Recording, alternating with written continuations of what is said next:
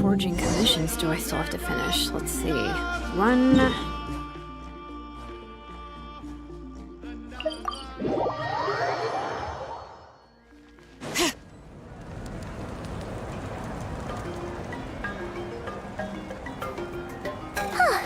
Hey, Aneva. Sorry to keep you waiting. That is perfectly all right. My data indicates clear skies in the coming days. Current conditions for maritime travel, optimal. I'll be ready whenever you are. But are we really gonna set off without telling anyone again?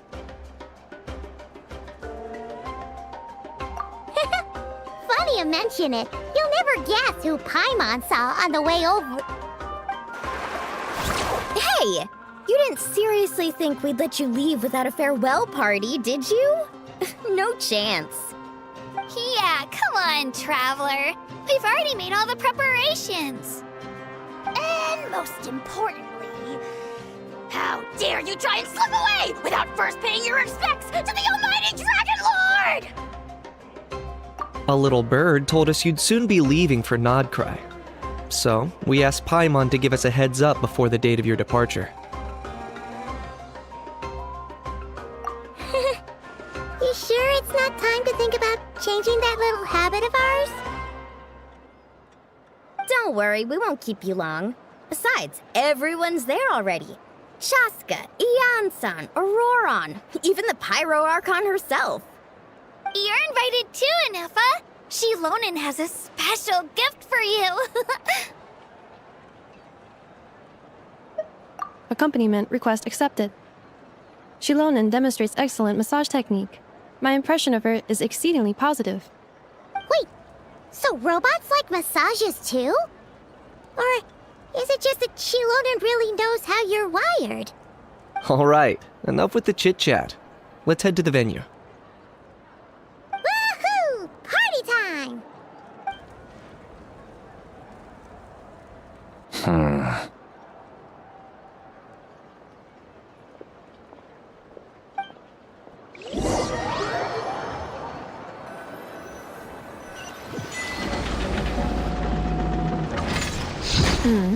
Spit it out, then. They've set off. Just as my calculations projected. About time I met this variable in person.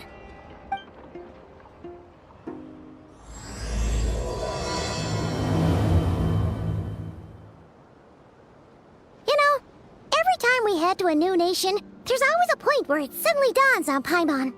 This is it. The next chapter of our adventure has begun. This time, it was the moment she realized she just polished off the very last of her Saurus crackers. Should have stocked up better at the farewell party. In other words, Paimon has marked the geographic coordinates from 2 minutes and 40 seconds ago as the boundary between Natlan and Notkrai. This deviates somewhat from the official coordinates stored in my database. Paimon meant more in terms of how it felt on a psychological level. Anyway, what about you, Traveler? When did it really sink in for you? Huh, that actually kind of makes sense. What about you, Anefa? Come to think of it, maybe we should be asking the other way around. So, when you came over to Natlan, what was the moment you felt like you'd left Notkrai?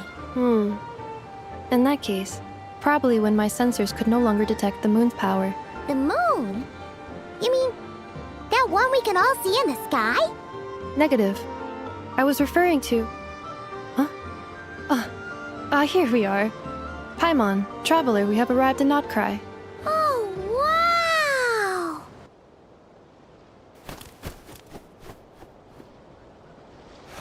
Paimon, Traveler, welcome to Notkrai.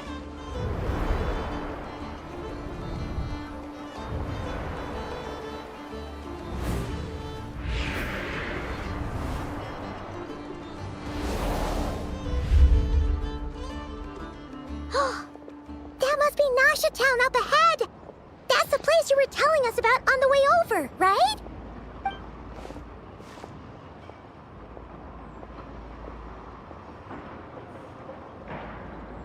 That is correct, Paimon. It is also the most bustling commercial hub in all of Notkrai.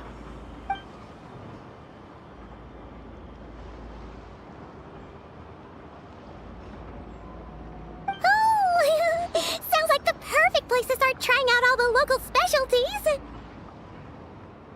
Huh? Is something up, Traveler? Paimon, this is where our spaceship landed when Lumine and I first arrived in Teyvat. Huh? Are you sure? But how come you've never mentioned that before? Seems pretty important to Paimon. Oh, well, because those memories are really hazy. All I remember is Lumine waking me up and us leaving the ship. But just now, setting foot on this land, I felt something. The kind of power I sensed in those moments. Are you referring to Kuvaki? Kuva, what now? The locals refer to it as Kuvaki. It is a unique elemental force found only in Notkrai, or rather, a pure, primordial form of elemental energy. That is correct. Another similar concept I have found in my database is the primordial sea. Legend has it that long, long ago, the moon that shines in the sky above us once rose from the land of Notkrai. Modern geological surveys and meteorite studies conducted in the region have since supported this claim. So, when you mentioned being able to detect the moon's power earlier, you were referring to Kuvaki?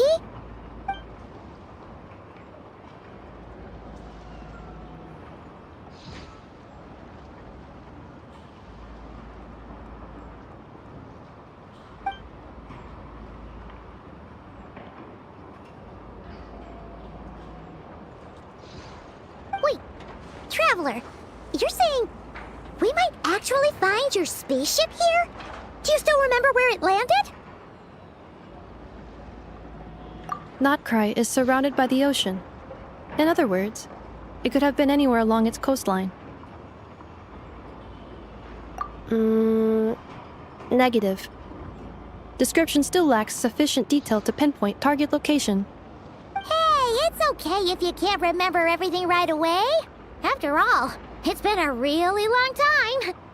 Let's just do what we've always done and keep searching as we explore.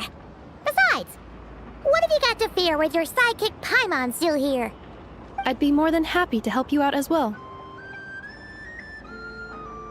Our pleasure. Anyway, just knowing that your spaceship's here in Notkrai surely counts as a big step forward, huh? Like we've crossed another boundary? Paimon couldn't have put it better herself. You sure are a quick learner, Inefa.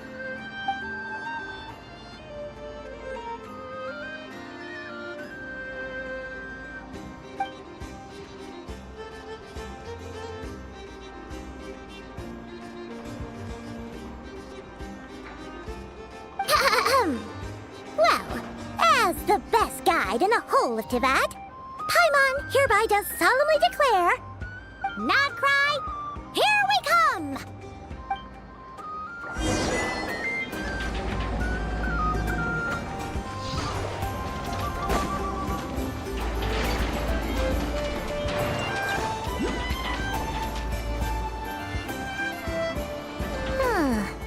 It just occurred to Paimon, if we were looking to put out a missing spaceship commission, or to learn more about Nodcry, wouldn't it make sense to drop by the Adventurers Guild?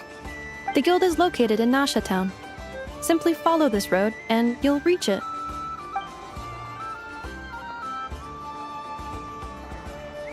Huh? What in Teyvat is that? Looks kinda like a Sealy, floating around in the air like that. That is a Kuhenki, a species unique to the land of Nodcry. A Kuhenki? Does she have something to do with the moon, too? Indeed it does.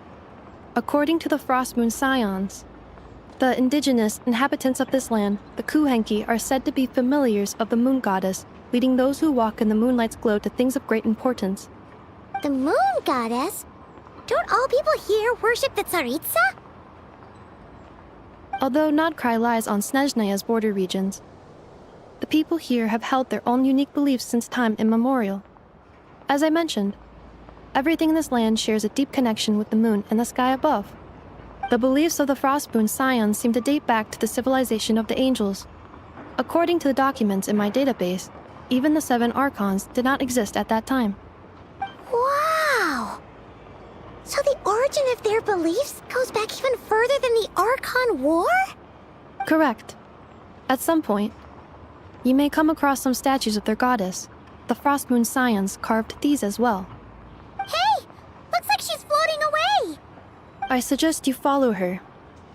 The probability of an ordinary person encountering a Kuhenki lies in the single digits. Many here consider them heralds of good fortune.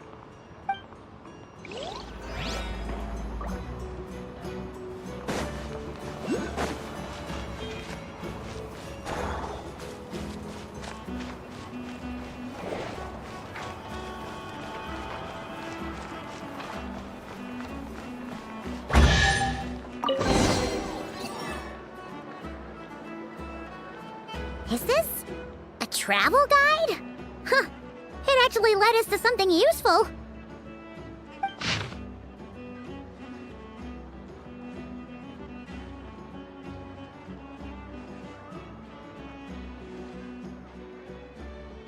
Are there any particular points of interest? Oh, it all looks pretty interesting to Paimon. If we have time, she'd love to see...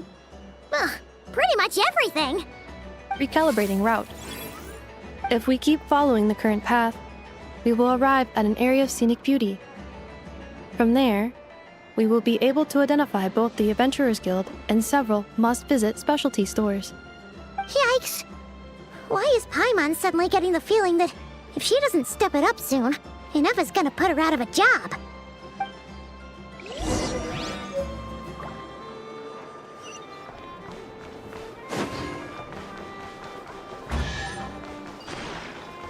Bring it!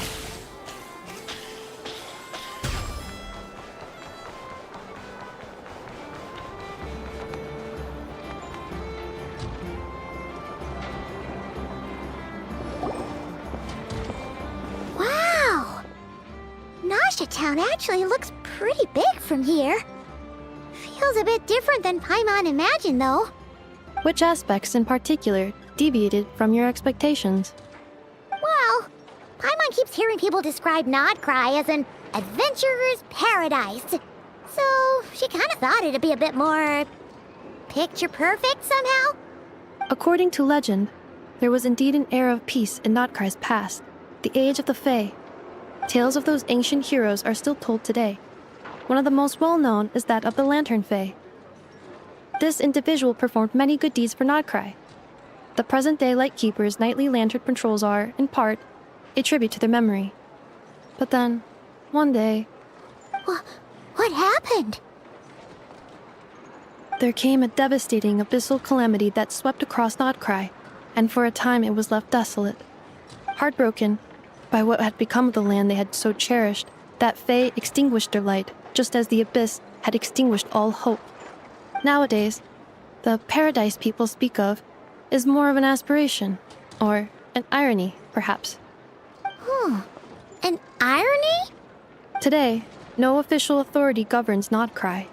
In theory, at least, it is somewhere a person can do whatever they wish, and become whoever they want to be.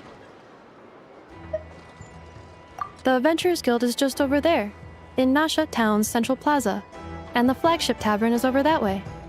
Hey, what's that building over there? You know, the biggest, tallest one. That is Aino's Boom and Blast Kuvaki energy cannon. It gets activated when the wild hunt threat level outside Nasha Town reaches a certain threshold. But according to the scan I just ran, the energy cannon appears to be malfunctioning, likely due to a recent discharge.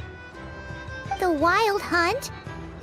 Isn't that the abyssal calamity you mentioned that's specific to Krai?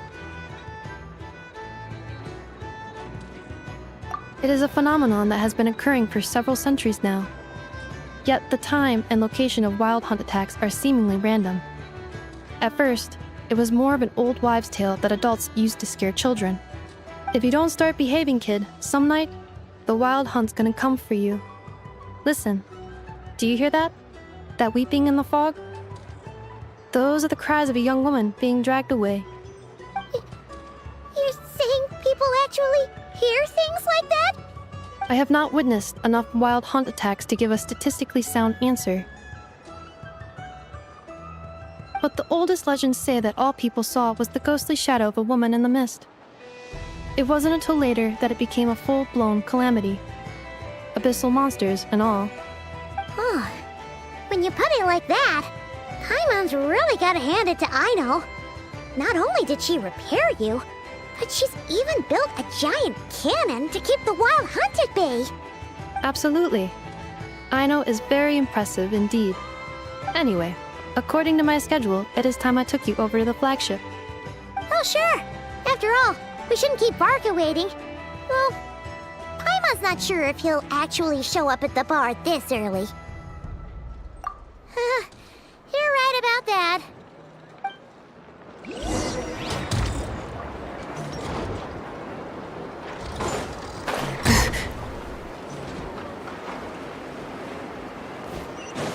The wind rises.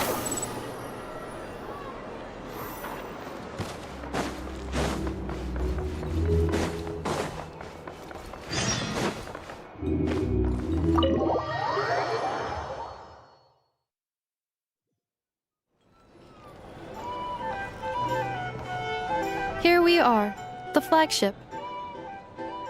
Varka told us to meet him here in his letter, right? Let's see. Varka? Varka! No matches, I identified. Huh. So he isn't here after all. Oh, guess we never did actually say we'd be arriving today. Hey, why don't we go ask the owner? If what they say is true, Varka's drinking prowess must have left quite the impression.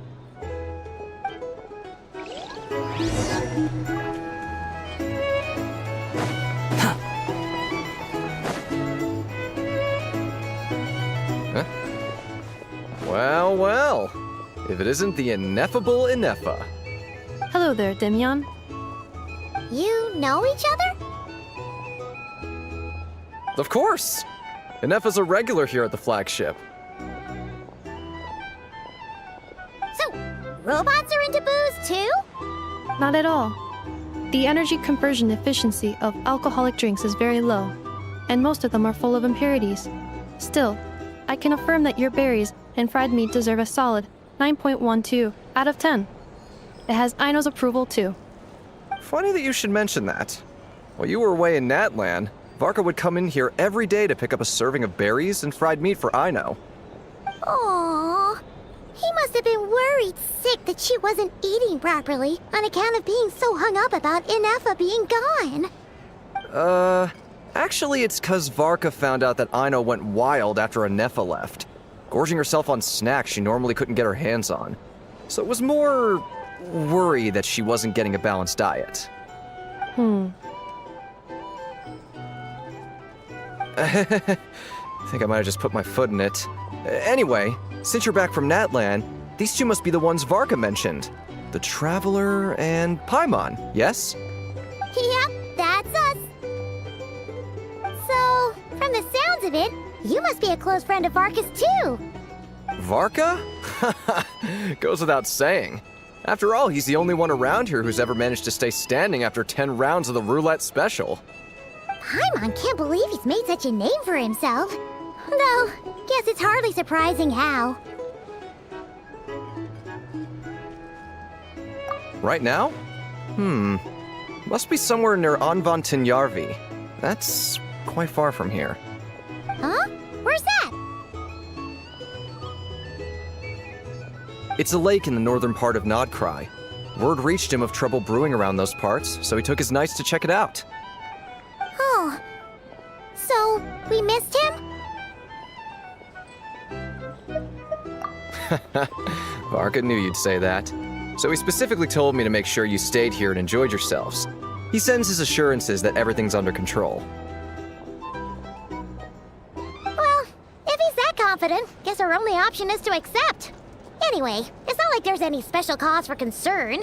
He is the Grand Master, after all. Exactly. Plus, not only has he booked you into our finest room, he's paid for it in advance, too. Whoa!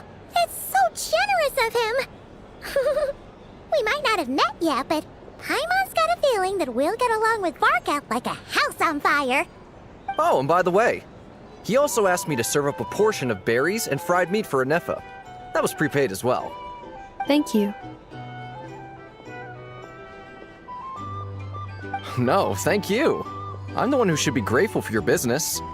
Traveler, Paimon, why don't you go ahead and drop off your luggage? I can use this time to go pick up some components that Aino asked me to bring back. Sure thing. Besides, now that we've got ourselves a map, once we're done unpacking, we might as well go for a stroll ourselves. Why don't we meet up again later? Oh. So you no longer require navigational assistance? No worries, we should be fine. We've got a rough idea of our way around town, so Paimon's reasonably confident we shouldn't get too lost. Thank you. This translates into an approximate time saving of 30%, meaning I will be able to see Aino about 45 minutes earlier than previously projected. Oh, right. You must miss her a lot, too. In that case, we better get a move on.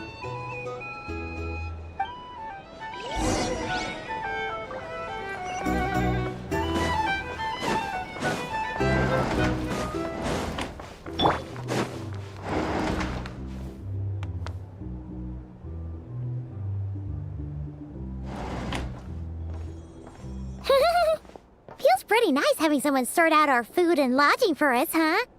But is this really the flagship's best room? It's pretty big, make no mistake, but it looks a little worn out, right? Though, to be perfectly honest, that feels right at home with everything else we've seen of Nasha Town. You mean it's got something to do with Krai's history? Oh, that makes sense. But what exactly was this calamity?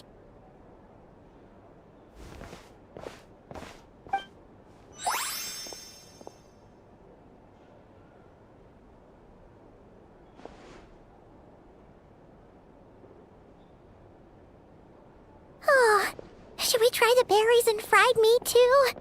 Paimon's getting hungrier and hungrier every time someone mentions it. Oh, sorry about that. Paimon wasn't watching where she was going. Please, there's no need to apologize. If anything, I'm the one who should be sorry. Clearly, I shouldn't have gotten lost in my thoughts in the middle of a hallway. Wait a sec. Are you staying in the room next to ours? Ah, quite the perceptive one, I see. First things first, allow me to introduce myself. My name is Kirill Chudamirovich Flintz, but please, just call me Flintz.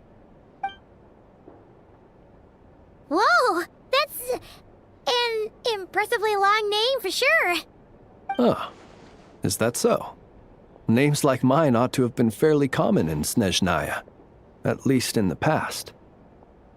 Would I be correct then to assume that the two of you are travelers in this land? Yep, you sure would be. Paimon is Paimon, and this is the Traveler. We've been to a bunch of nations already, but we only just arrived in Krai today. What a rare honor it is to meet such worldly travelers. Are you here for travel too? If only I had the time to spare. No, I'm just staying the night. Oh, so you're here for business? That's certainly one way to put it. I'm a Ratnik of Krai, normally stationed near the burial grounds to the north. My sole cause for being here today was to repair this lantern of mine.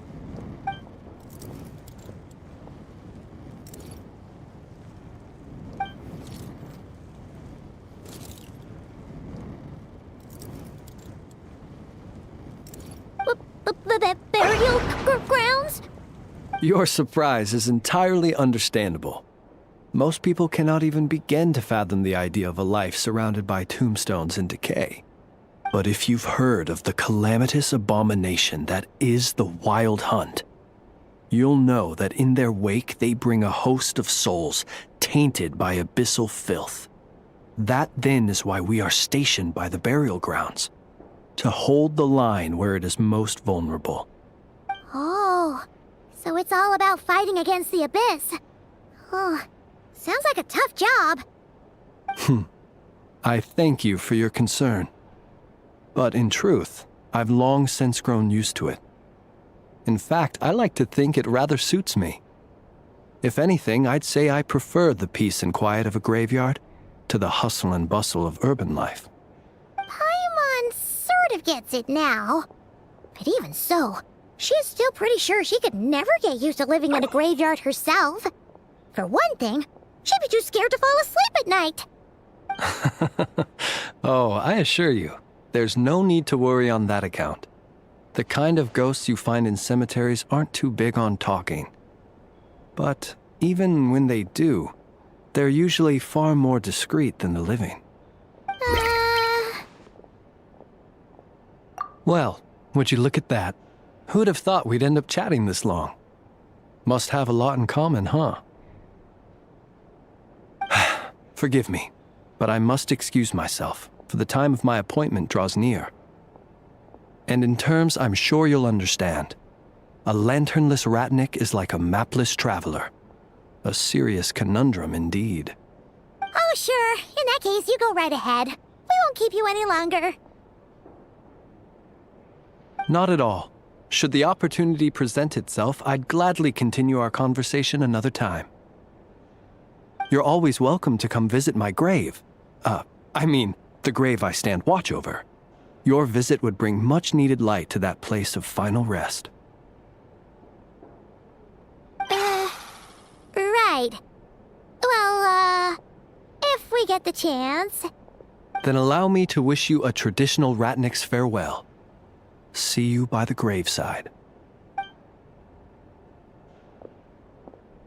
Ugh. Jeez. What a weirdo. Not to badmouth him at all. In fact, he seemed pretty cultured, but at the same time, kinda spooky? Must be all that time he spent around graveyards. His lantern? No, not really. You mean, 'cause it was broken? Huh. Guess you've always had a nose for stuff like this.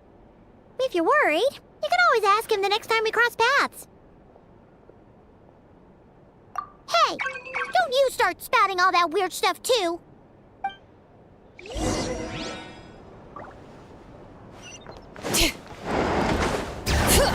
Our drink recommendations?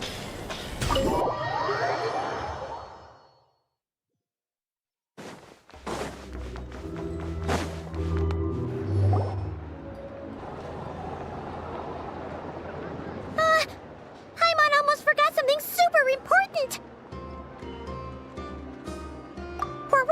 try out the berries and fried meat?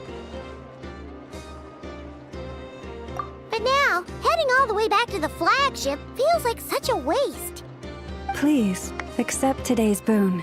Come night or day, may the blessings of the moon goddess shine down upon you. Huh? What's going on over there? Wait, free food? Wow, the people here are so nice! Quick, let's grab some too. Paimon's super curious what their food tastes like. Moonlight illuminates the path before you, travelers from afar. Huh? How'd you know we were travelers? Just now were a song the birds in the sky, singing of your wanderings. You are no ordinary guests, it seems. The birds and the... what now? Forgive me. I should not have laid the words of others out as a welcome mat for our very first meeting. You, too, must be wondering who I am. I am Lauma, moon chanter of the Frost Moon Scions. Please, as do our followers and other passers-by, accept today's boon. Happy to oblige! Paimon's name is Paimon, and this here is the Traveler. Thanks so much for sharing your yummy food with us. We'll take one each. Think nothing of it.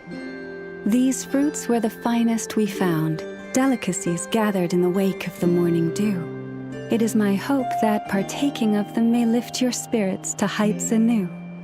The finest you found? Wow! That sure is kind of you, but wouldn't you want to keep those for yourselves? The first fruit of the harvest must be placed upon the moonlight altar, not as an offering to the gods, but as a spark for lost hunters. For it is the blade of the starving that darkness most easily corrupts. As perhaps you have already heard, we Frost Moon Scions revere and worship the moon goddess. We believe that together, virtue and compassion are the shining light that will lead us all out of the long, dark night. And now, with tides of haughty Fatui swarming into Krai, driven by greed, and greed alone, more than ever before, we must all unite under the banner of virtue. Huh! Look who it is again. Those unsufferably kind-hearted Frost Moon Scions. Got enough for us too? That's right! 2 servings each! We're starving over here! The Fatui!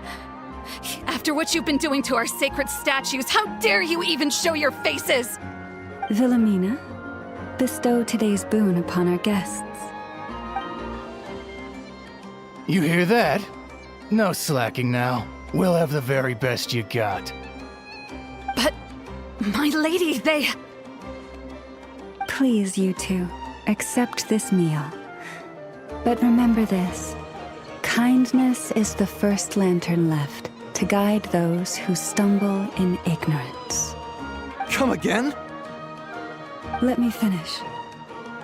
But should they still refuse to follow the moonlit path, then by our frosted blades shall we show them its shadow.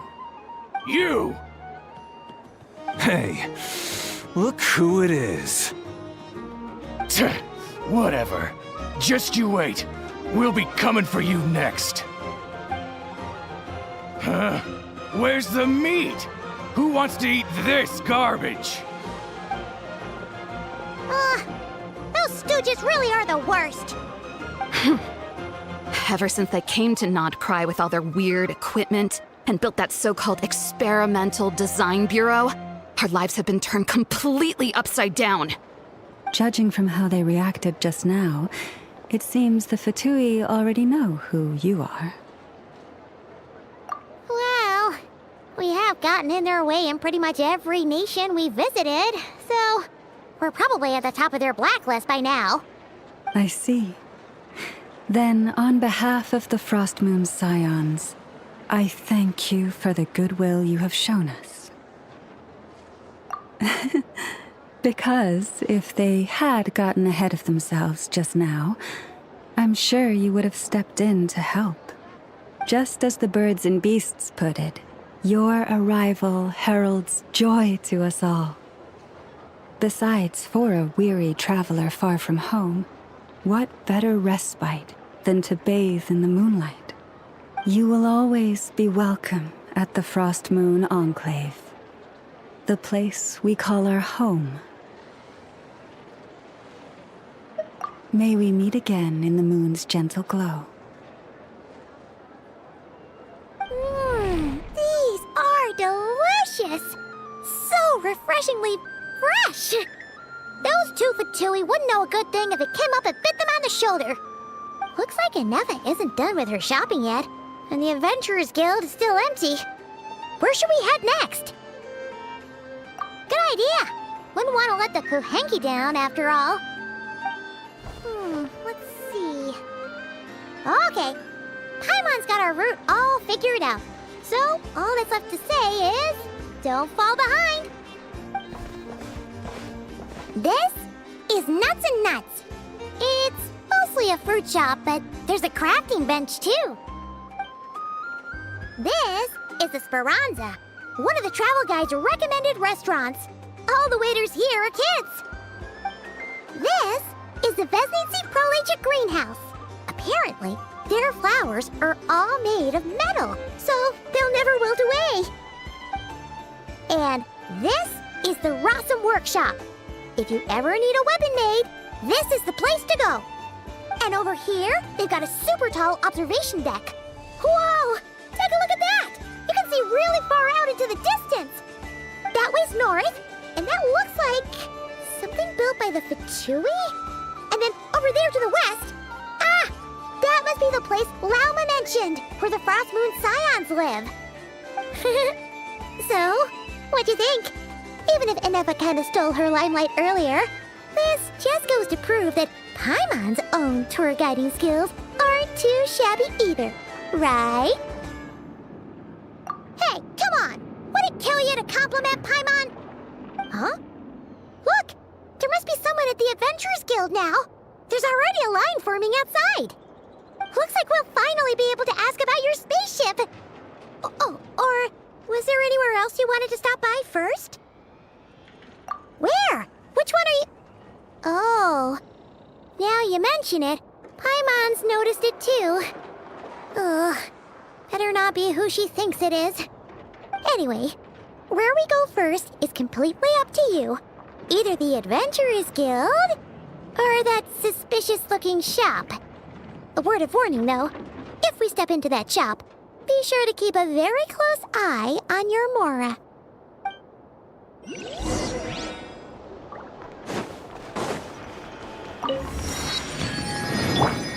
Behold!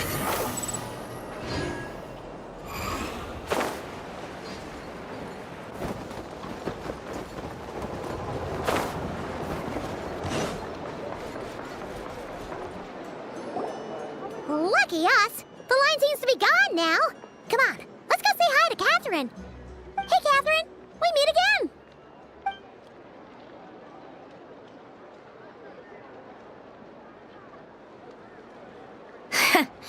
How ridiculous. Huh? They often say that mortals, shackled by their own flesh and blood, may fail to perceive the truth of this world, even when it is right beneath their very noses. Yet I had not expected to have the pleasure to witness such heights of absurdity firsthand. But Paimon must have gotten the wrong person? At second glance, you do seem a bit younger than Catherine, and you certainly sound a lot less friendly. A creator might forgive ignorance, but being mistaken for one of my own creations is beyond all pardon. Look very closely, for standing before you is none other than Marionette, 7th of the Fatui Harbingers. A Harbinger?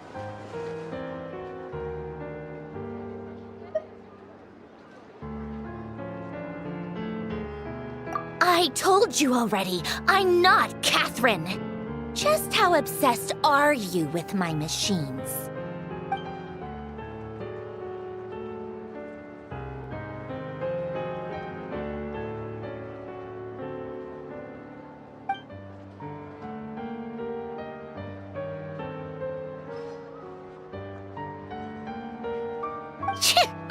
Today's encounter is merely a courtesy call. A friendly warning, if you will. You interfered with my work once before, with that little robot. I let it slide. After all, it was nothing more than a distraction, a side project at best. But we are in Nod Krai now, and as such, I strongly advise you not to stand in the Fatui's way. Otherwise, the next time we meet, I might just have to drop all this meaningless etiquette. Oh, please. You've got some nerve coming out with barely veiled threats like that. You're the one stirring things up here. Oh, perhaps you have misunderstood. Just because Nod Krai lacks a ruler at present, that does not mean it should not be ruled. We Fatui are simply establishing a new order. Yeah, right. More like shady experiments, judging by your massive creepy research facility. I've said what I came to say. What you do next, only you can decide. So why don't you start by using your already limited processing capacity to calculate your even more limited options? And, being the refined young lady that I am, I shall indulge you just this once.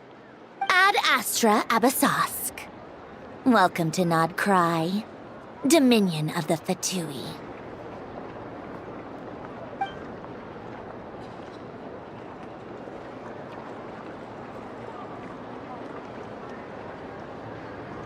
Ugh! Paimon's so mad right now! How can anyone so obviously evil be so annoyingly self-righteous? But if a Fatui Harbinger is here to greet us in person, that can only mean one thing. We'll have to be extra careful from here on out. Paimon hates feeling like she's being watched. Hey! The real Catherine's back! Ad Astra Abyssosque. Welcome to the Adventurers Guild. How may I help? I will do everything I can to assist you. You're so much nicer to talk to, Catherine. Please don't leave us again, okay?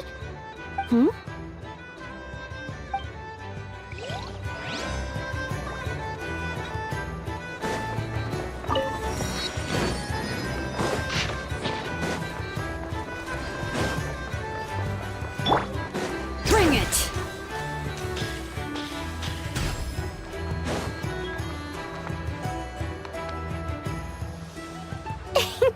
Please, here you go. And if you ever need anything else, don't forget to make the great Lord Sangama Bay your first port of call. Oh dear. So it is the real deal. Of course it's the real deal. Everything you'll find here is 110% real, meaning every one of my deals is as real as a deal can... Wait a minute. Well, if it isn't my two most valued clients! And with no small thanks to your munificent patronage. Come. How could you just sneak into Nod Krai like this without telling your dear Lord Sangama Bay? If I'd known earlier, I would have made an absolute pulled out all the stops to ensure that your boat ride over was as comfortable as humanly possible. Thank the Archons we didn't tell you. Oh, come now! You know as well as anyone how impeccably and conscientiously above board I am when it comes to doing business. Well, regardless of whether that's true or not, the main issue here is that we had no idea you had a branch in Nod Krai. A clever merchant always has a backup plan, or two, or three up their sleeves. As the saying goes, a rabbit with many burrows fears not the hunter's arrows. A merchant with stores galore hears no debtors at the door. Since you're both here in Nod Krai, would you care for some of my finest local souvenirs? Whatever you're looking for, I have it. Or if it's Sumeru you're missing, I've got that covered too. We literally just arrived. Do we look like we're on the hunt for tourist trinkets to take back for our friends? My, your high-minded tastes never cease to impress. In that case, I know just the thing. You must be on the hunt for something like this? What's that? Your hat? Information, of course. information about Nod Krai, locked securely in the otherwise impenetrable vaults of the Lord Sangama Bey's brilliant mind. I knew it! I just knew you'd appreciate the value of my wares. On the back of all our pleasant dealings in the past, I'll even take a hit by throwing in some insider info for free. Wow. You sure are feeling uncharacteristically generous today. What do you mean by uncharacteristically? I am the most generous person forget it. Anyway, the long and the short of it is this. The moment I set up shop in Nod Krai, it struck me how many different factions there were, all competing against each other for power and influence. Well, as they say, there's no time for business like a crisis. Things got even more turbulent after the Fatui pulled down 2 ancient moon's remnants. People began to catch a whiff of the coming chaos. And the more troubled the waters, the greater the potential profit. Not at all sorry to interrupt, but we're not here for Mora. Oh, really? But surely it was the tales of an adventurer's paradise that brought you here. The chance to take your very own slice of all the latest and greatest business opportunities? In that case, what would you like to know about? The Frost Moon Scions? You mean the people who believe in the Moon Goddess? They're not a bad bunch. It's just, well, they have such simple tastes. No luxuries, no indulgences, no nothing. Trying to earn a little more from that lot is like trying to squeeze blood from a stone. Still, things between them and the Fatui have gotten pretty tense. It's only a matter of time before the powder keg goes boom. And when that happens, that's when business will start to boom too. Everyone knows they're here for the Ancient Moon's remnants, but no one's sure why they pulled them down in Nod Krai of all places. Anyway, they've been acting mysterious enough, but if you ask me, that Kuvaki Experimental Design Bureau of theirs up north hides secrets wilder still. Oh, they're an organization set up to keep the locals safe. Apparently, they have a long and glorious history, and they're made up entirely of volunteers.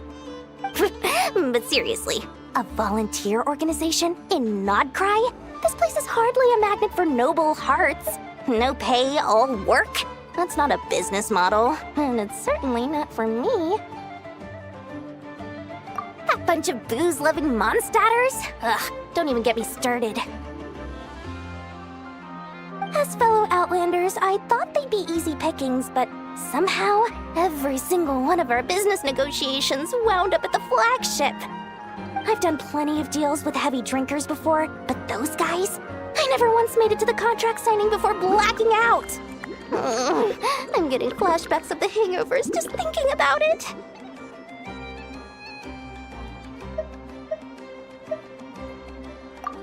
What now? A spaceship? Nope, never heard of anything like that.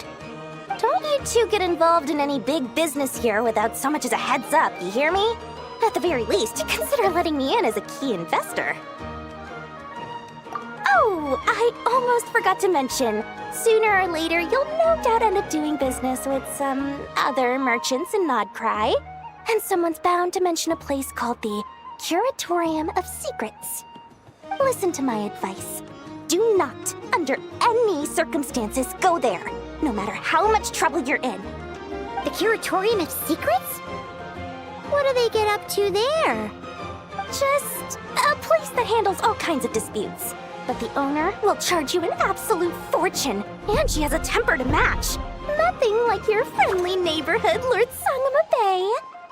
You're not just saying that to stop your competition from undercutting you, right? When did that little pipsqueak get so sharp? And after I gave them all that info for free just to win them over. What do you mean? Of course not. I'm only thinking about your wallets. I mean, on behalf of your wallets. You're really not convincing anyone, you know. All right. Business is a cutthroat business. I won't argue with that. But I'm not lying about that boss lady. Not only did she make it into my top 3 people not to mess with in Krai, she's also in my top 3 people most eager to trade in favors. Seriously? It feels like you're just bad-mouthing your rival now. Fine. If you don't believe me, go see for yourselves. We might both be from Sumeru, but compared to hers, my conscience is so large, why, it could fill 3 whole palaces of Alcazar's array. But when you realize what I'm saying is true, don't say that good old Lord Sangama Bay didn't warn you.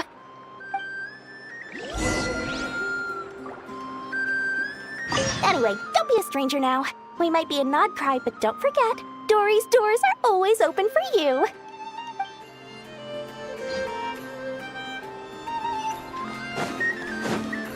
The wind rises.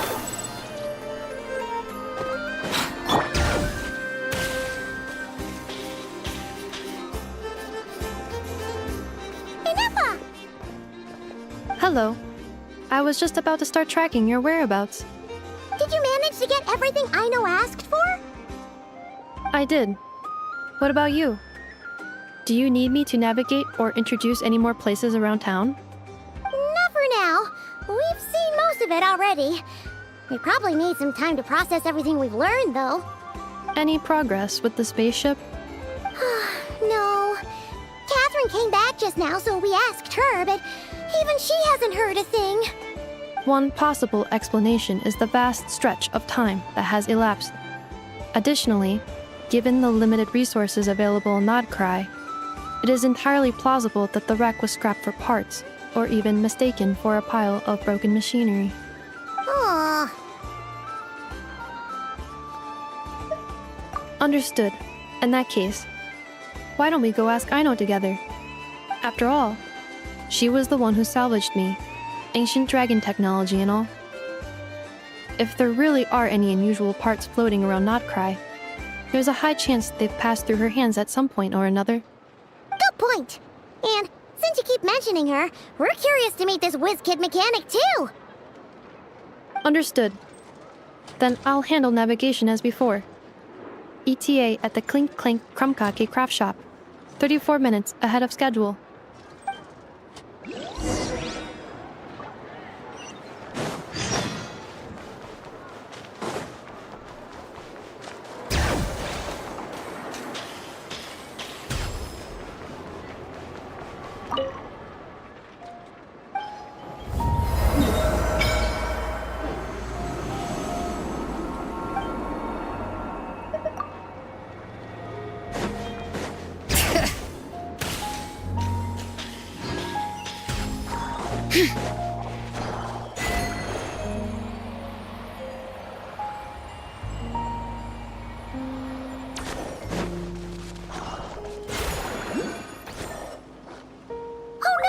There's a little animal trapped over there! Let's go help it out! Huh? That's weird. Why isn't it responding? The tides of Kuvaki affect everything in Krai. So much so that many creatures have evolved a kind of dependency upon it, growing stronger or weaker as it waxes and wanes. This little animal must have been caught here unprepared. So you're saying we need to use Kuvaki? Paimon will leave it to you guys then. Don't be scared! We'll get you out of there soon!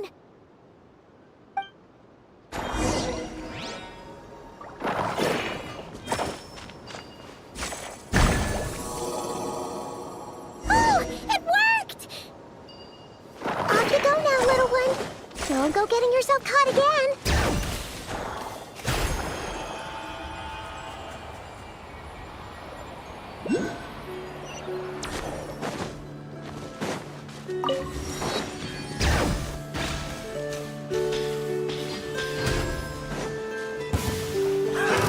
Another test subject.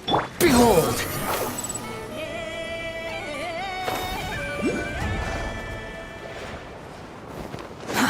Too slow. Squall Fury!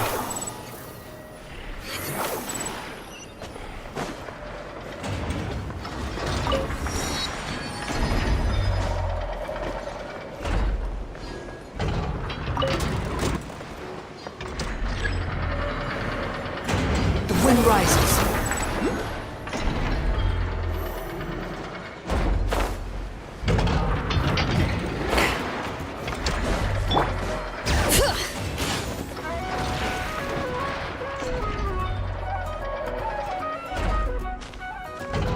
we are.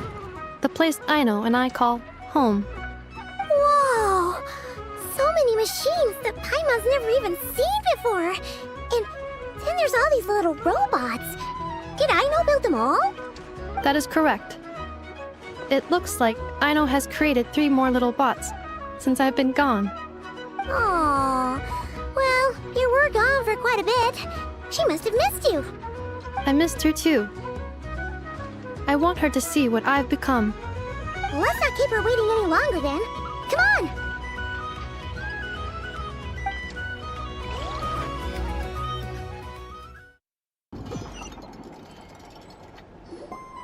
Aino, I'm back.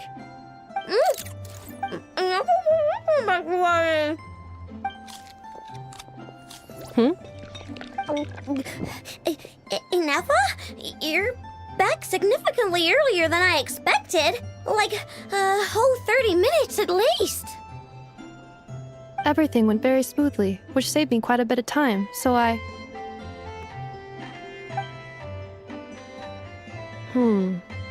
Aino.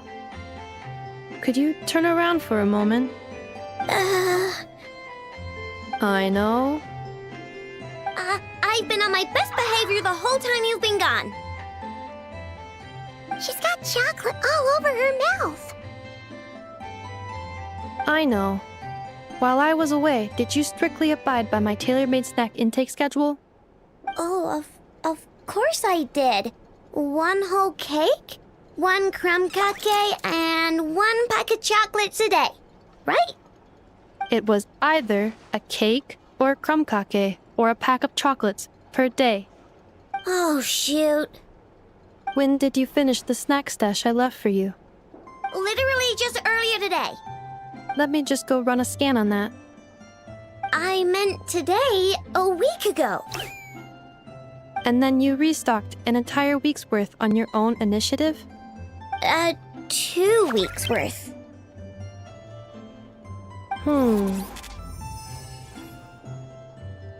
Why does Paimon feel like the roles in this household are pretty much the opposite of what she imagined?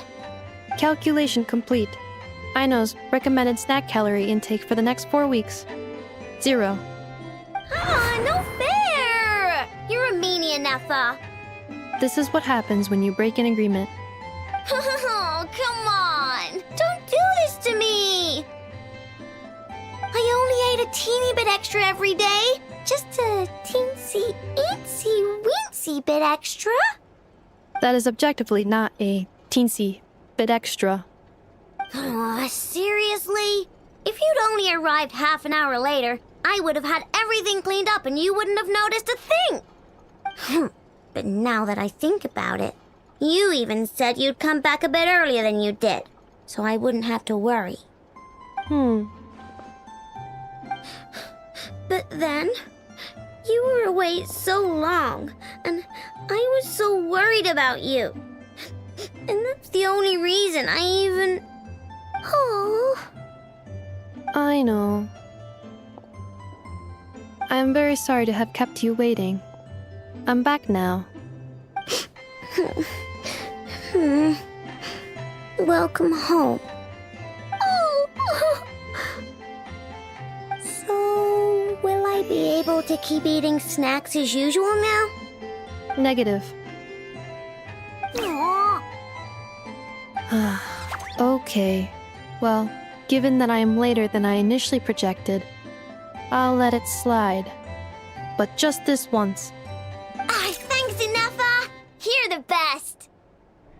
I know. Allow me to introduce.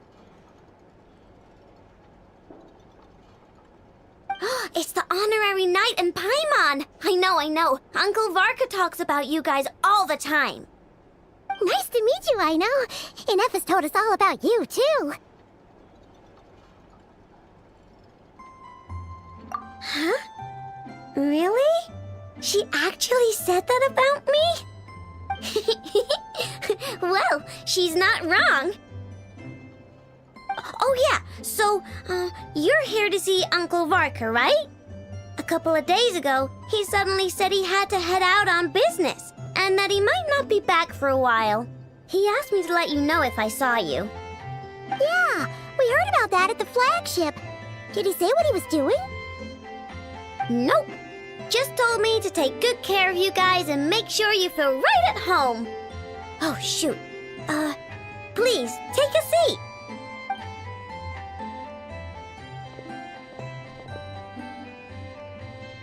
Do either of you need my help with anything? Anything at all? After all, I'm the head of this household. Sure wouldn't know it from that snack tantrum she just threw.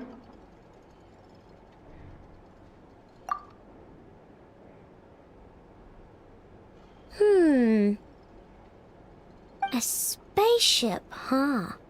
From outside to that? Exactly. So, ring any bells? No. Oh, you sure? Nope means nope. Never seen the slightest trace of it.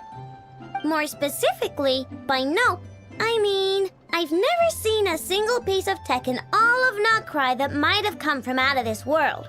Not in any new machines or in any old ones either. Huh. What I know means is that your spaceship almost certainly has not been disassembled nor repurposed as parts for other machines. Oh, so that's what she was getting at. Yep. I've taken apart pretty much all the fun stuff in this city at one point or another, but I don't recall ever seeing any components that were anywhere near that special. So, either your spaceship crashed somewhere it's never been found, or someone did find it and then hid it really, really well. But who would even do something like that? Beats me. Maybe someone who thought they could stash it away for a rainy day. Just like how I sometimes hide snacks in the...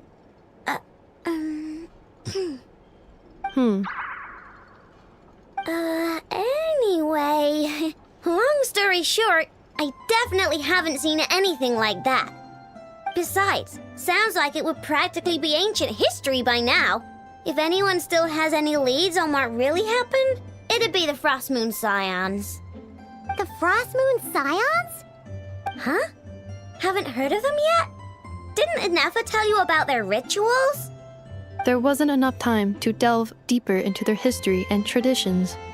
What kind of rituals are we talking about?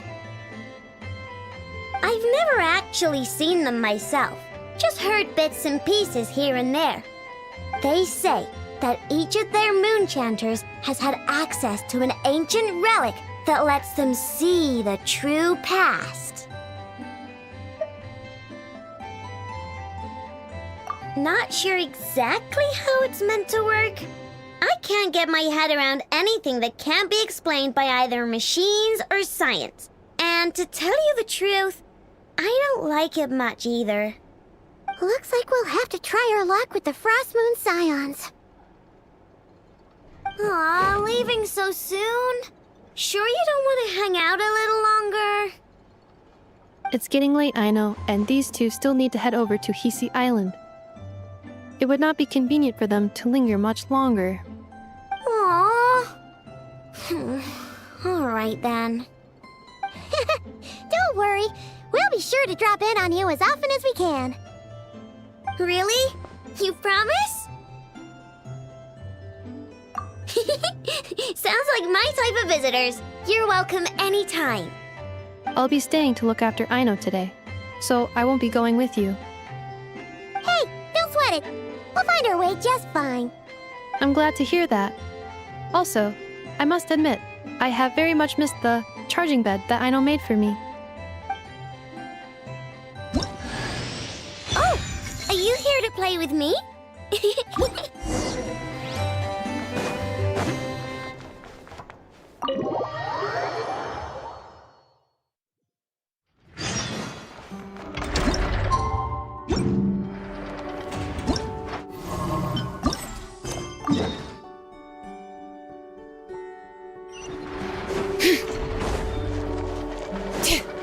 Behold! Too slow.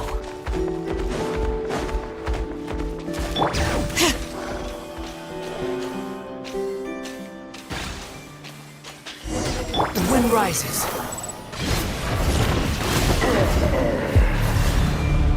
I stand against the long night. following me.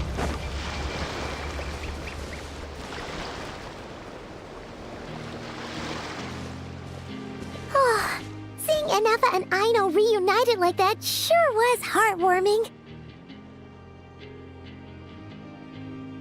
We should definitely hang out with them more in the future.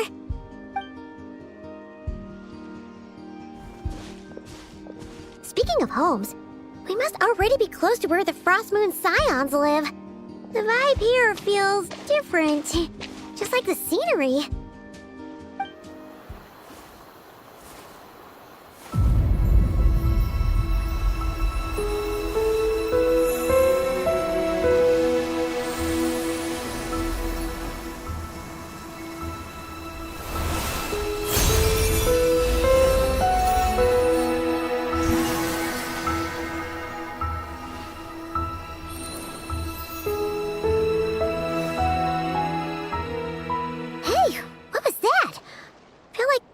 A breeze blew by, and then the petals suddenly turned into... Huh? Is that a Kuhenki? She looks different from the ones we saw before. Hey there! What's your name? Huh. Doesn't seem able to speak.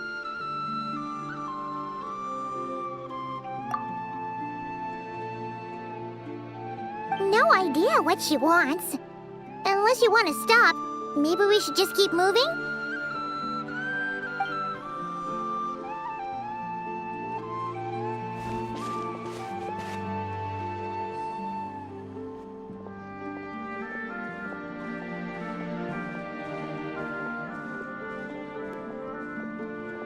She's following us! Go on. Go on now. We've got stuff to do. Best you find someone else to hang out with.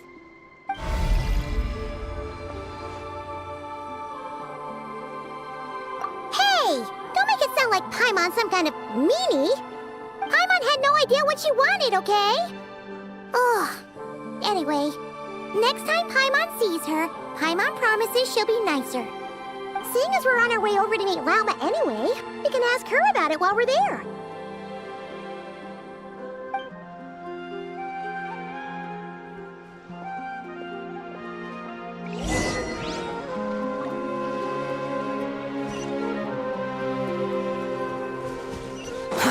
Too slow. Squall Fury!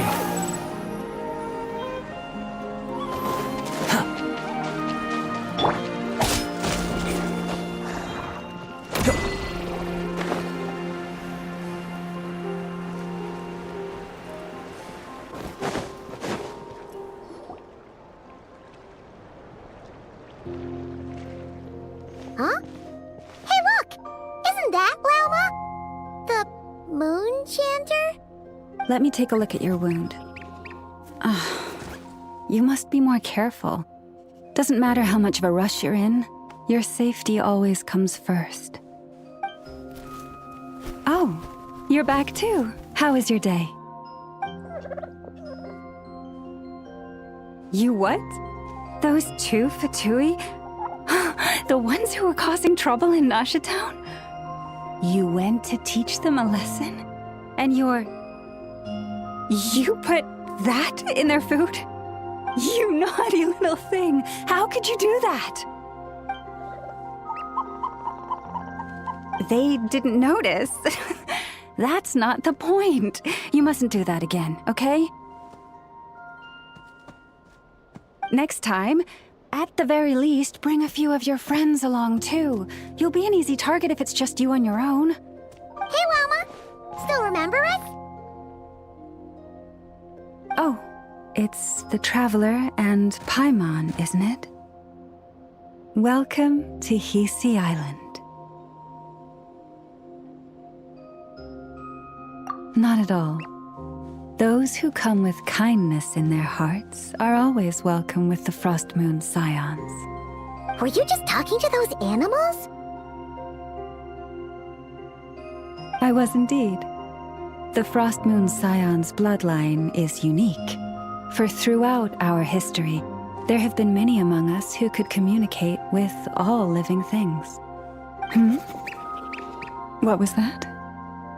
Oh, is that so? She says she was trapped in a plant earlier, and that you were the ones who rescued her. She wants me to thank you on her behalf. Oh, it was nothing. Barely lifted a finger. If you both are free, why don't you join us at the Frost Moon Enclave for dinner? Consider it a small token of thanks for your kindness. We'd love to! And actually, we had something we wanted to ask you anyway.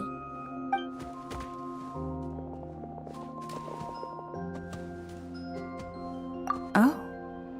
You're interested in the story of Kutar? Kutar? Yes. Kutar is our moon goddess, the moon maiden who guides us.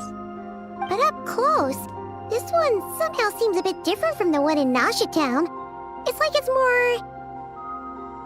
Natural? Or like... more harmonized in its design. That is because, ever since the Fatui arrived in Krai, they have been modifying and defacing our statues as they please. These statues were made by the Frost Moon Scions who settled here hundreds of years ago, crafted from the very finest Lunasol stone. Not only is this stone exceedingly rare, but it also brims with Kuvaki. I suppose the latter must be what caught the Fatui's eye. For a time, we put up fierce resistance. But now, this is the only one left that still retains her original form. We heard they even pulled some ancient moon's remnants down from the sky. That's right. The two largest remnants landed in Krai. One here on Hisi Island, and the other on Paha Isle. The Fatui built their research facility on top of the remnant over on Paha Isle, but they've had their sights set on the one here, too.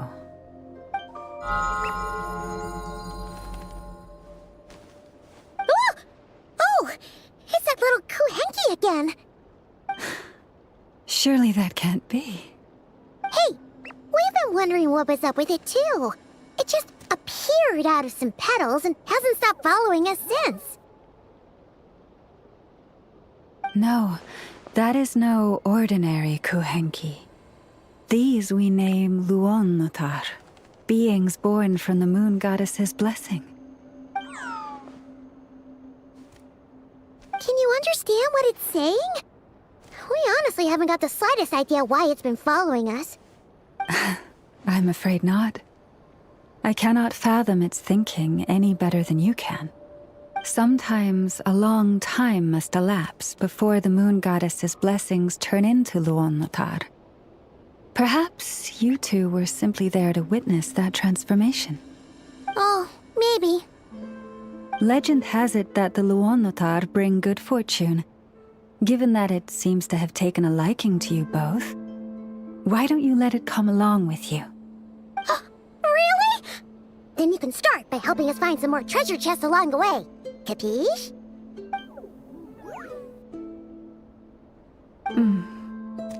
Twilight approaches. If you would hear more of the moon's story, then let us make our way to the Frost Moon Enclave. Beneath the gentle moonlight, I shall share this tale in full.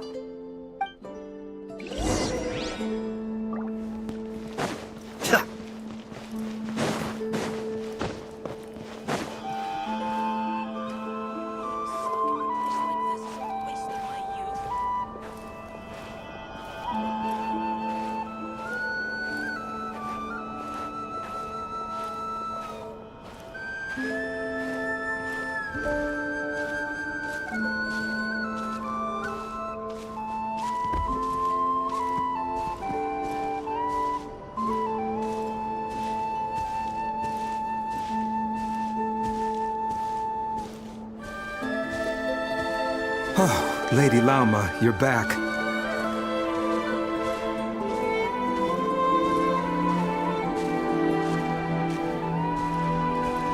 Come day or night, may the blessings of the moon goddess shine down upon you.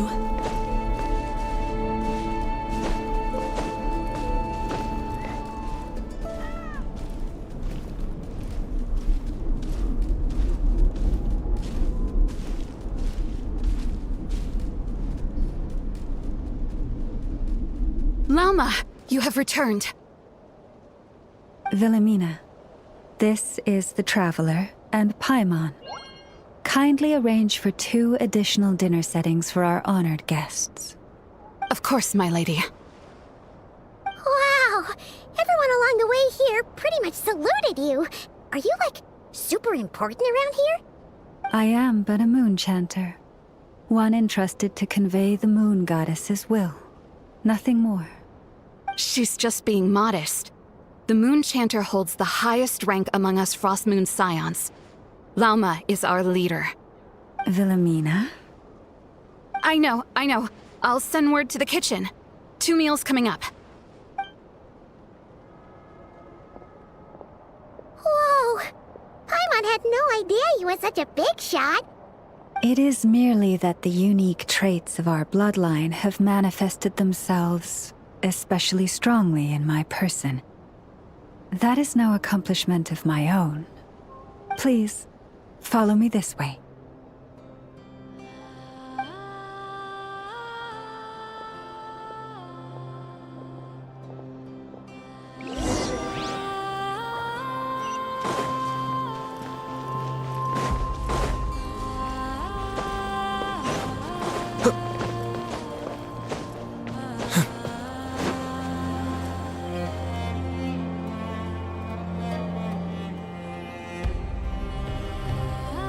Even to this day, I am still trying to piece together the many fragments of our past.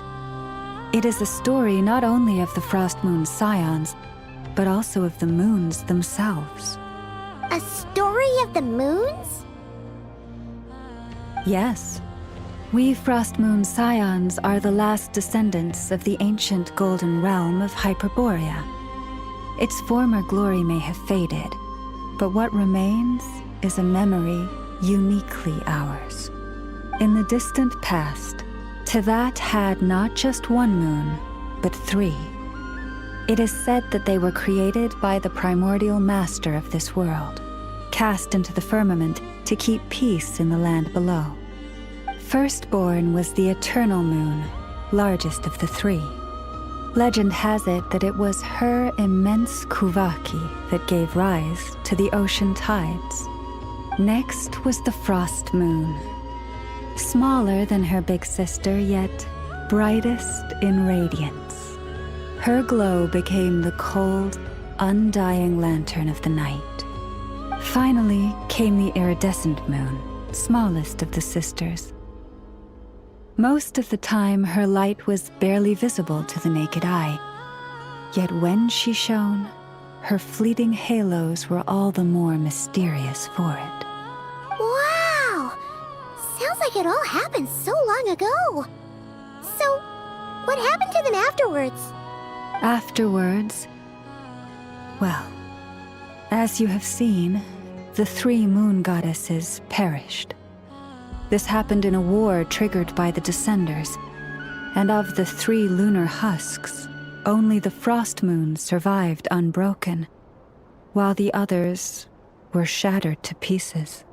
Oh, so that's why there were ancient moon's remnants in the sky. Yes. It is also said that when the moons shattered, most of their fragments rained down upon this land like stardust. That is why Krai is blessed with such an abundance of kuvaki. As for the remnant that the Fatui recently pulled down, that belonged to the eternal moon. Wait a sec. But you just said that 2 of the moons were shattered, so where are the remnants of the iridescent moon? The iridescent moon's remnants were never found.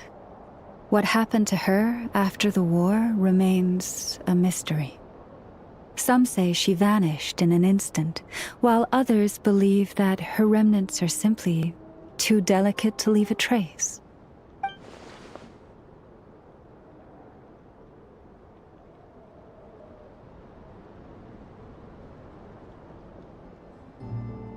Yet, though the era of the three moons has long since faded into legend, successive generations of Frost Moon Scions have always passed down a prophecy that one day the moon goddess would return. And in the end, that prophecy did indeed come to pass, though not quite. Lady Lauma! Lady Lauma, are you there? Cappy, what is the matter? Lady Lauma, it's my daughter, Karina. Her illness. Take me to her, right away.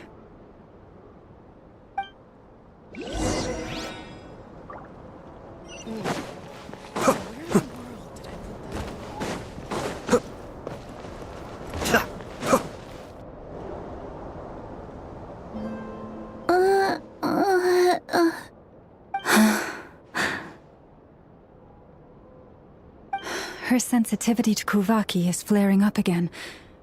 After her last treatment, did you follow my advice and seek medical help in Nasha Town? But those doctors are all Snezhnayan. They're outsiders, compatriots of those brutes who invaded our homeland. How can we possibly trust them? Not all outsiders are enemies, Cappy. They've been treating this condition for generations. They have the experience we lack. But we're Frost Moon Scions. Should we not remember what the outsiders did to our moons? Surely the Lady Kutar will reward our devotion. But Cappy, Kutar is long... This isn't the time for a debate. O lost child, snow-swept and buffeted by the howling winds of the frigid night, let not the silver flame within you fade. By the frost moon's grace, I shall warm you, curled up as a fledgling in frozen soil. Praise be to the moon goddess, my Karina.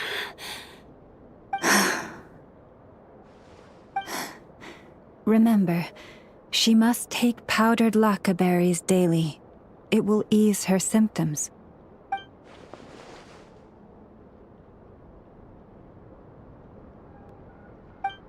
Lauma? Philomena, what is it? Dinner is ready. I see. Cappy, let her rest here for the night. I'll have someone bring her a blanket. All right. Thank you so much, Lady Lauma.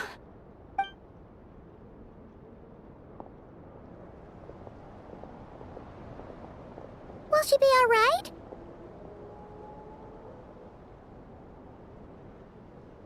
Yeah. If there's anything at all we can do, please don't hesitate to ask. Thank you for your kindness. For now, though, Karina should be fine. She'll be feeling a lot better tomorrow.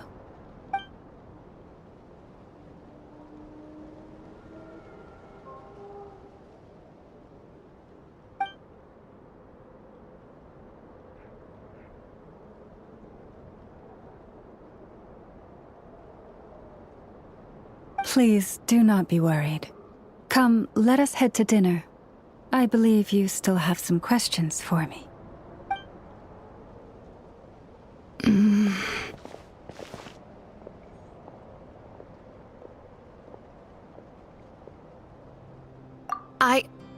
Oh, sorry. Yes, I'll be coming too. I was just thinking about something. Oh? Lauma makes such an unshakable moon chanter. Calm, capable, someone we can count on. Deep down, though, I know she's been quietly carrying the burden for the rest of us. Traveler, Paimon. Believe me when I say that as a fellow Frostmoon Scion, I do worry about Lauma. It's just that sometimes it's hard to say it to her face. Could I ask you to look out for her? I can tell she really trusts you.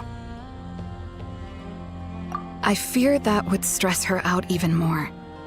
Sometimes I really admire her strength. But at the same time, I can't help feeling powerless myself.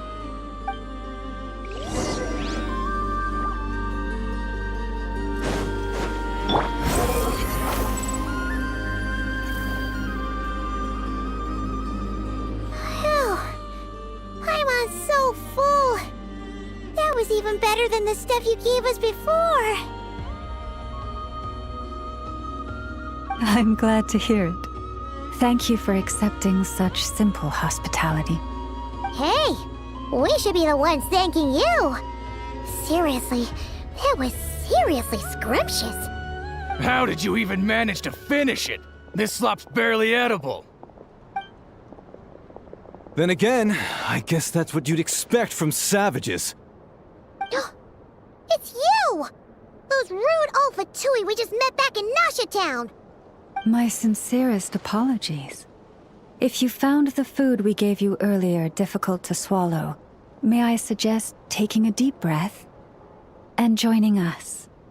These delicacies might change your mind. After all, I suspect that your previous meal may have been tainted with something most unpalatable. Huh? What do you mean? Tainted with what exactly? With the bitter snobbery of those who call themselves civilized. Why, you...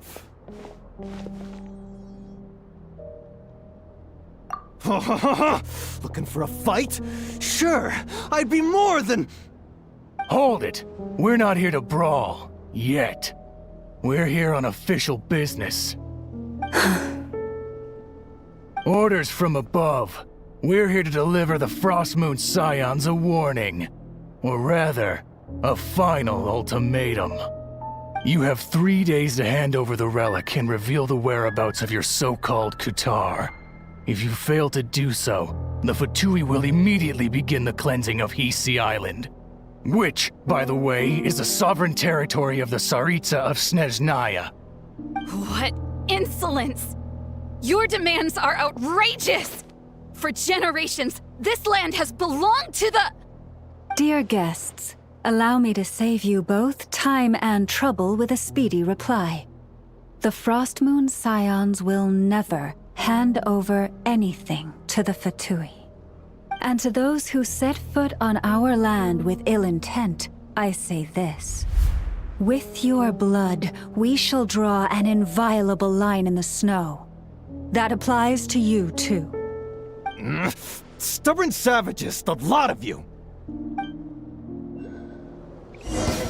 Better hold back this time. Bring it! Letting brave names echo! Kamisato Are. Suyu! Do it!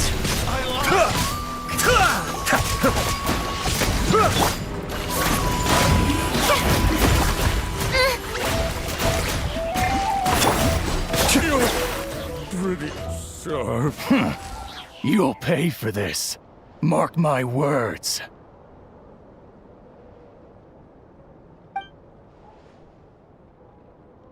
Hey, if you're so tough, get back here and put him up! Huh. Guess all they're good for is running away. I'm so sorry.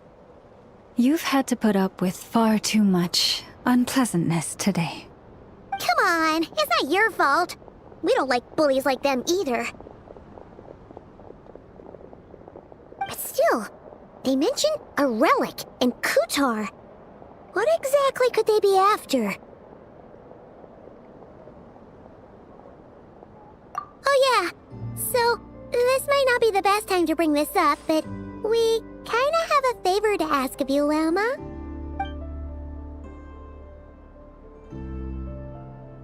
I see. So your questions concern the sacred relic too. Please, do not hesitate to speak your mind. Unlike those insolent intruders, you walk in the moonlight with open hearts. You stood by us when we needed your help, so it's only right that I return the favor. But let us continue this conversation somewhere more fitting. As it happens, there's something I'd like to show you, too.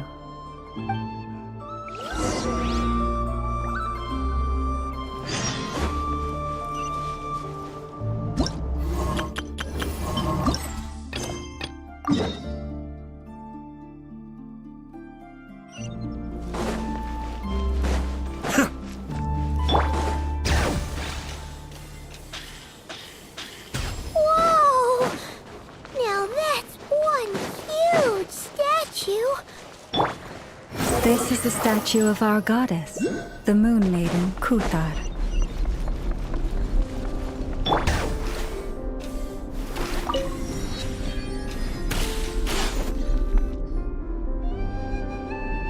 Wow! It's spectacular! Kuthar was born here on Hisi Island around 500 years ago. As it just so happened, a priestess of the Frost Moon Scions witnessed the moment of her birth. Instantly realizing that this was the prophesied rebirth, she quietly recorded the event and carved this statue to honor that miracle. According to legend, Kuthar's birth was accompanied by the sudden appearance of many Kuhenki, who wove the moonlight that bathed her into silken vestments fit for a goddess. Hey!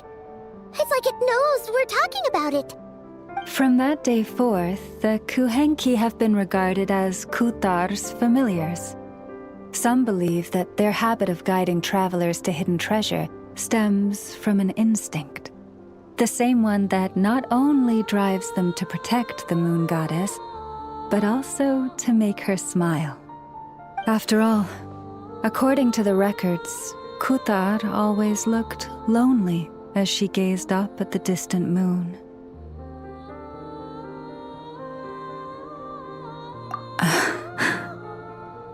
Kuthar left Hisi Island before I was even born. According to the previous moon chanter, the goddess was angered by our people's greed, and that is why she left us. Where did she go? No one knows what happened after she left. But just a few months ago, after those 2 ancient moon's remnants fell from the sky, she was spotted on Hisi Island once more. And the Fatui have been harassing and threatening us ever since. Judging from what they've said, our moon goddess is actually their missing harbinger, Columbina, the damselette. The damselette? But isn't she number 3 amongst the Fatui harbingers? So she's actually the moon goddess. Why would she join the Fatui then? That too is a question I've struggled with. But even at the best of times, understanding other people's choices is difficult, let alone those of a goddess. Plus, forgive me, there I go again, rambling on about our history. But you came here to ask about the sacred relic, didn't you? Honestly, Paimon's not sure which part she's more curious about now. Since ancient times, the Frost Moon Scions have had in our possession a special fragment of the ancient moon's remnants. A piece in which I sense a power unlike any other. Successive generations of moon chanters have all detected a divine presence within it. We call this unique remnant the Moon Marrow. We heard you can use it to see what happened in the past. What is it in particular that you seek from the past? Well, basically, to cut a long story short, the traveler here is actually from outside of Tibet. Oh.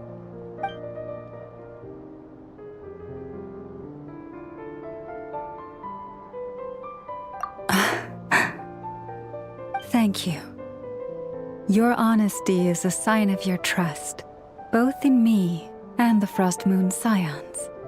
Unfortunately, though, I won't be able to use the Moon Marrow to shed light on your past just yet.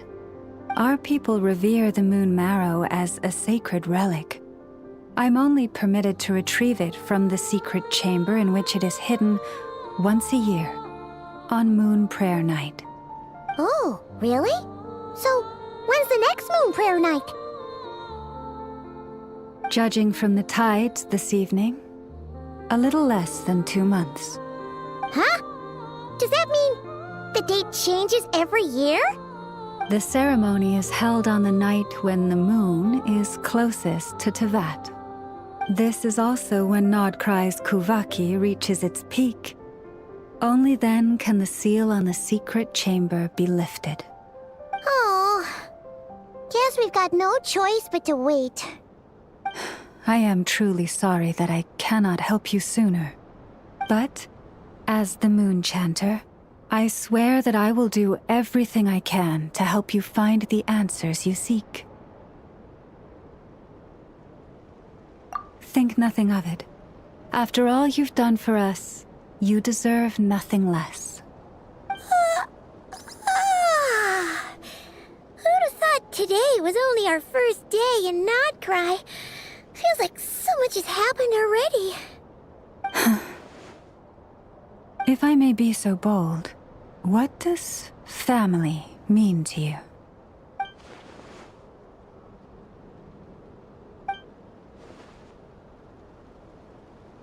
If you are aware of something, a secret that could hurt your family, would you be honest with them? Or try to hide it?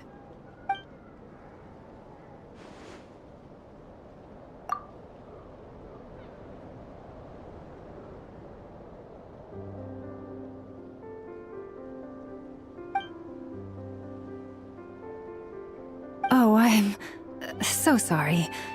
That was a strange question. I didn't mean to put you on the spot. I guess I've just never met anyone with a story quite like yours before. I just suddenly had the urge to ask.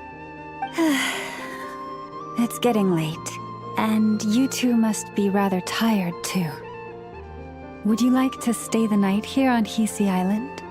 I can have someone prepare some lodgings. Oh, that's all right.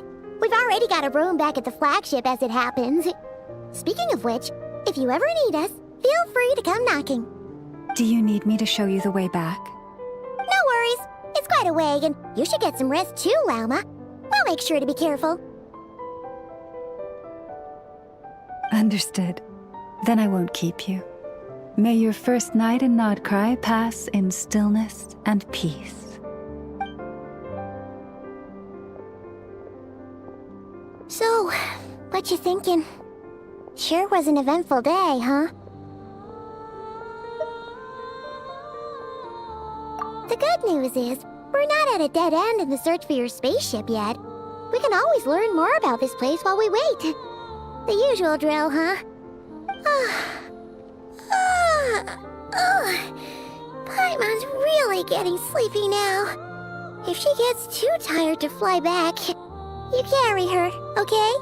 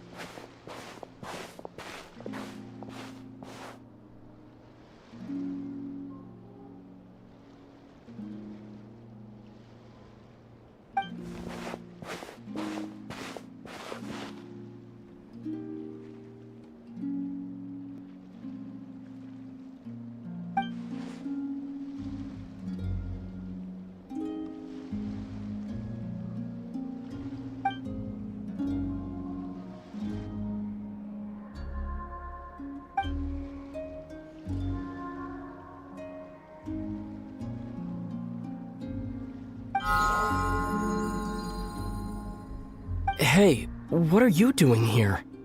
These flowers. I remember. When you first appeared, there were flowers like this all around you.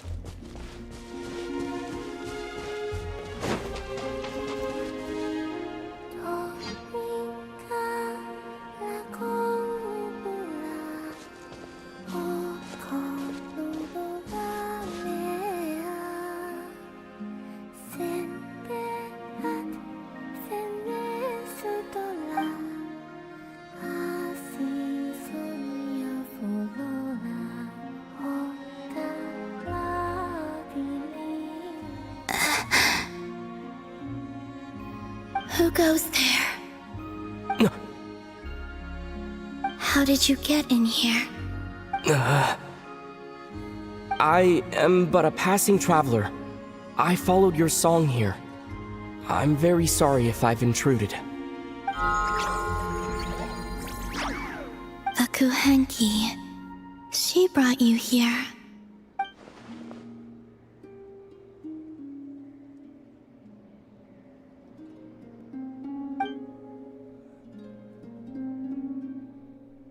May I ask, are you the one they call Kutar?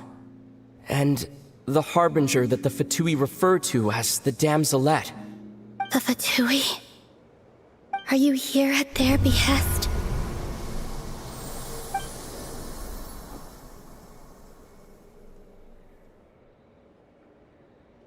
Please, don't get me wrong. I have no intention of doing anything for the Fatui. I just wanted to ask you about Krai and the moons. The moons? Do not believe in what you can see. What truly matters is what you cannot.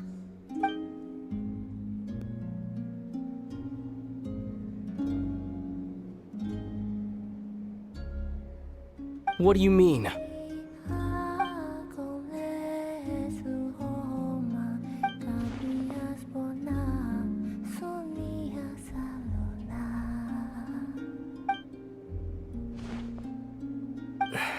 Listen, I'm the Traveler. I'm on a journey through the nations of Teyvat. Hello.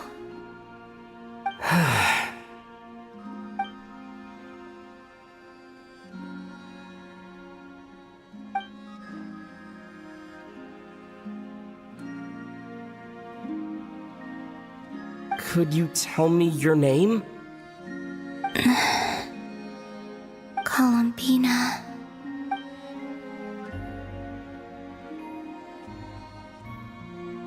Kutar, the damselette, the moon goddess. Pick whichever takes your fancy. I do not know my own name.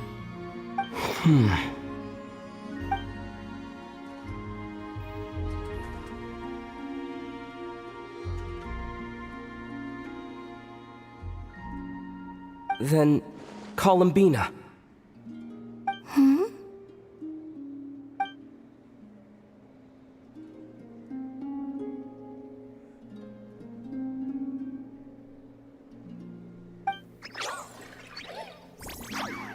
This Kuhenki, this Lanatar, did you bring her into being?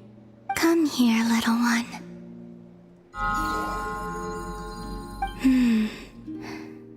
The trace of a blessing, but not one of mine.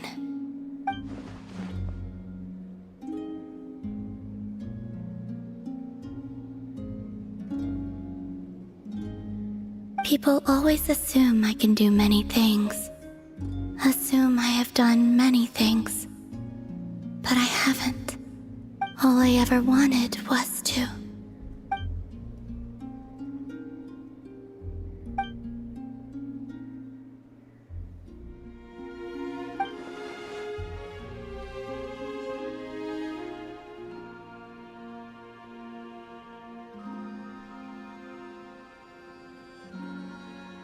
It's about time I got going.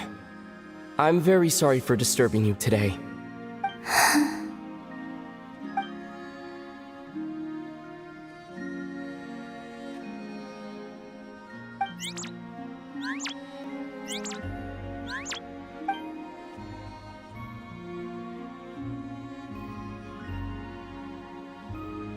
Columbina, that Kuhenki. Oh, you're leaving?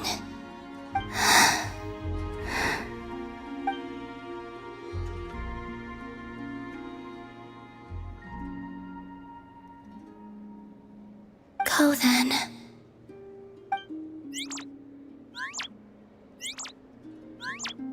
Goodbye. Take care. The moon can be treacherous.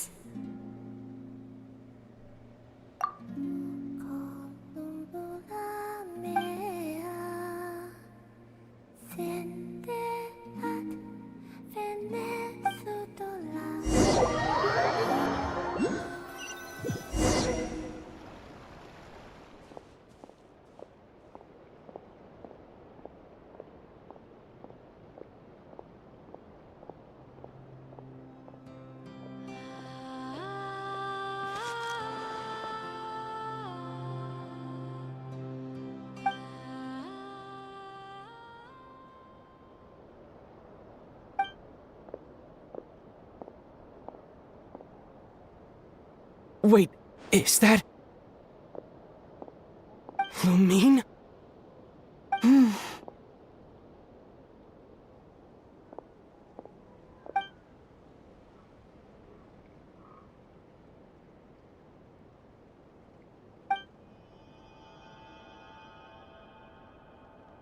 Lumine!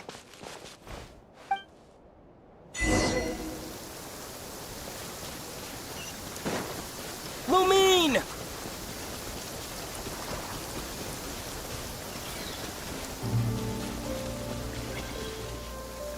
Lumine! Ether, it's you.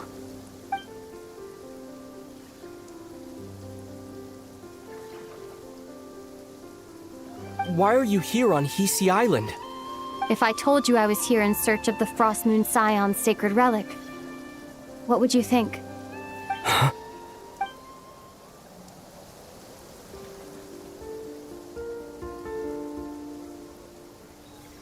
Are you also here to uncover the truth about our past? That's right. What happened to us in the past, how we came to Tevat, why our spaceship crashed here. There are things I want to know too.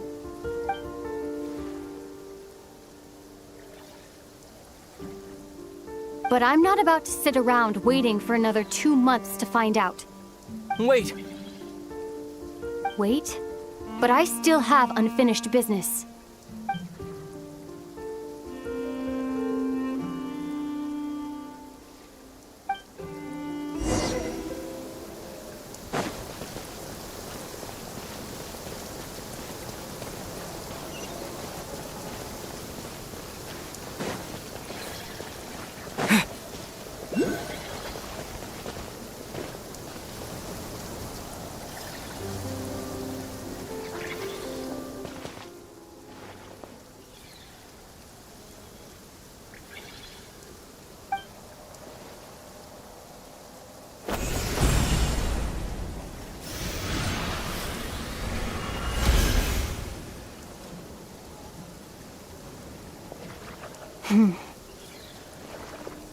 Hold on a second. What's wrong? That's the Frost Moon Scion's sacred relic. We can't just... Use it to get to the bottom of all this? We should at least get their permission. You barely even know her, yet already you hold that moon chanter in such high trust? What do you mean? She told you that the seal can only be broken on Moon Prayer Night, when the flow of Kubaki is at its peak, yes? You heard all that? Watch this. Huh? But... Get it now? She's been stalling for time. As long as the statue's base is imbued with sufficient power, the secret chamber can be opened at any time.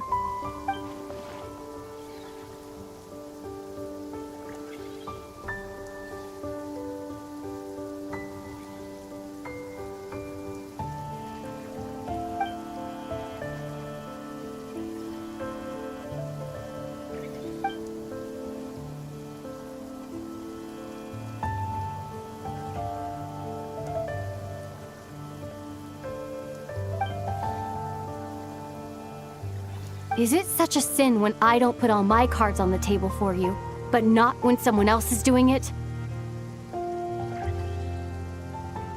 It's not like that. Is it? Lumine, you've got it all wrong. This whole time, I've wanted to ask you, what happened to make you like this? I admit, I've been having trouble accepting it. But after all this time apart, I've finally come to terms with who you are. Willful side and all. I trust you. I still do. Through all the worlds we've traveled, you've always been there by my side. If there are things you can't explain yet, I can wait while the journey goes on. I'll wait as long as it takes. Until the day you're ready to talk. Ether.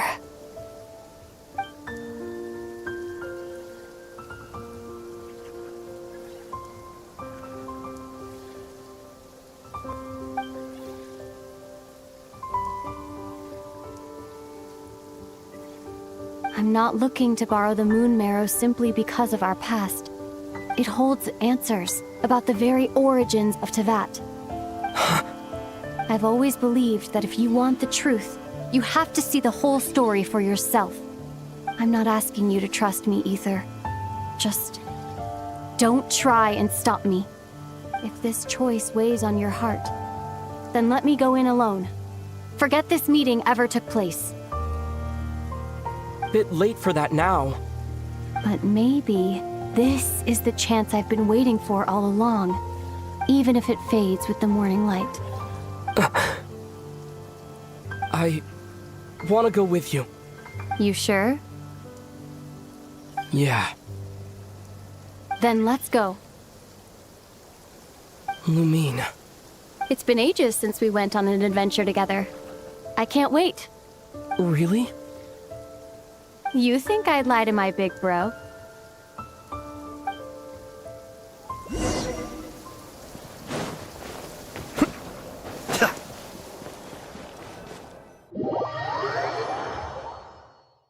From what I understand, the path ahead is likely to be full of trials and challenges.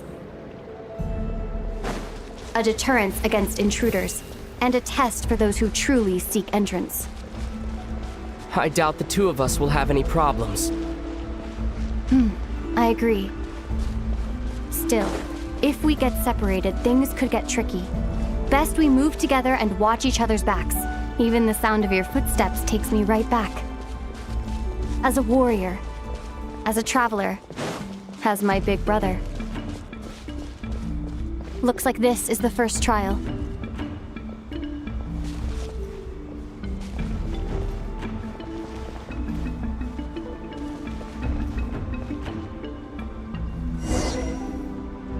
Ether, do you understand how Kuvaki works? How it exacts force through push and pull? Okay, I'll leave it to you then.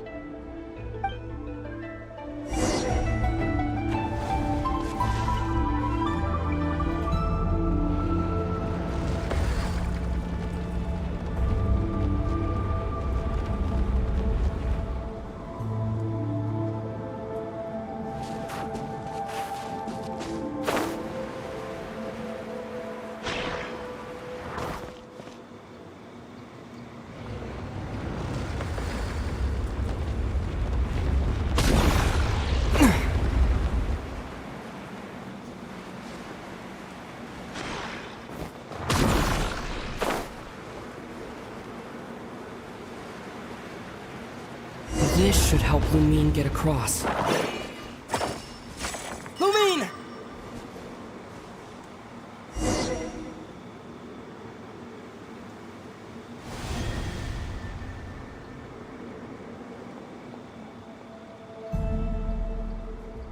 We make a pretty great team, huh? Just like the old days.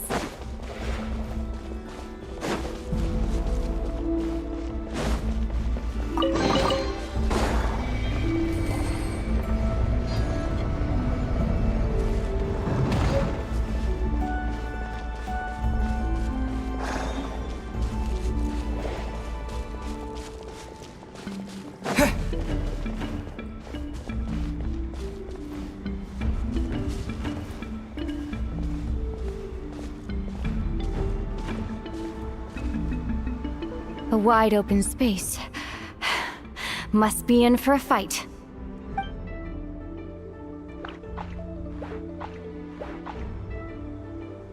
Was that it? What a letdown.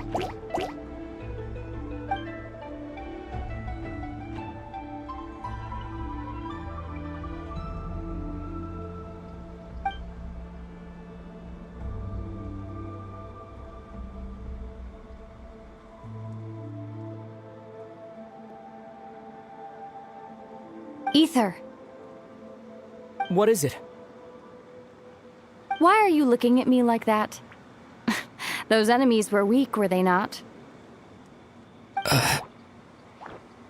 Maybe it's because the trial's only just begun. Actually, I've got an idea. Why don't we have ourselves a little friendly competition? Let's see if your journey has made you rusty. You're on.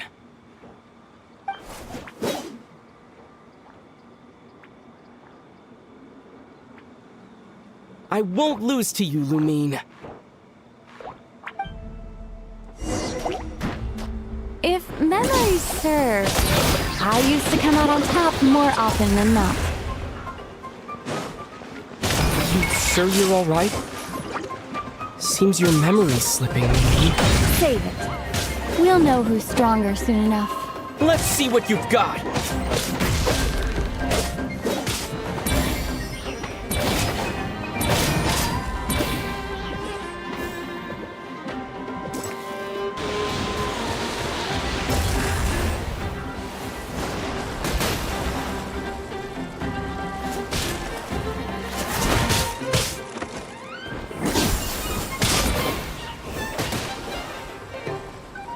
Here, I'll let you take this one. But next time, I won't be so nice.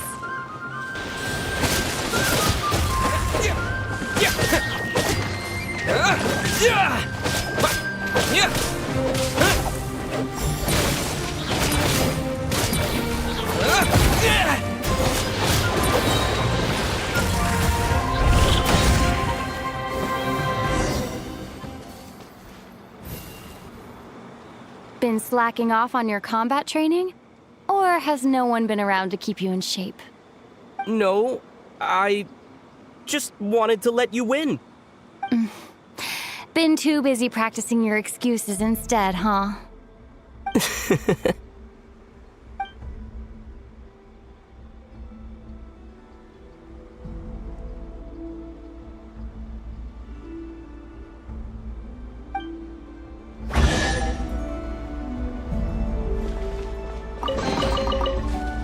Let's keep moving.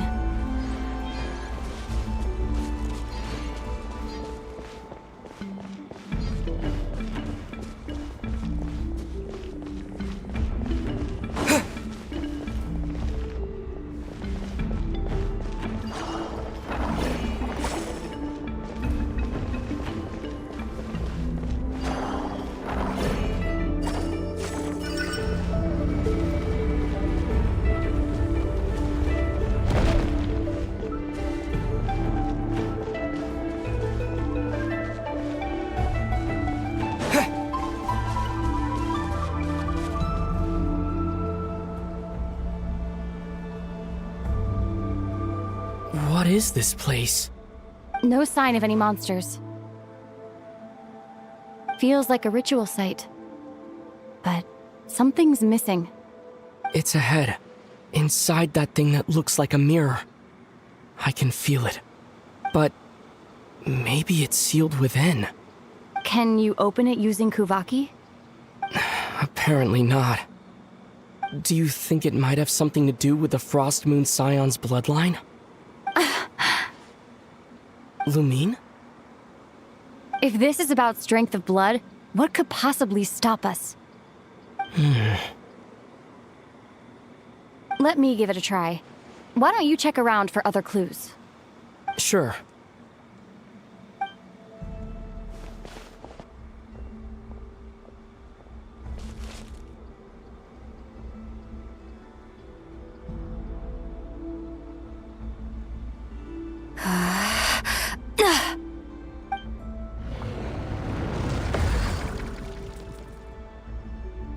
Found it.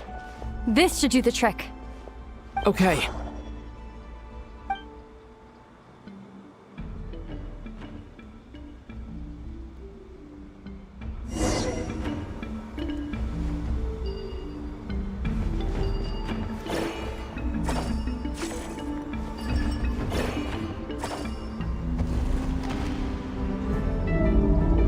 Yep, that got a reaction. That's one down.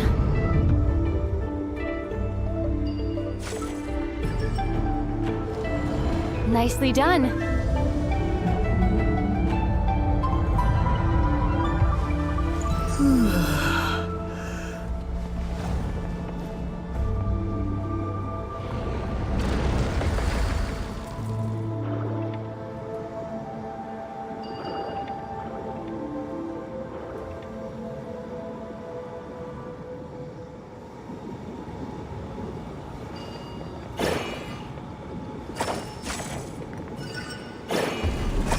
You've got this.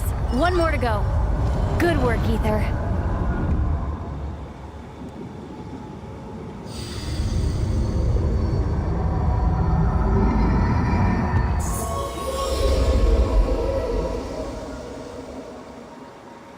The door's open. Come. We must be close.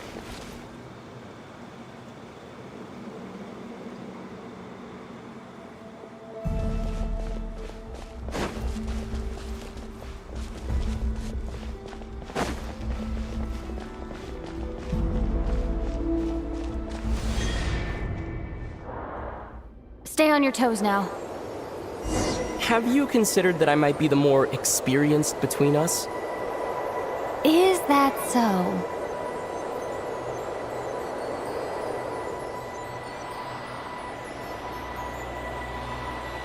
So, will you be heading off again after we're done here? Maybe, maybe not.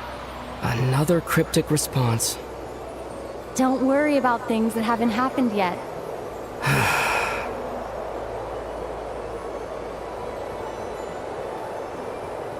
At the end of all this, what do you think we'll find? Whatever it is, we can handle it. What about the end of our journey? That's not something we need to worry about right now.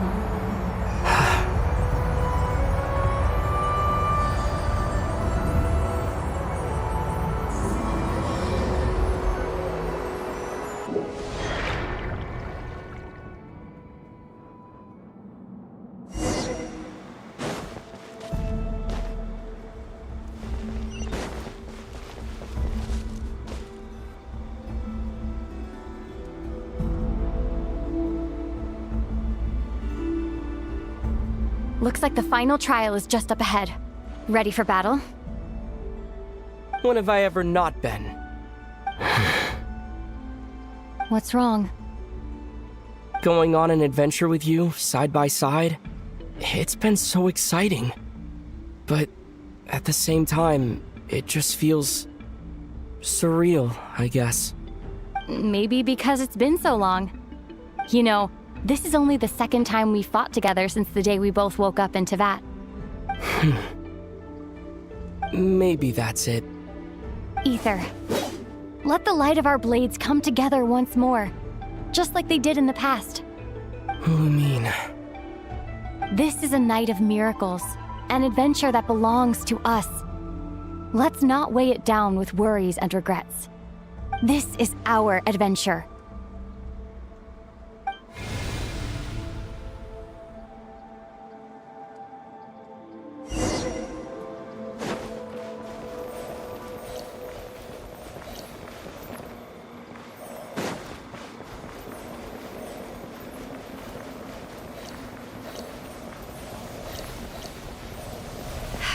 Here goes nothing. Prepare for battle. Stay focused! Dodge its attack! Don't forget to heal yourself.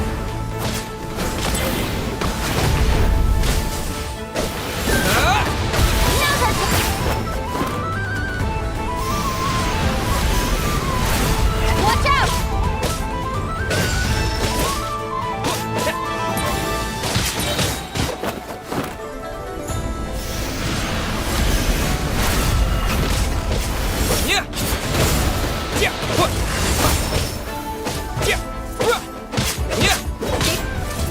Time for the finishing blow.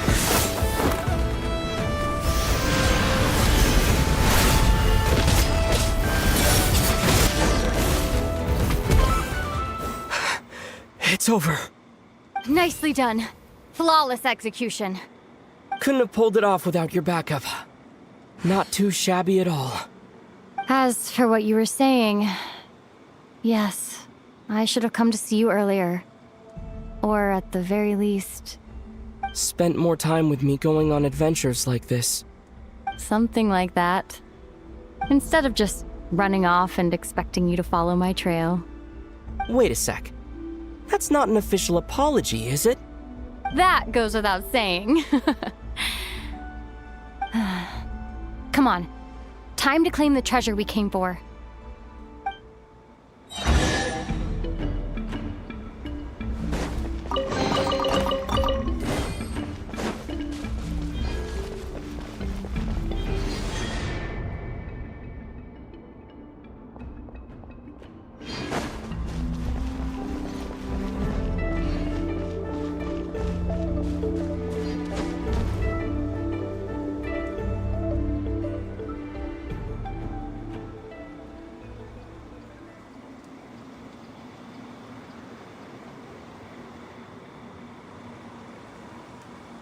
So this is the Moon Marrow.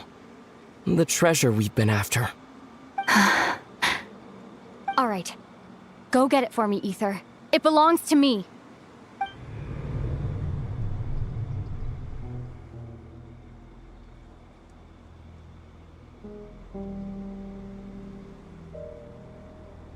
What's wrong, Ether? After everything we've just been through, you still don't trust me?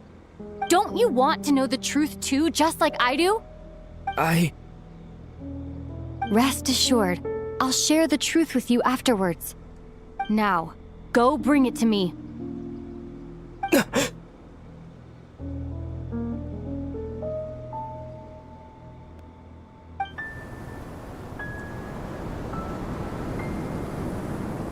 What's going on? Where did this fog come from? Lumine!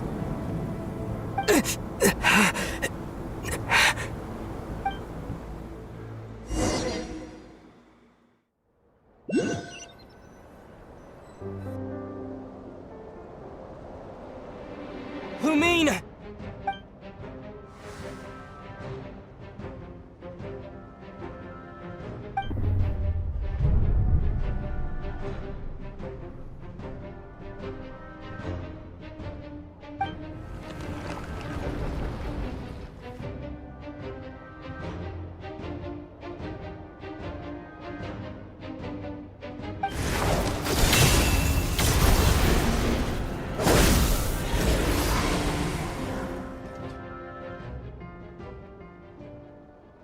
Lumine!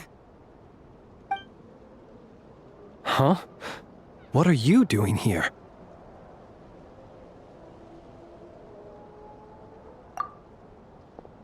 Yes, we ran into each other at the flagship this afternoon. I'm honored you still remember.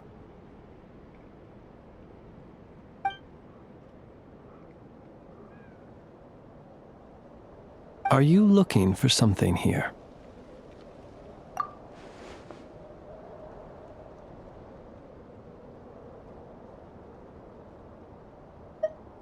And you just happened to end up surrounded by the Wild Hunt. Sorry, I did not intend to come off as pointing fingers. Indeed, perhaps our courses of action do not differ so greatly. Not exactly. We Lightkeepers are accustomed to patrolling at night. A long-held tradition, you understand. I was just passing by when I noticed that the Wild Hunt had struck.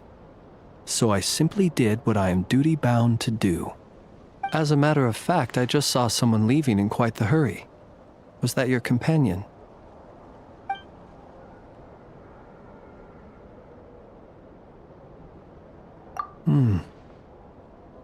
Perhaps I should take my leave now. After all, my patrol isn't over yet. Krai is a dangerous place to be at night.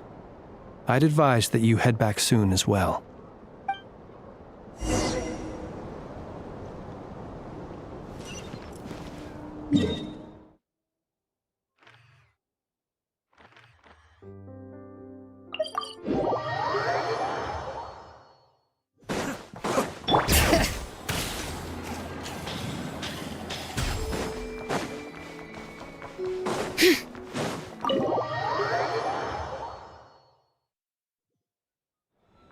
Bring it!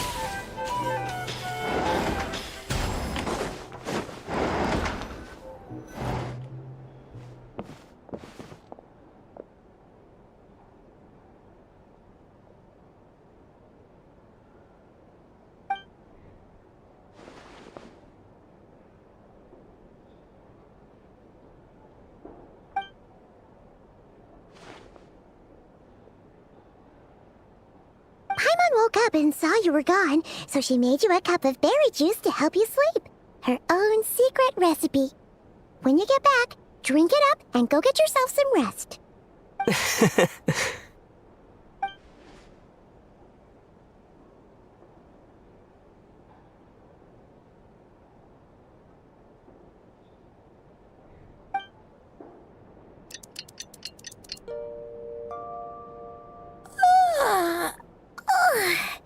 Good morning?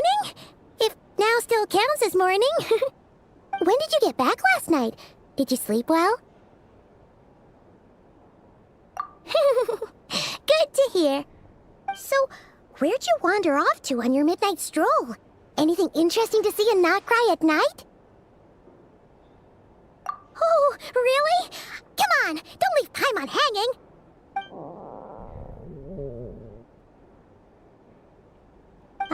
All right.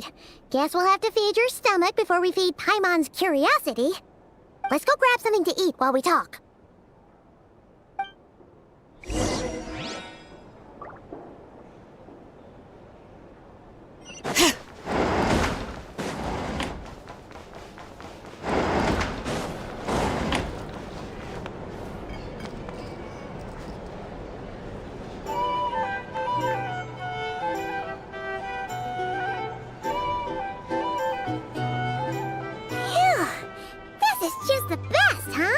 Free food, free lodgings. This Vark is friend for life material, that's for sure. Hey, did you hear what happened? Hear about what? You know, all that commotion over at the Frost Moon Scions. Crazy, huh?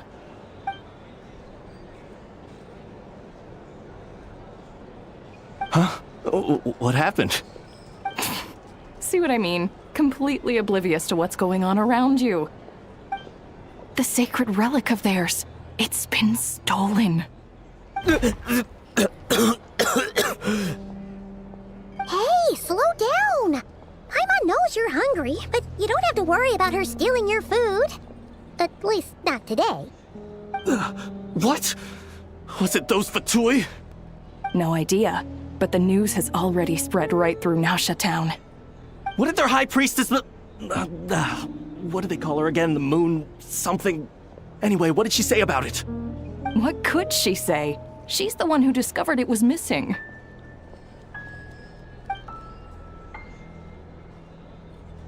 She was in Nasha Town first thing this morning, hoping to launch a joint investigation with the Voynich Guild.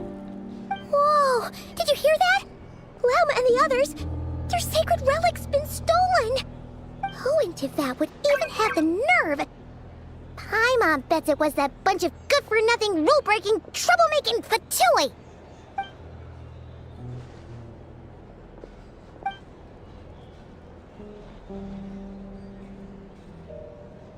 Huh?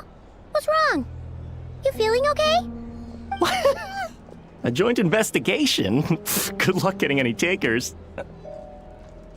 Unless there's some reward or business opportunity to sweeten the deal. Same thoughts here. So just a few minutes back, she switched gears and headed over to the one place that might actually be able to solve this.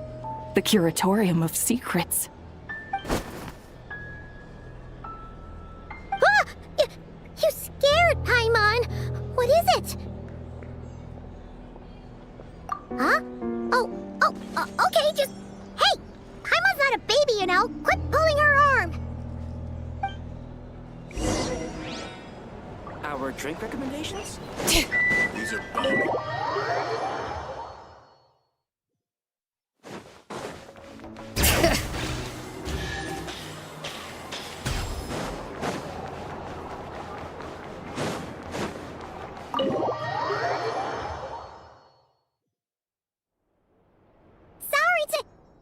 Huh? There's no one here. But didn't they just say Lauma came this way a few minutes ago?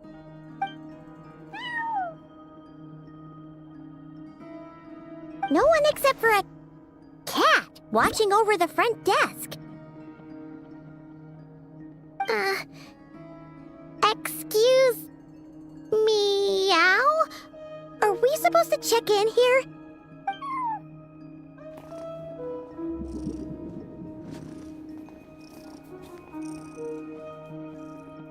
No idea what that means.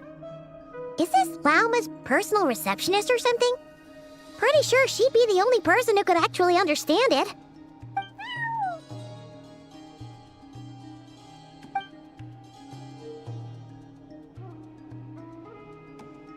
Huh? It's heading into that room! But why not? Like I told you already, that's just... Huh? Another client.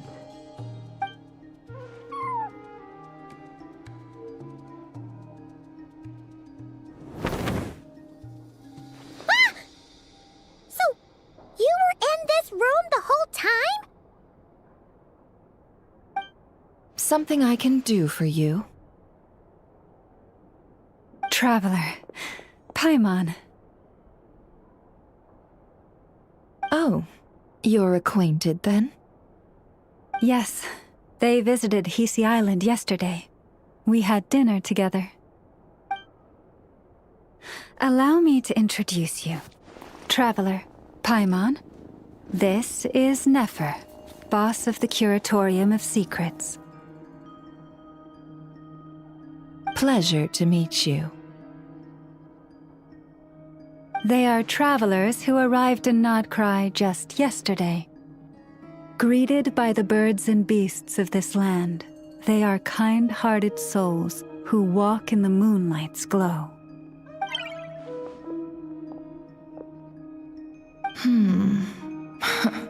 Interesting. Thank you, Lauma, but you need not have introduced them. They are great heroes, renowned throughout the nations beyond our borders. Oh, really? Do not forget, I deal in information. Just because most people in Krai pay scant attention to foreign affairs, that does not mean the same goes for the Curatorium of Secrets. They're the heroes everyone was talking about before. The ones who saved Natlan during the Abyss Crisis.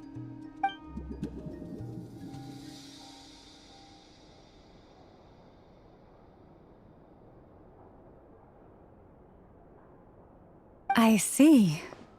We Frostmoon Scions seldom leave our domain, so I had not heard of your heroic deeds. Please, forgive my ignorance. It's no big deal. We were hoping to keep a low profile anyway. If we had to list all of our titles and good deeds, we'd be talking till sundown, and then some. Huh? What's wrong? Still not feeling great? So, what brings you both to the Curatorium today? Oh, so basically, we were just eating when we overheard people talking about how the Frostmoon Scion's relic had been stolen, and then he dragged Paimon over here. I see. Ah, I see. So you came over here because you were worried about Lauma. A combination truly befitting of great heroes. Strong at arms and pure of heart.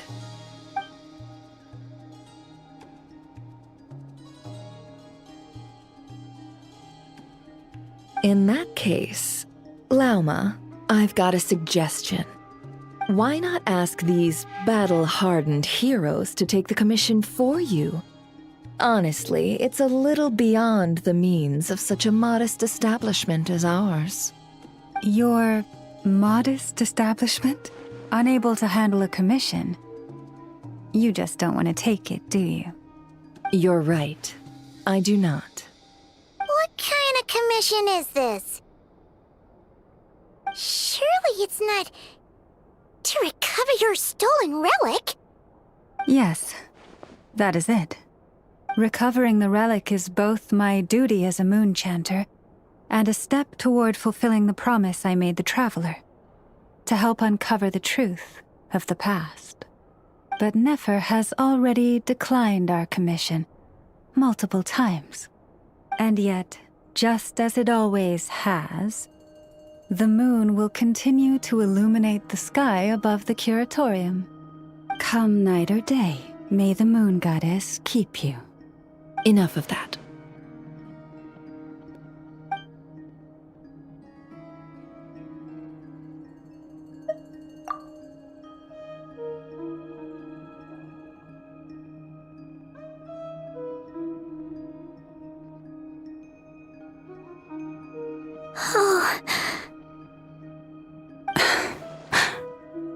So, according to him, he never came into contact with the relic. So he suspects his sister may have taken it. I understand.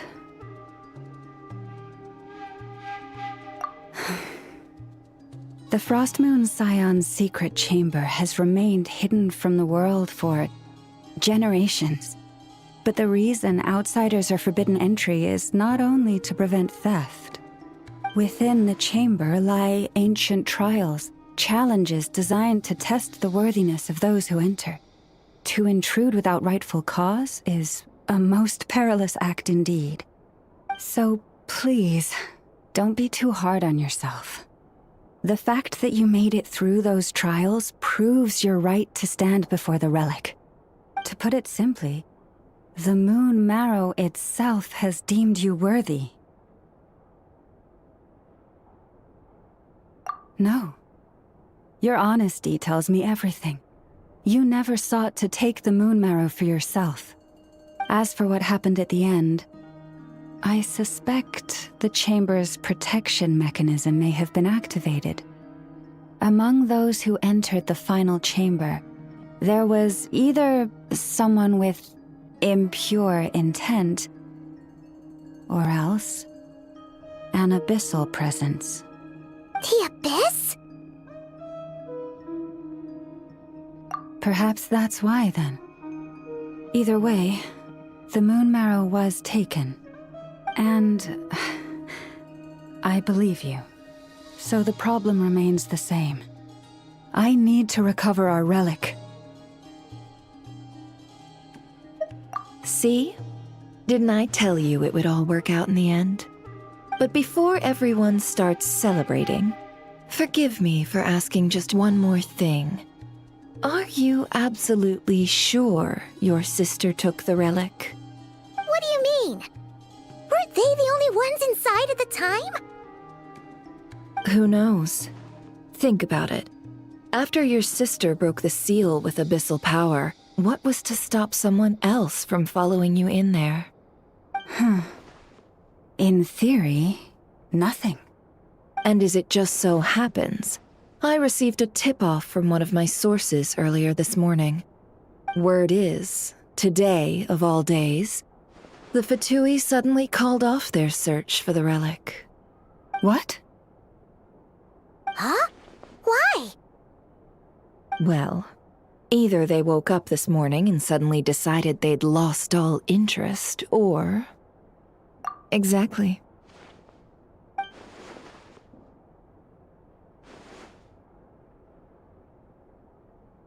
Are you wondering if your sister might be in cahoots with the Fatui? Which is why I asked, are you absolutely sure your sister took the relic? Or to put it another way, do you really know your sister?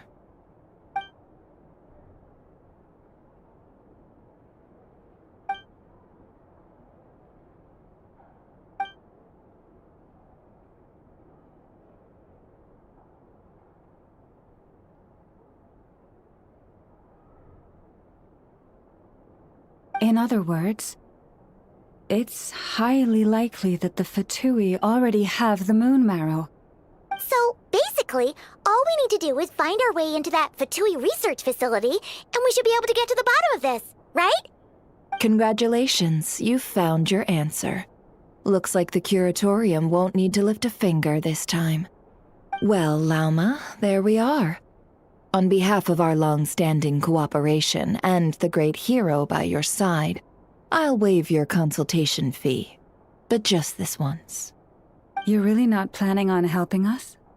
I think I've helped more than enough already.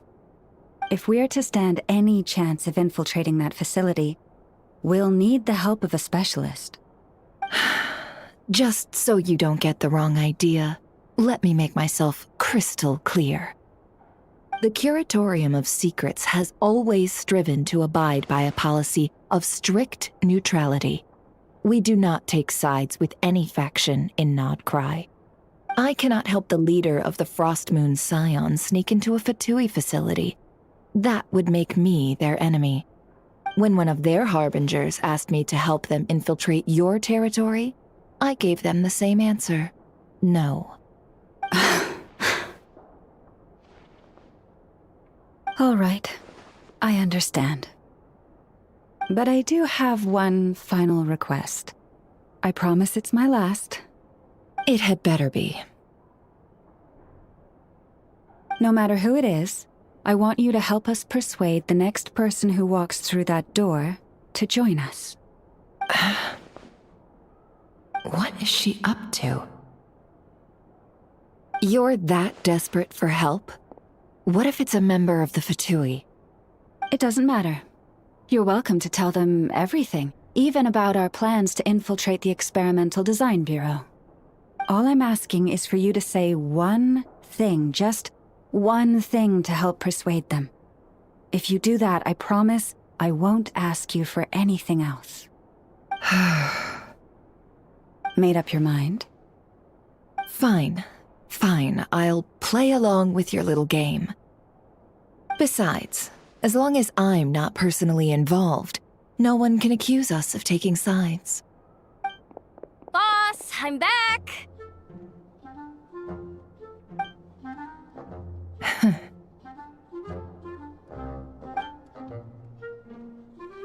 You won't believe the luck I've been having today. Remember you sent me to find that runaway cat, yeah? And you said I'd only be back after dark? Well, guess what? Right after I left the house, this big ibis flew over and the missing cat was right in its claws. And once it got close, it loosened its grip and... Boss, you're meeting clients. I'm so sorry. I'll get out of your way.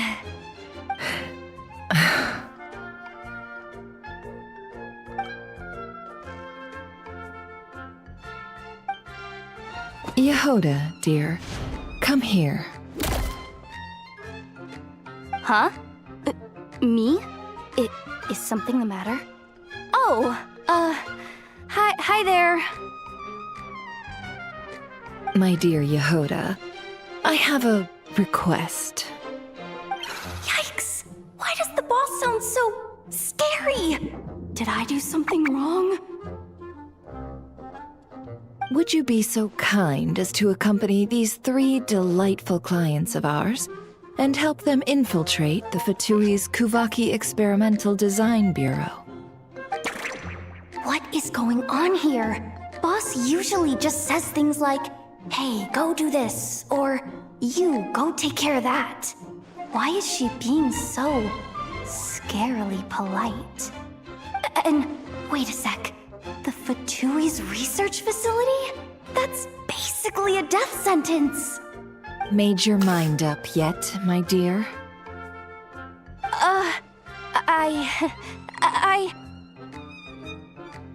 What is up with Boss today?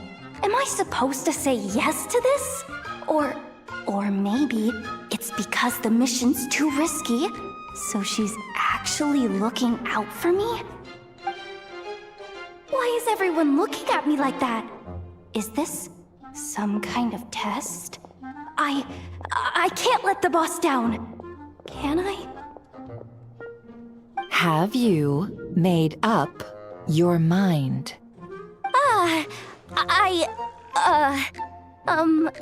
That's... Sure, why not? Really? You really don't mind helping us?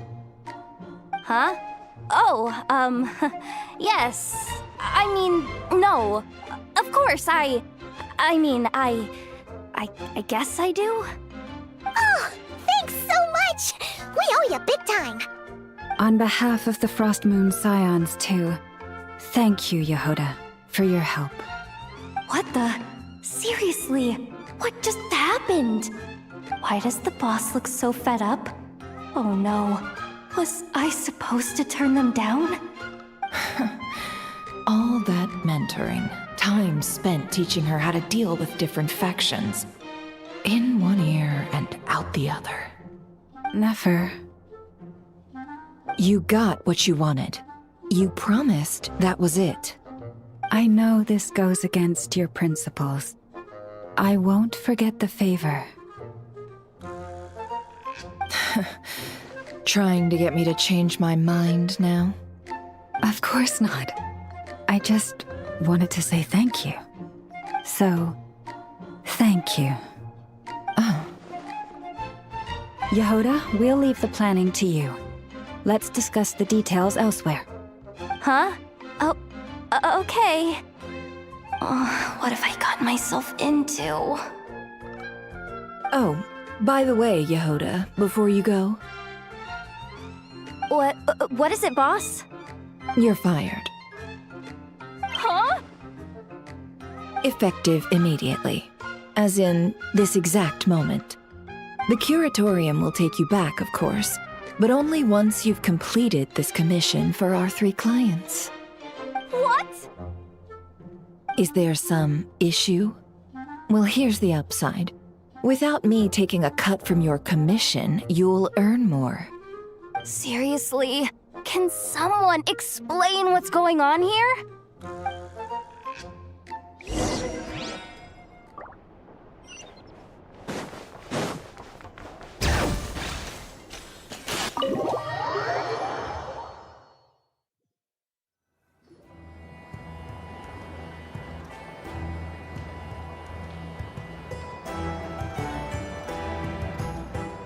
you sure Yehoda's alright?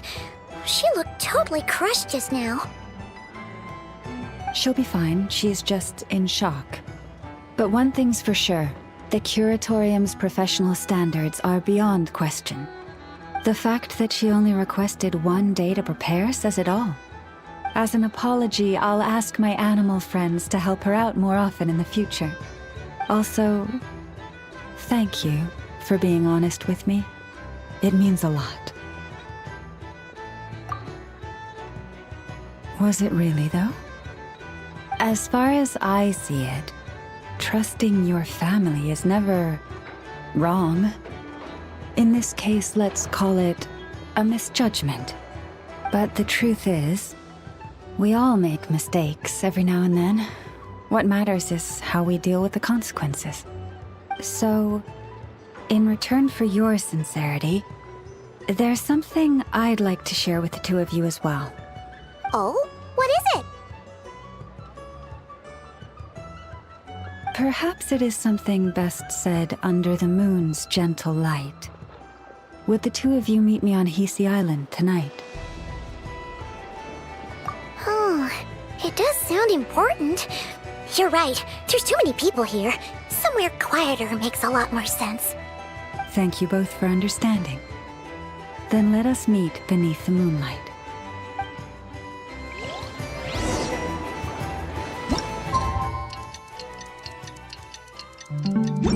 It's about time, and the moon's already up. Let's head over to the place we agreed to meet Lauma.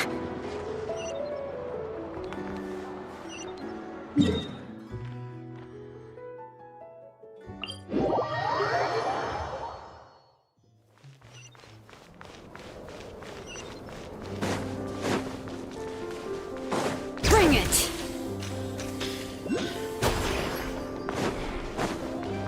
Squall Fury!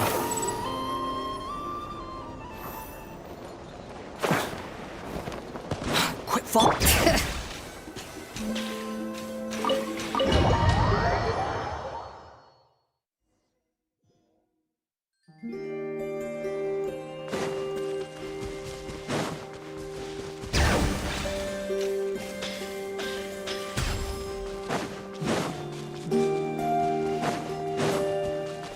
Behold!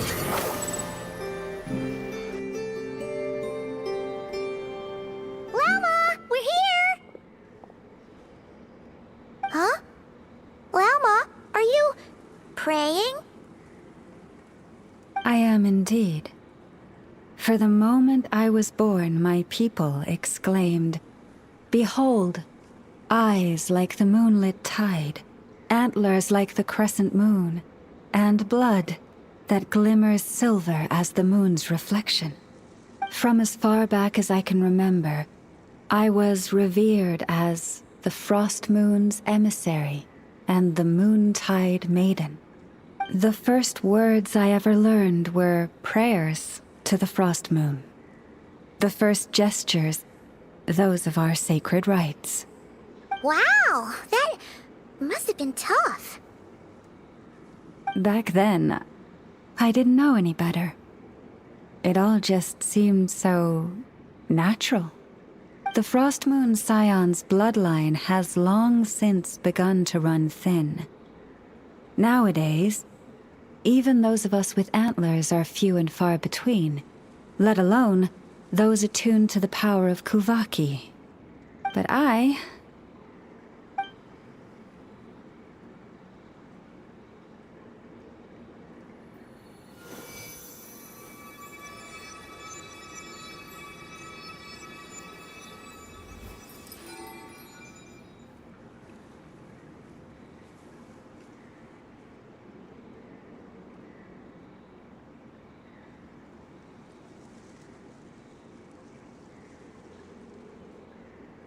Whoa! Your antlers are so pretty. They say it's an extraordinarily rare condition. Once in a century, if that. I am unusually sensitive to the moonlight, as well as to the Kuvaki's ebb and flow. As a child, I could barely sleep because of it. Oh no! It was that serious? To others, fluctuations in Kuvaki are something you easily get used to, like a gentle tide lapping away at the shore. But to me, that same tide is a towering tsunami, a surging swell crashing against me. Of course, as the years went by, I learned how to suppress my senses and my power, enough to keep it all from overwhelming me. But because of that, I also had to walk the path of concealment. Concealment? From the moment I was first taught to pray, my kin would point up to the night sky telling me, that Lauma is the frost moon, the last of the moons, the sole surviving truth. But I would ask them in response, why? Why can't I feel anything from it at all? Later, I came to understand that they simply could not tell where the real tide was coming from. They couldn't sense it. The true moon beyond the sky's veil.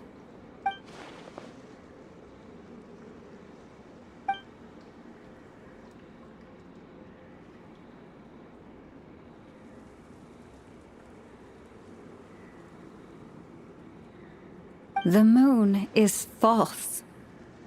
I reached that conclusion long ago. But there was no one I could tell. Not a single soul. At least, not until now. Am I the one who's wrong? Is it the moon that is false, or my own senses? I asked myself such questions time and time again.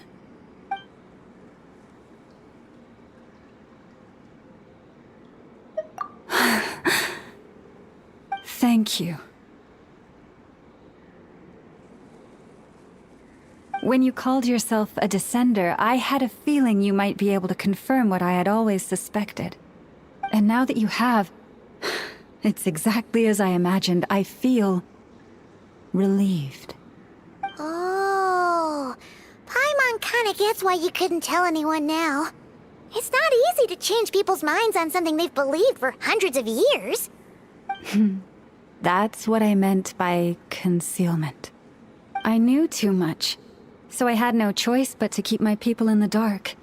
Every prayer I offer feels like a lie to keep myself going.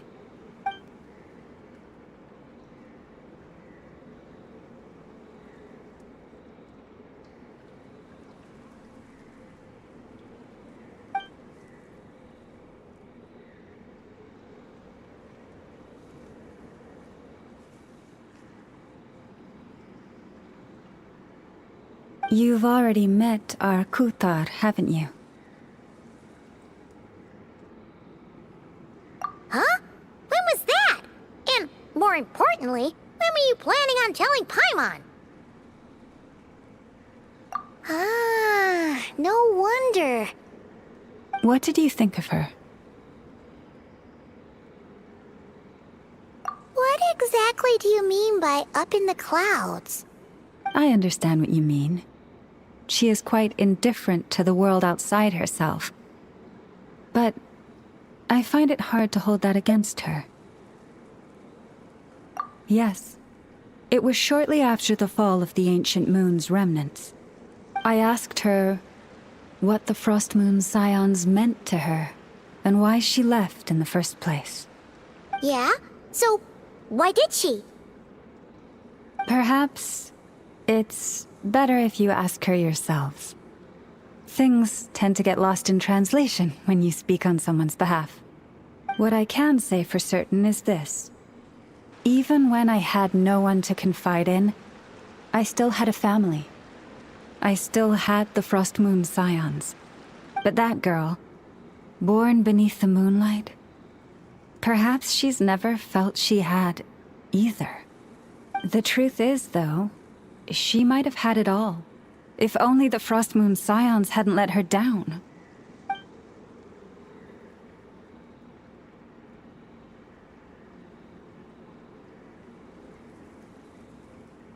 The Frost Moon Scions now walk a path of error.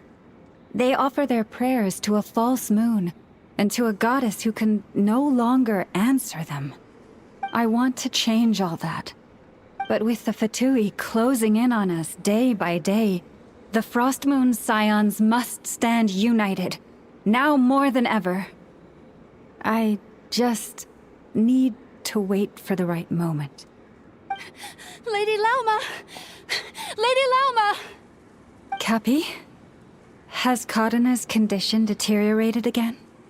Traveler, Paimon, we'll have to continue this conversation later. We'll come too!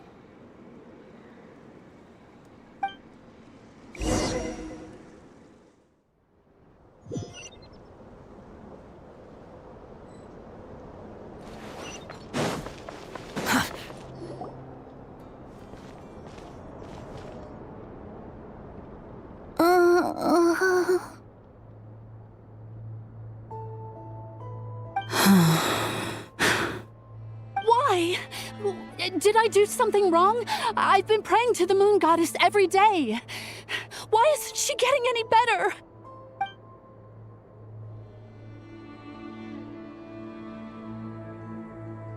Cappy, I need you to wait outside. I'm about to start her treatment.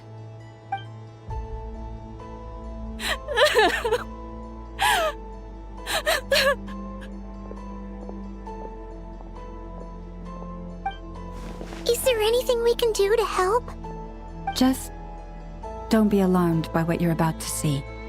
And please, don't let her mother see it.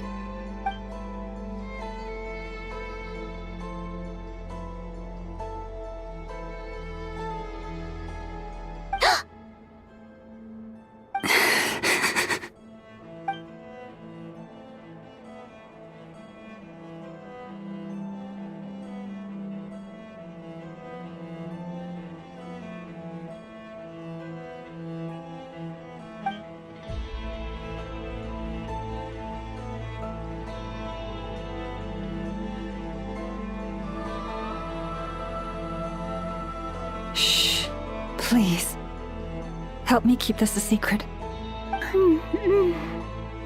She looks much better now. But, Lauma, was that? A medicine prescribed by a local doctor. For ordinary people, my blood has the power to counteract any adverse reactions to Kuvaki.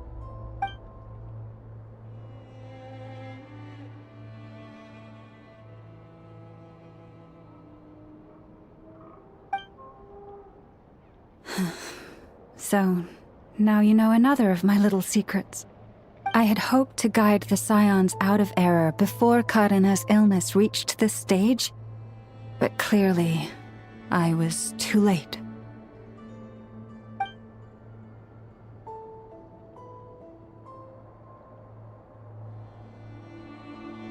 My life is as hidden from sight as the far side of the moon. Yet people only look to the bright side for guidance. If the day ever came when the two sides were reversed, could they truly accept it?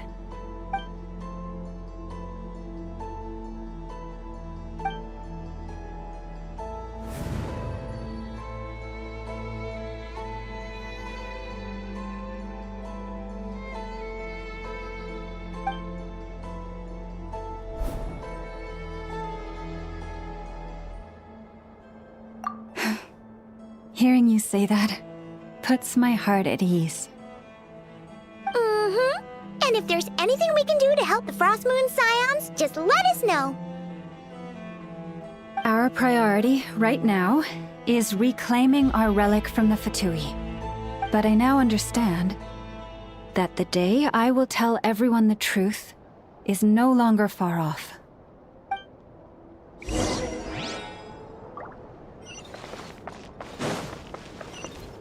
Quit following me! Squall and Fury! Wow! Paimon would never have guessed Lauma had all that bottled up inside. Hey! Watch your step! Ah! What's wrong? Oh, you scared Paimon. You scared me there too. Almost stepped right into one of my traps. A trap? Why would you leave a trap somewhere like this? Well, it's not like this is a main path. And besides, we Frostmoon Scions would recognize it instantly.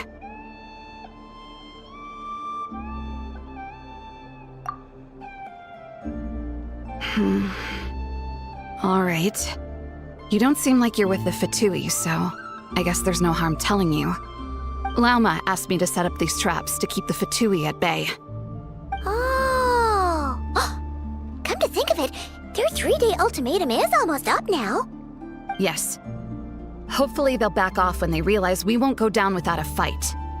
Oh, you've done a lot for the Frostmoon Scions too, just like Lauma.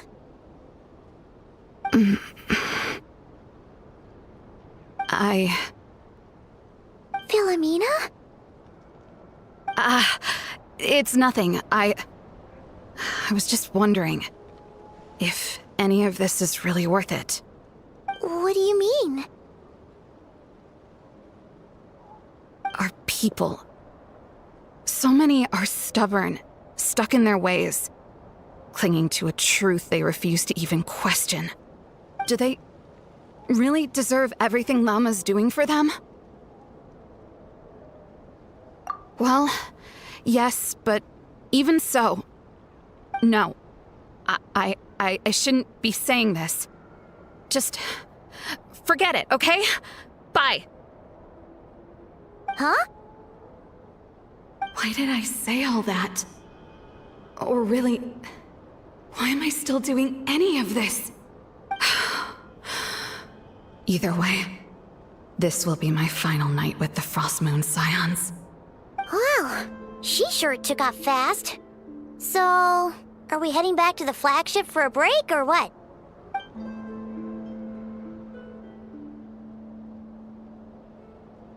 Wait, you're not thinking of visiting that damselette up in Cloud Cuckoo Land, are you?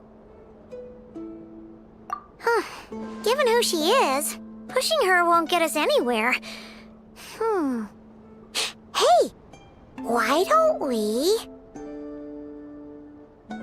Let's bring her something tasty! If she doesn't want to talk, we'll have to win her over with food. Hey, no harm in trying. At the very least, it shows we're trying to be friendly. Let's see... How about Ineffa's 9.12 out of 10 berries and fried meat, the Frostmoon Scion's boon of the day, and one of your signature dishes? Your choice! Should be a good mix of meat and veggies. There's bound to be something she likes.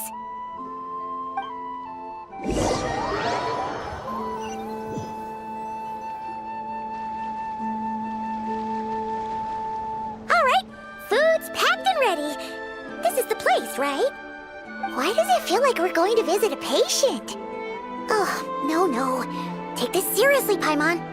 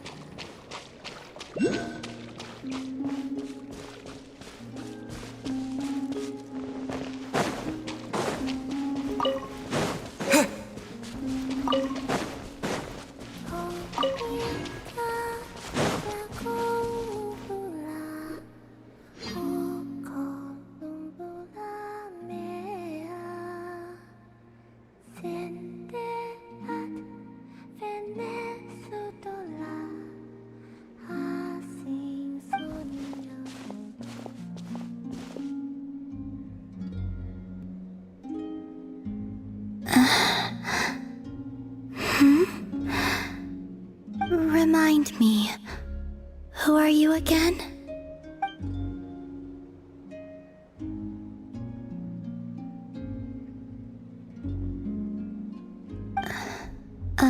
different one floats by your side today. A different one? What's that even supposed to mean? Oh, there goes Paimon's perfect conversation starter. Hi there. Paimon is Paimon, and this is the Traveler.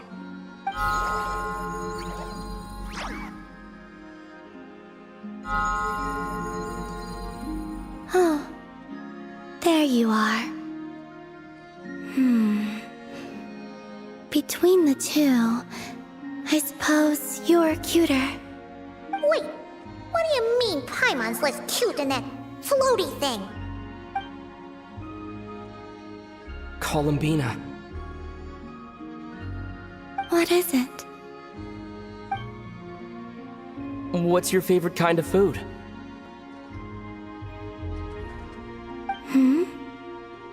Is this a treat? Or an offering? Let's go with treat. Anyway, this is all the Traveler's cooking, so please, help yourself.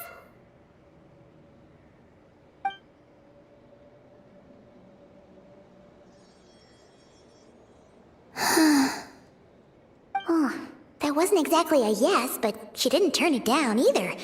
What could she be thinking?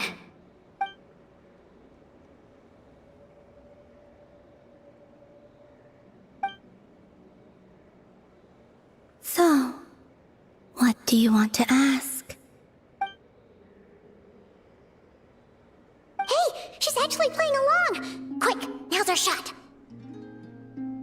You know the moon in the sky isn't real, don't you? I know there is only one moon in the sky. It is simply that some can see it, and some cannot. What does it mean to you?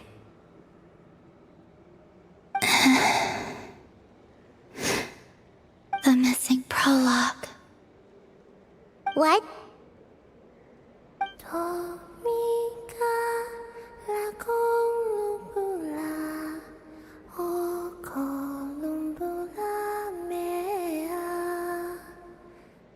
Huh?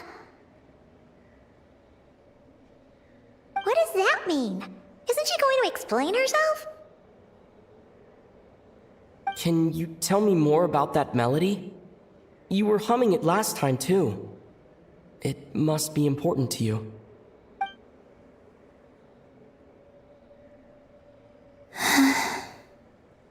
It is all I remember from the moment of my birth. A melody. A few lines of lyrics. Like a lullaby from a foggy dream. Oh, so who was singing it? I do not know. I have nothing else. Just that song. Huh? And the Frost Moon Scions who found me. They had nothing either, but hope. Before I even knew what was happening, they were already calling me their goddess. And I had no reason to decline. Like two lost infants unknowingly exchanged, I adopted their faith. And in return, they adopted me. But my adoption drops you into the story halfway through. What came before was scribbled onto the wrong pages, never even bound into the book. That sense of something missing only served to nurture their greed and doubt. And thus, I came to realize that this place was never truly my home. Greed and doubt? O Moon Goddess, forge weapons for us, drive out our enemies, and expand our lands. O Moon Goddess, heal our wounds, ease our suffering, grant us strength. They asked for everything, and I obliged. Until the day came when no answer could be given. If mortals can turn to the gods when they are powerless, then who do the gods turn to when they have nothing left to give. You've got Paimon there. In those days, the Frost Moon Scions cared more for faith than for truth.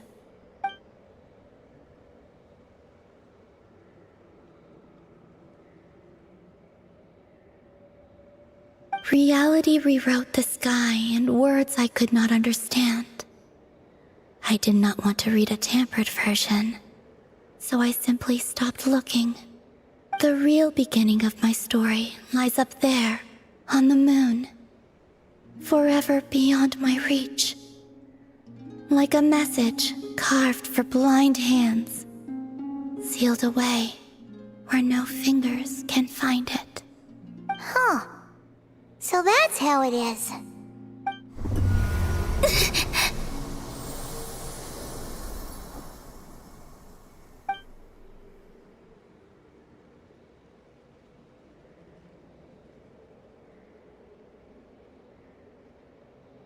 What's wrong?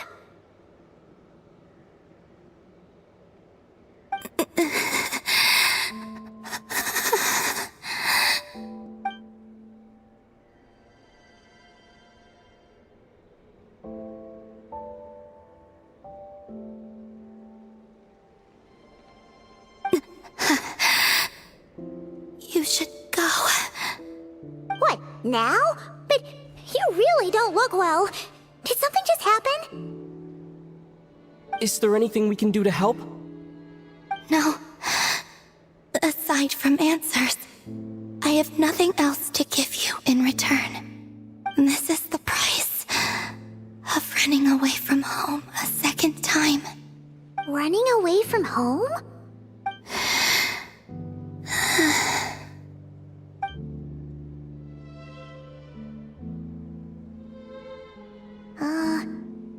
Is she heading towards the food?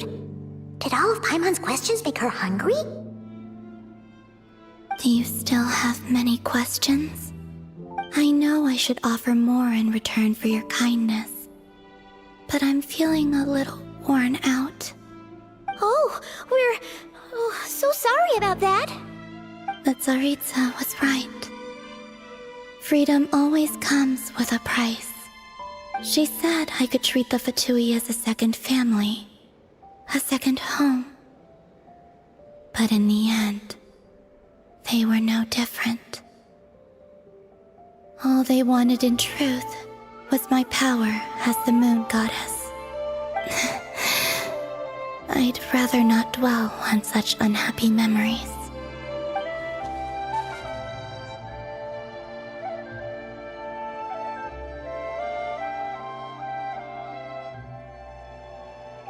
I have fulfilled my promise to the Tsaritsa, though it has used up much of my power. So you see, this has nothing to do with betrayal. So, you're just staying here for now, resting and recovering your strength? Yes. What about these flowers? They have grown in Krai for many generations. They're highly sensitive to the ebb and flow of Kuvaki.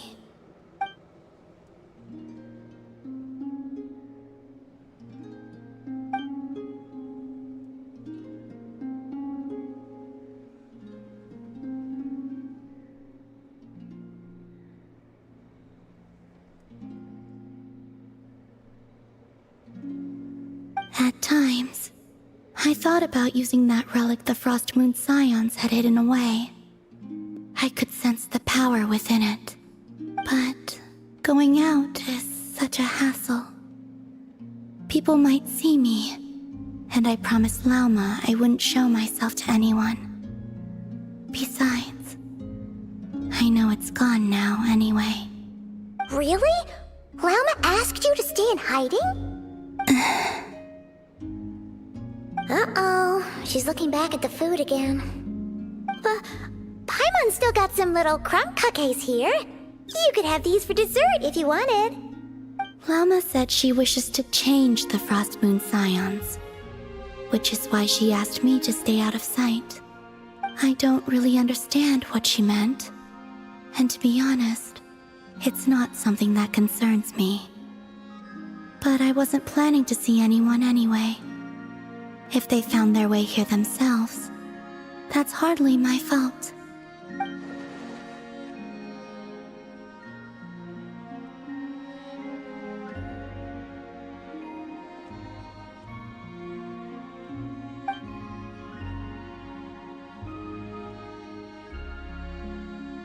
Lauma, the Maiden of the Grove. She is quite unlike any Frost Moon Scion I have ever met before. After hearing my story, she actually apologized for how the Frost Moon Scions treated me back then. She told us she feels like she's been living on the far side of the moon. Is that so? I actually got the opposite impression. She's been keeping her true power hidden away, afraid that people might be dazzled by its brilliance, and that they'd no longer be willing to look her way.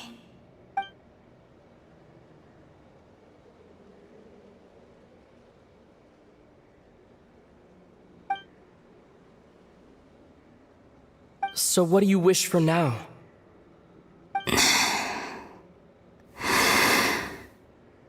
I wish to return to the moon, to the home where my story is written. Right now, that is all I wish for.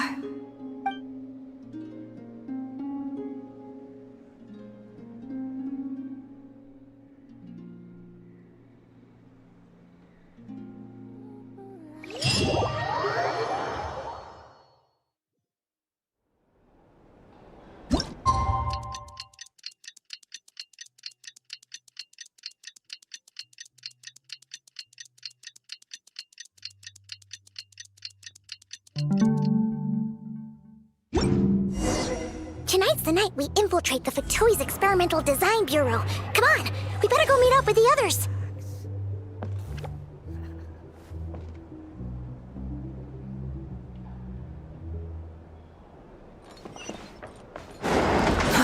Too slow. It's so noisy. These are bounties. If you want to negotiate prices.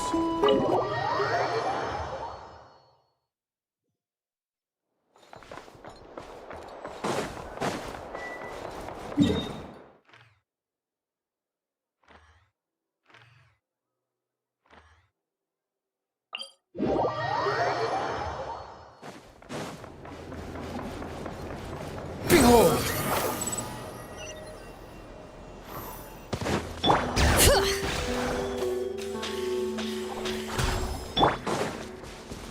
The wind rises. Bring it! Behold!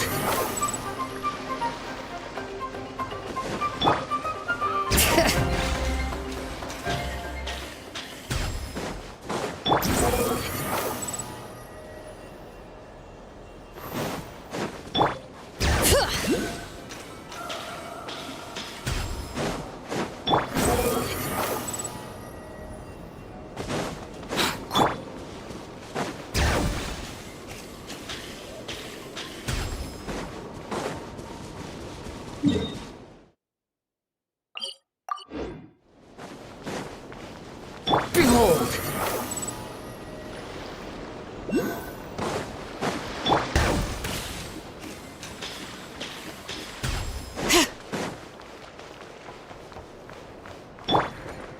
Squall and Fury!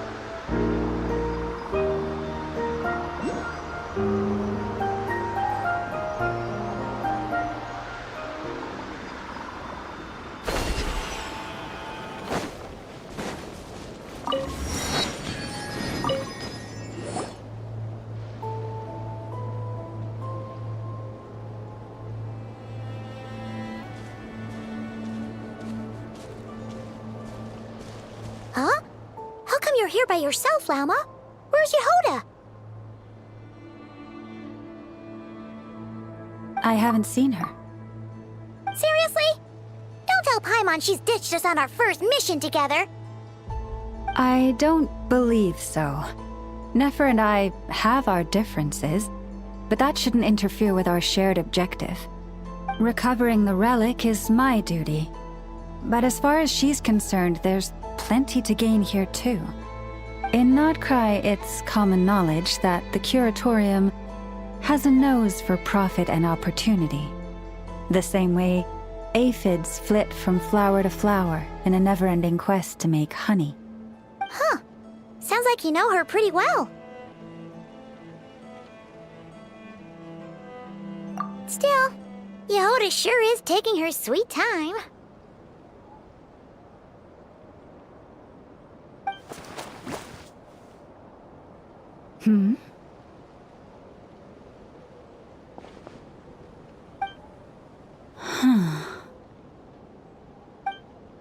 I believe we may have misjudged and underestimated Miss Yehoda. Huh? What do you mean? As a former employee of the Curatorium, I'm confident that she possesses both professionalism and integrity in ample measure. Huh? Huh? What was that noise? The sound of a wavering conscience, perhaps? Ah! Whoa! Something just fell down. Hello, everybody! What kind of an entrance is that? Wait a second. Have you been hiding nearby this whole time? Yeah. I was just, scouting things out from up high. Darn it. How did Jane Doe even notice me up there? I can't believe I'd only realized I'd run out of smoke bombs this morning. What if something goes wrong inside? How am I supposed to make a quick getaway now? Thought I could just hang back and wait for the clients to get cold feet. But nope. Turns out they're all completely fearless. Don't they know how scary the Fatui are? Really sorry, everyone. Truth is, just as I was heading out this morning, I discovered I'd run out of a super important, completely essential, absolutely indispensable piece of equipment. So, what are we gonna do? Well, as I see it, there are two options. Plan A is we take a detour to Nasha Town to restock, though who knows if any shops will still be open this late. Plan B is we call it quits right here, disband the team, and I'll go home. My place is only like a 10-minute walk from here, so... Personally, I vote Plan B. Bada bing, bada boom! Maximum efficiency, minimal effort. Don't try to solve your problems by running away. Not a fan of either? Then I guess our only option is to fall back on Plan J. That's J for Yehoda, by the way. Why didn't you just tell us that was an option in the first place? Come on, that would have totally ruined the surprise. Boss pulls this trick all the time, and it's always the clueless ones who end up praising her to the skies. Feels like he just threw shade at a whole lot of people. I have faith in your professionalism, Yehoda. You don't need those flashy tricks. Your abilities alone are more than enough to earn our respect. Huh. This Jane Doe sure has an eye for talent. Speaking of which, maybe it's time I started calling her something nicer? You really mean that, Jane? Lauma Doe? I do. I'll tell you what, it's not every day you get to work alongside such considerate clients. I have a feeling we're gonna make a great team. Plan J is this. We find our way in through the freight access on the facility's east side. It's tucked away from view, and security's lighter at night. I've prepared some special gadgets too. So we should be ready for anything. If we want this to go without a hitch, we'll need to work together every step of the way. So everyone, stick close behind me. Now that finally sounds like a real pro talking. Hey, you saying I didn't before? Kinda, yeah. You... Ugh. Never mind. A top-tier treasure hunter like me never lets the naysayers get to her. Alright, let's go over what we agreed on yesterday. The goal of infiltrating the Kuvaki Experimental Design Bureau is to locate and, if possible, recover the relic that the Fatui stole. We also need to figure out why they built the facility in the first place. I'm worried that they've set their sights on the Ancient Moon's remnants on Hisi Island too. Well, now that we've got a plan, time to get this show on the road.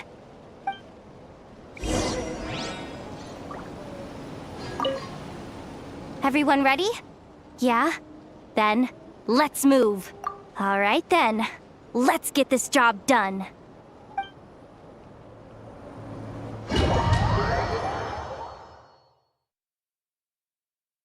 Go, go, go!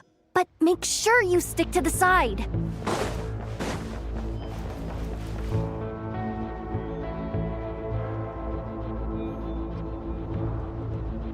Just as I thought. There's a gate controlling access from the outside. Good thing I brought this keycard, huh? Well, technically I stole it. But no need to tell them that, right? Blame that chump who thought it was a good idea to get wasted at the flagship during work hours.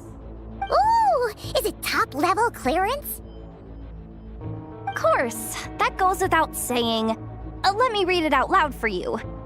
Fatui Experimental Design Bureau number 183574, maximum clearance, maintenance intern. That doesn't sound very top-level to Paimon. Never underestimate interns. Even the most legendary of thieves started out as rookie pickpockets, you know? Besides, if it wasn't for this person's selfless generosity, we wouldn't be able to just waltz in like this, would we? Feels like you're trying really hard to change the subject. Allow me to teach you the first rule of treasure hunting. First and foremost, use every resource at your disposal.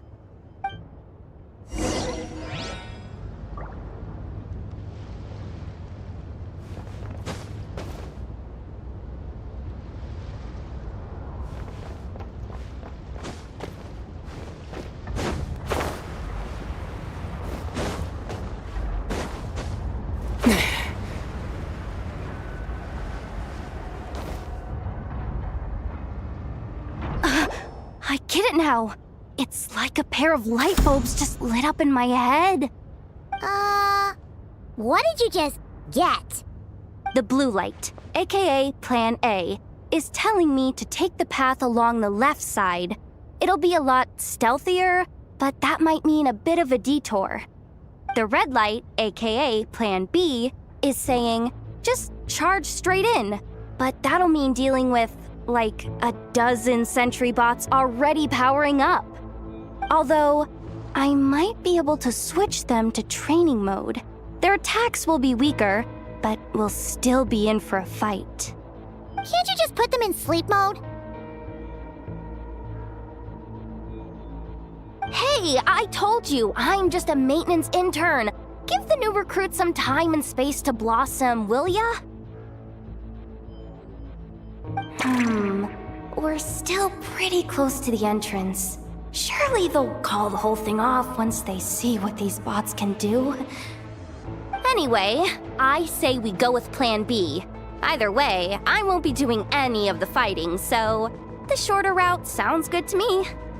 If we can avoid fighting at this stage, we should.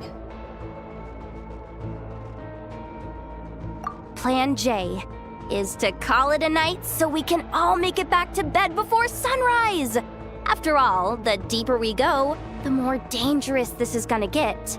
So we might as well give up while we still can. Okay, here are the bosses. Just don't forget, whatever you do, don't let those recon bots spot you. Let's see. No kidding. Anefa told me about something like this before. I can't believe that dumb robot actually helped me out for once. All you gotta do is this, and the recon bots will be reassigned to another position. That way, when it's time to move forward, the path will be clear. Which reminds me, it's about time I taught you the third rule of treasure hunting. Go with the flow. What about the second one? You skipped that one. Huh? Did I? Oh geez, must have gotten them muddled again. I mean, the second rule is exactly the same as the first. Guess that's what you meant by going with the flow, huh?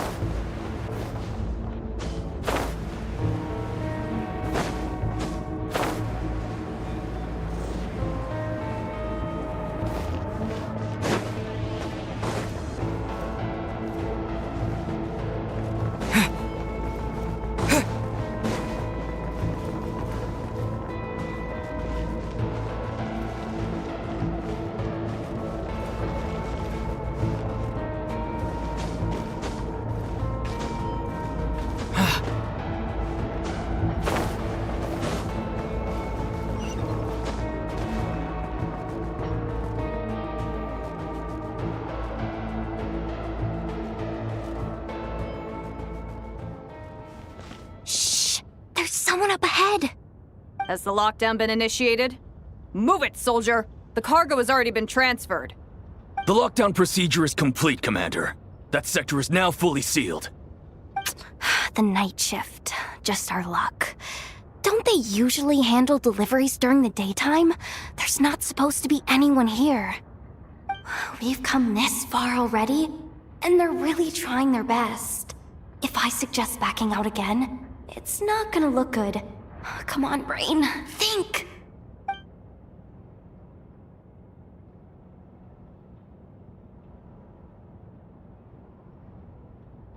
Got it! The freight shaft to the upper levels. We might have a shot there. Let me see. Huh? The recon bot in the middle's not responding? A double lock failsafe? We've been outfoxed! Stay calm. Stay calm. One step at a time. Let's just find a way across first.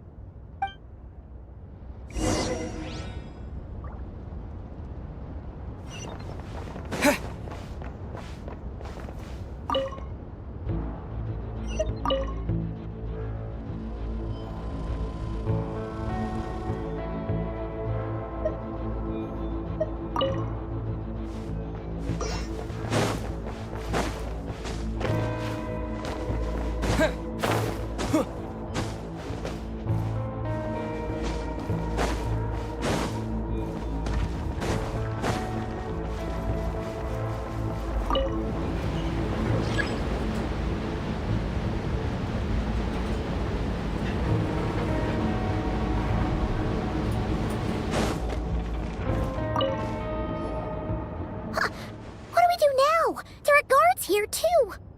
Don't worry. Bots are way easier to deal with than people. At least their behavior is predictable. First, let's find a safe spot to land. Good. That spot shouldn't draw their attention. Let's go. Let me just try something. Maybe I can use the terminal to command them to move out of our way. Security verification? With 10 questions? Are you kidding me? You really trust me that much? Fine. I'll do my best. But just to be clear, if I can't answer a question, I'm backing straight out of the terminal. No way I'm risking triggering any sort of alarm. Come on, Yehoda. You can't give up now. Question 1. What is our motto? Oh, I know this one.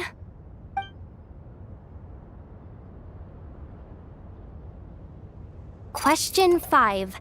The name of the harbinger in charge of this facility. Let's go with, Sandrone. This one should be... the Pale Star Edict. I've heard one of Boss's informants mention that before. Final question. Enter employee ID. And it's timed? Okay. 183574. Confirm. I actually got them all right? What a miracle. Not bad, Yehoda. Not bad at all. Guess you're an official maintenance intern now. Hey, that could be my personal plan B if I can't get my job back. Just kidding. The Fatui are awful. The bots have taken the command. They're moving off. Let's get going while the coast is clear.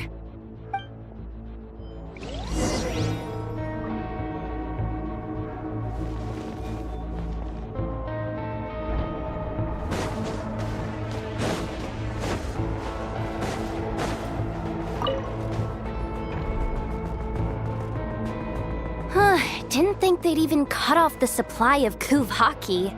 They're being really cautious. If we can somehow divert some emergency power into the system, we might be able to force boot this thing.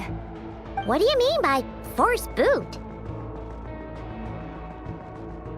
How do I explain this? It's like dumping a whole bucket of water into an empty pool, so that the little ducky gets to swim around again. You should probably just ask Aino instead. So, we just need to find that bucket of water, right? Paimon thought your explanation was great. Kinda adorable. In a childish sort of way. Hey, you could have just skipped that last part. Here, bucket, bucket, bucket. Where are you hiding? Judging from the concentration of Kuvaki, over there.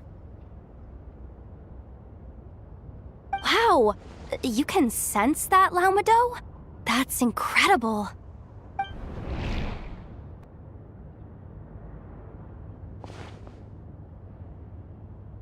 Let's move the recon bots above them out of the way first.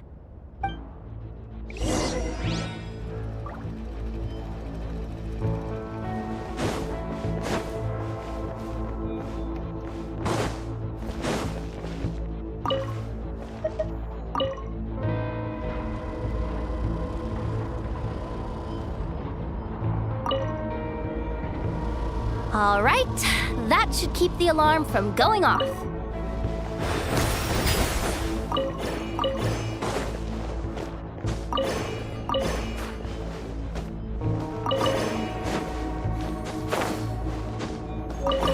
Time to plug in the charging component.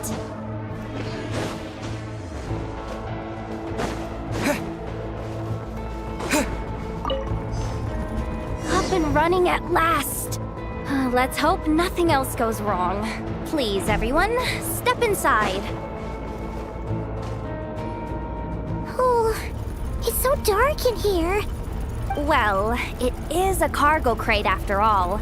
No point in being picky about lighting at this point. Ah! Something sharp and pointy just poked me in the back! Sorry.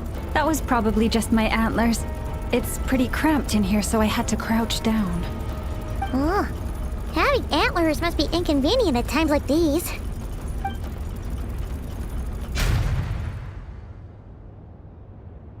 Ah! What's going on? Something's gone wrong already. Looks like there was only enough juice in the emergency power supply to lift us this far up. Ugh. Awkward. Am I gonna get docked for this? Based on the boss's policy of docking pay for every screw-up, No, wait a sec. I've already been fired. Doesn't look like it's moving again anytime soon. I think we can get through if we follow the ventilation duct along the outer wall. The entrance has gotta be somewhere. Don't worry, this was totally part of the plan.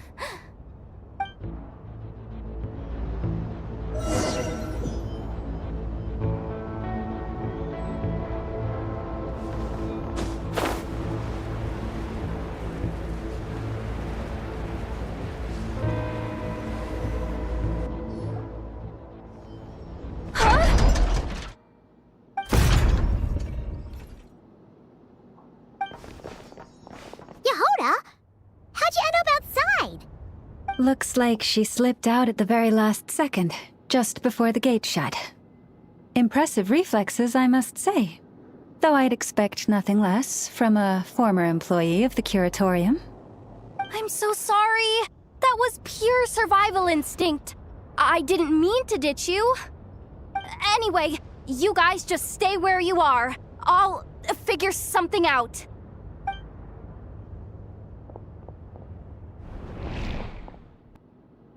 Hey, there's a terminal nearby. Hang tight! Can you hear me now?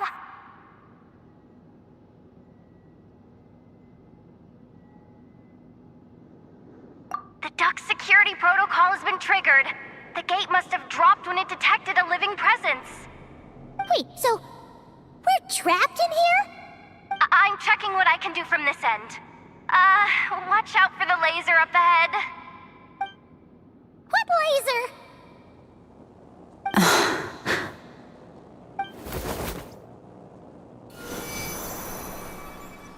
Oh, we see it now. Good thing we didn't move. Got it. I think I understand the situation. Hang in there. Just one moment. This is killing me, but I think I've got it. I can try adjusting the direction of the Kuvaki flow inside the duct. If I've got this right, you might just be able to dodge the lasers by utilizing the Kuvaki's pull in reverse. Oh, Paimon thinks she gets what you mean. But I can't see where you are from here, so I'll need your constant input. Just tell me what to do. I'll follow your lead. Sure thing. So, wanna grab dinner after our shift? Okay. How about the flagship? Too far. And besides, we're not exactly in with the locals. Oh, we made it to the other side. And all thanks to Yehoda. Well, but the gate hasn't opened. How's she gonna meet up with us? Yehoda! No irregularities detected in the duct. Confirm. Confirm. Confirm. Ugh, just confirm the command already, you useless excuse for a terminal. You piece of robo-junk, you mindless pile of scrap! What the? Insufficient clearance? Of course, I don't have the clearance! You oversized... Ow! Go with the flow, Yehoda. Go with the flow. If the others make progress, that's great. But you can't bank on it. You've never been one to depend on others. So it's about time you stepped up to the challenge. Deep breaths. Stay calm. My priority right now is getting my hands on a high-level access card. That way, I can override the security protocol. Senior maintenance staff. Only they can access the core sector. But hey, There's always someone careless enough to hide a spare key under the flower pot by the door. Which means there's a good chance there's a duplicate lying around somewhere in the control room. Even if I can't get into the control room myself, doesn't mean I can't rely on some external help. If I can take control of one of those guard bots, maybe I can use it to search for the access card. This is crazy, Yehoda! You're all alone. You've got nothing. And yet, you're charging ahead like fear's a foreign concept. Maybe that's exactly why. 'Cause I've got nothing left to lose! Confirm! Am I a genius? Whoa, this feed's super clear. Oh, this is gonna be a piece of cake. Wait a second. Oh, this thing's not a guard bot. It's a janitor bot.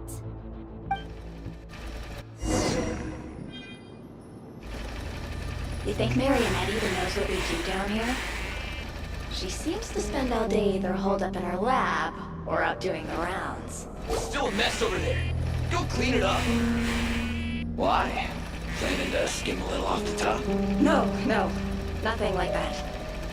Just wondering if anyone would actually notice if we didn't show up from time to time. Let me see. Oh, there it is! Hey! Why'd you stop? You haven't finished sweeping that corner. But, I can see the card from here. Guess I have no choice but to swallow my pride and stay in character for now. Sweep up the crumbs by my feet. Yeah, good luck with that. What are you gonna do when they ask for a progress report? Sucks though.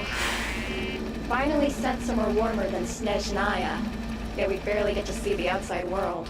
Gotten rid of the dust behind the door yet? Come on. Where's that bot passage when you need it? There! Oh, the terminal's just ahead.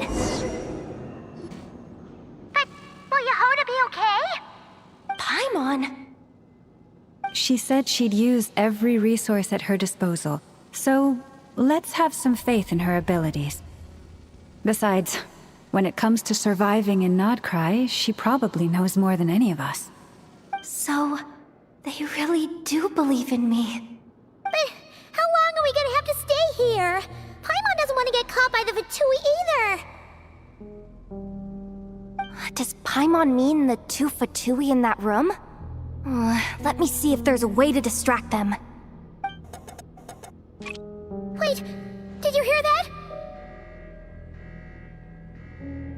Huh? The alarm? What's going on? Let's go check it out.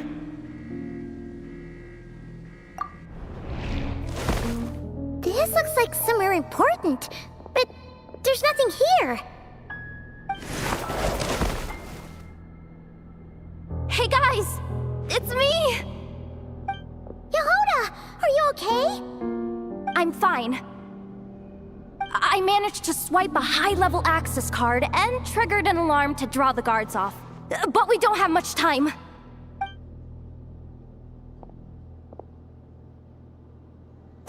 Alright, looks like we can control the elevator. Come on, hop in. Let's take it further down.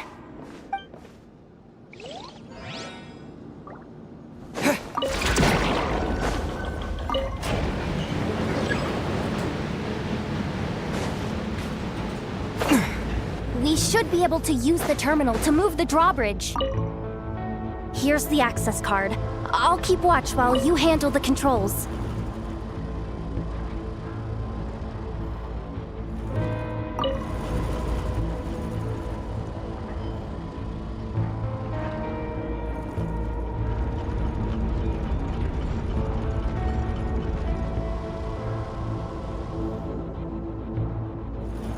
All done.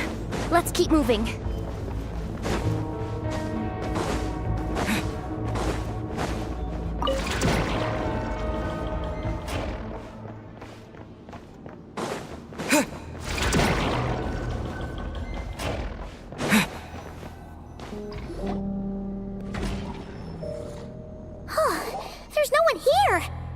That's good news for us. Let's head inside. Looks like a rest area for the Fatui's Oprishniki. Huh? The terminal's still on?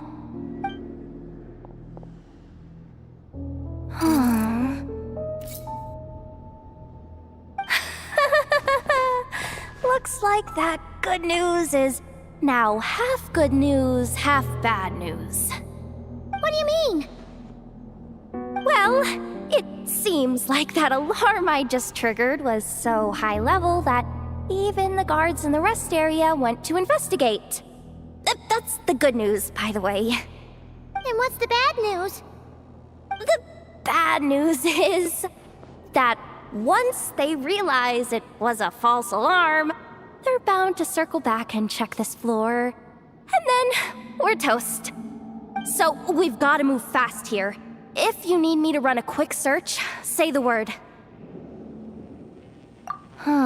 Analysis of Kuvaki extracted from the moon marrow suggests that its energy core bears some close relation to the power of the former Three Moon Sisters. It is suspected that there is a link between the Frost Moon Scion's hidden relic and the shattered remnants of the Eternal Moon. Come on, none of this is important right now. Just tell us where you hid the darn thing. Access denied. You do not have permission to view this data? Even with a high-level access card? Who does have permission then? 264 pages! What is this? A novel? Can we just skip to the end? I'm flipping through it as we speak. Kuvaki, a weapon. Huh. Seems like the Fatui and Snezhnaya are trying to harness the power of the Light Realm to build some kind of weapon. The target of which is... Seriously? Insufficient clearance? Again? Looks like that's about all our current clearance gives us access to. Based on what we know so far, it seems like the rest must be hidden inside that massive hollow beneath us. I could sense something beneath the water down there. Something unsettling. If they've gotten their hands on the moon marrow, odds are it's hidden down there too. And here I thought we were almost done. But nope, we're going deeper and deeper into the danger zone. Chin up, Yehoda. Once this job's done, you're buying yourself the biggest nod-crying hot dog in town. Deal's a deal.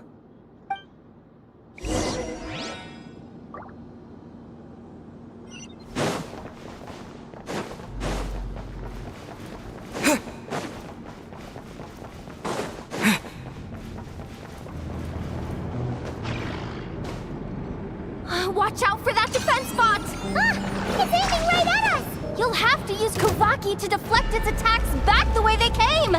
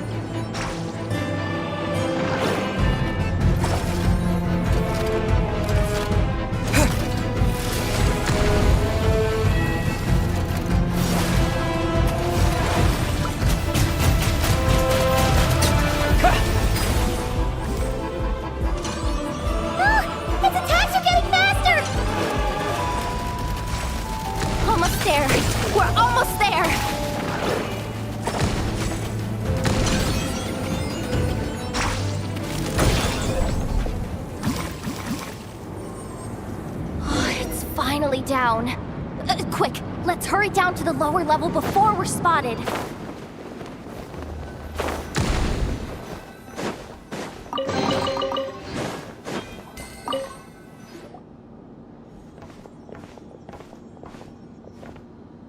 That switch looks suspiciously obvious.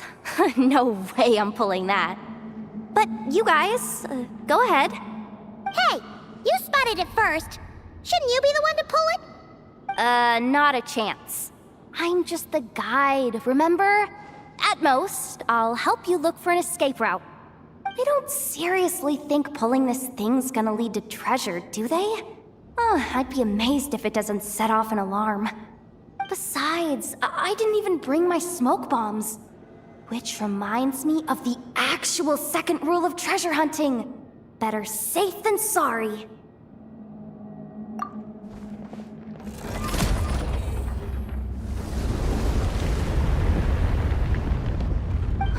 The ground, it's shaking.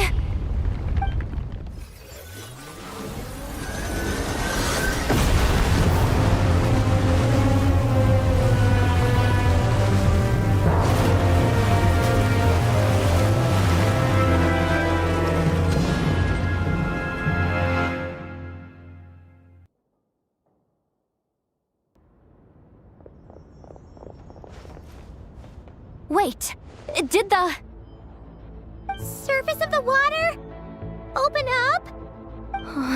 This is bad. This is really bad. I'm getting put on the Fatui's blacklist for sure. Don't worry, Yehoda. You've helped us so much. If they try anything, we'll protect you. Aww. Come on, I was just kidding. I'm tough, okay? Just haven't had the chance to show off my fighting skills yet. Me, afraid of the Fatui? Ugh, not a chance. I suspect the relic is hidden down below. Yehoda, your commission ends here. I am truly grateful for everything you've done for us. You don't need to put yourself in any further danger. I'm coming with you. This has nothing to do with the commission, or the danger, or whatever. This has already gotten way out of hand, so I'm coming too. End of story. Ah, she's blushing. Hey! Zip it! Why'd you keep staring? You looking for a knuckle sandwich or what? Come on, move it already.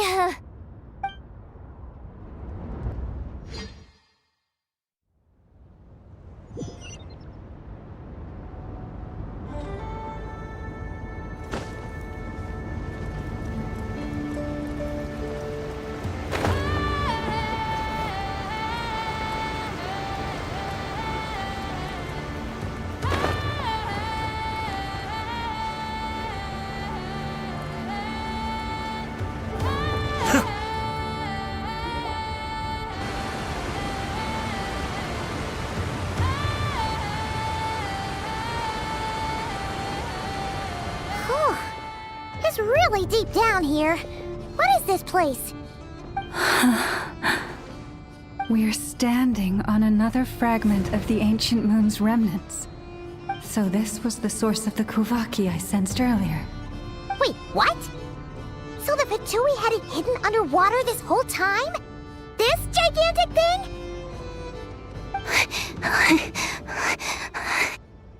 Yehoda, you've been kind of quiet since we got down here. What? Me? Have I? It's nothing. Really. We're doomed. How are we even supposed to get back up from here? Oh, my grappling hook's not nearly long enough. And if someone spots us here after all that commotion, we'll be sitting ducks.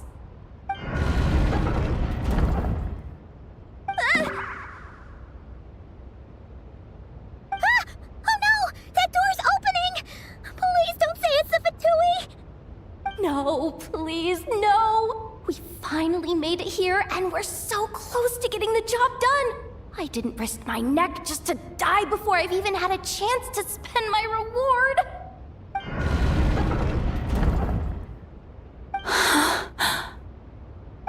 What happened? Why did the underwater barrier open? How could this be? Huh? Lauma? And you guys? Wilhelmina? What's going on here? Looks like there's no point trying to hide it anymore. What are you talking about? I thought you might come, but I didn't expect to see you here so soon. Forget it. The Moon Marrow isn't here. You joined the Fatui? Yes. When? The day I could no longer bear to live a lie. At first, the Fatui wouldn't accept me. But then, one of their harbingers noticed me and said she'd give me a chance.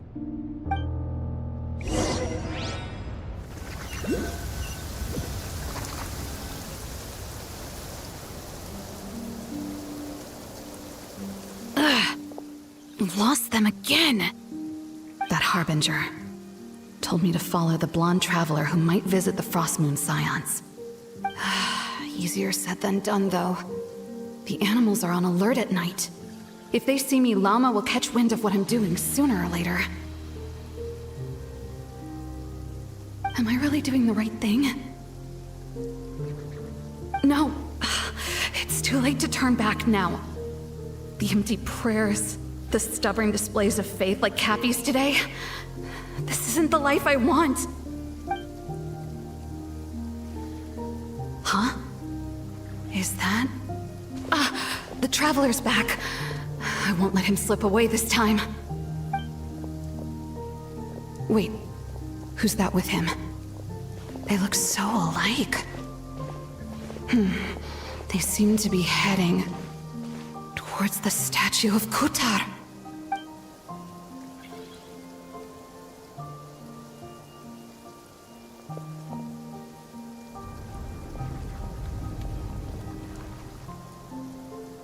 They've opened the secret chamber? But wasn't it meant to be sealed? Wait a second. The Moon Marrow! Surely they're not after the Moon Marrow. I'd better go report this straight to... Hold on. If they do actually make it to the final room, then maybe I'll be able to get my hands on the relic. The one thing the Fatui have been after this whole time. If someone's going to take it, it might as well be me. This could be my ticket to joining them.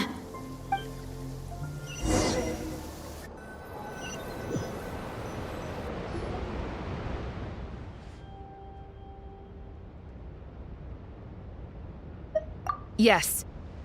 And in your final moment of hesitation, I took the chance. And then you gave it to the Fatui? But when we talked to you before, you seemed so genuinely worried about Lauma. Because I thought she was as fed up with the Frostmoon Scions as I was. We grew up together, Llama. I know you were chosen to be the next Moonchanter when you were just a child. They never gave you a choice in that. I saw the look in your eyes when you were treating that child. That sense of helplessness. Surely you too must see that this blind, inherited faith of ours is simply holding us back. If our prayers are never answered, then why keep praying? Do they really deserve all of your devotion?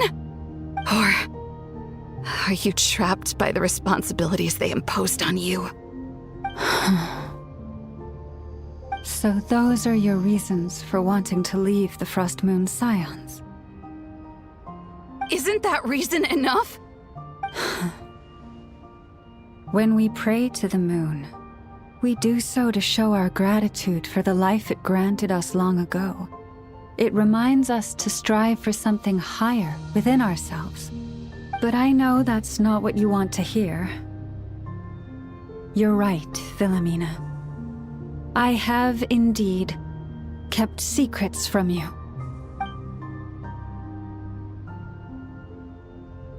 I knew it. You don't want to be the Moonchanter, do you? No, that's not it. I'm talking about the fact that the moon in the sky isn't real. What? You're saying... Huh? I've completely lost the thread now. Oh, do we really have to do this here? What if a Harbinger shows up? Oh, I'm not cut out for fighting big bosses! The pain you sensed in me was the pain of hiding this truth. If what you're saying is true, then you already knew that the Frostmoon Scions wouldn't believe any of this. Why didn't you just leave like I did? You don't understand, do you? That's the difference between us, Wilhelmina. I care about the Frostmoon Scions. They're family to me. It hurts because I care. And that's why I chose to hide the truth. But now I understand that was a mistake. My family deserves to know the truth. I shouldn't have tried to hold it all together with empty prayers. Are you trying to say that I only ever cared about myself? There's nothing wrong with that in itself. No one would have tried to stop you from leaving. But you did not have to stab us in the back like this. We've been spotted! I knew it. I just knew it. Oh, what now? If a Harbinger shows up, I'm out of here. No darned relic is worth dying over. Looks like I misjudged you, Llama. I didn't think you had it in you to stand up to your fate. Turns out, you are a great Moonchanter after all. But you were right about one thing. I haven't considered Hisi Island my home for a long time now. Bosses, time to go. I will change the Frostmoon Scions, Wilhelmina, as soon as the new moon rises. Then I guess I won't be around to see it. Say, Lauma, what happens to those who betray the Frostmoon Scions? May their antlers be shorn with silver blades, and let them be cast into the long night of unknowing.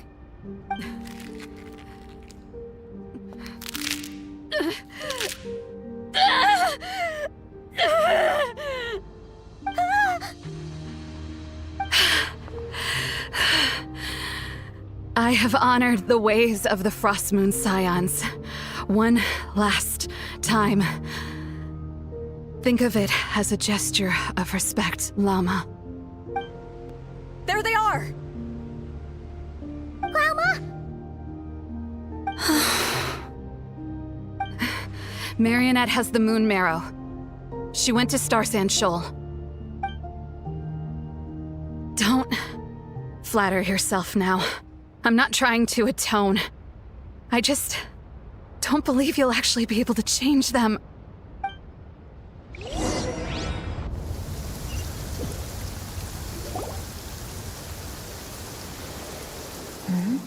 An alarm coming from the Experimental Design Bureau. Interesting. Hey, wrap things up and get yourselves ready. Looks like we might be having some guests. Yes, milady. Perfect timing. This job's been boring me to death. Time to test some hypotheses.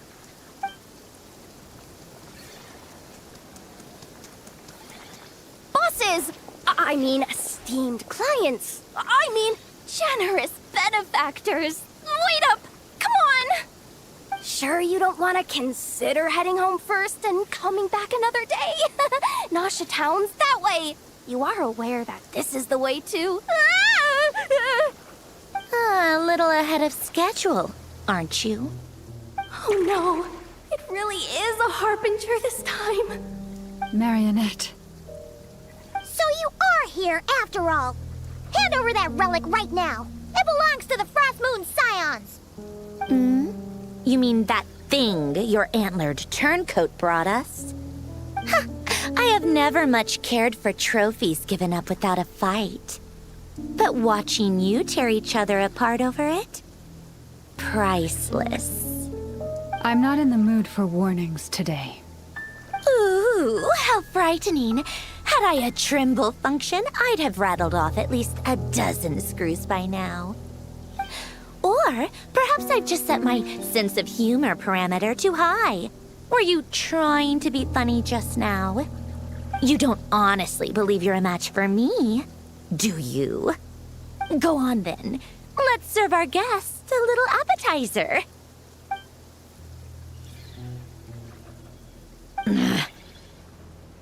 Hey, didn't you hear me? I said let's serve our guests a little...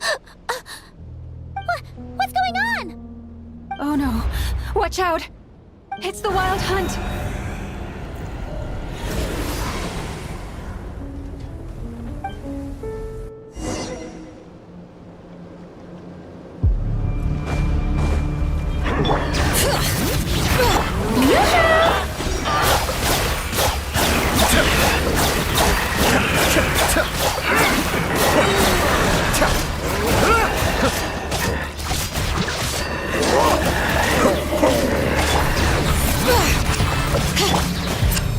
Be still.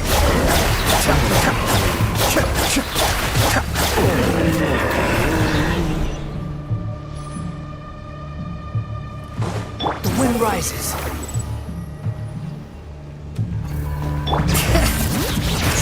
Strike a pop! Cascade.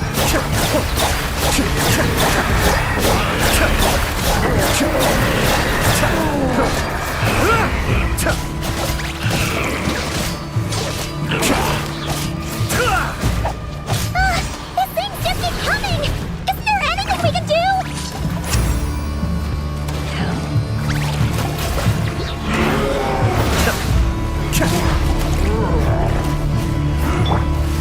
Let the mountain flames boil! Shower me with praise! Let my name help! Cry louder! Mind the deluge.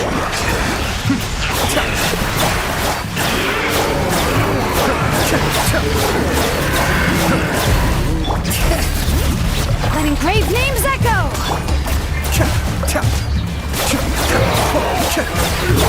Use sacrifices to seal them away!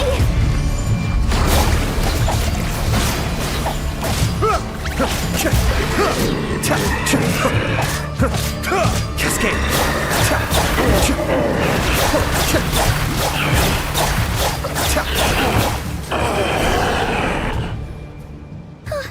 Is that it? Oh, at least that's what the Lightkeeper's handbook says. Careful. It's not over yet.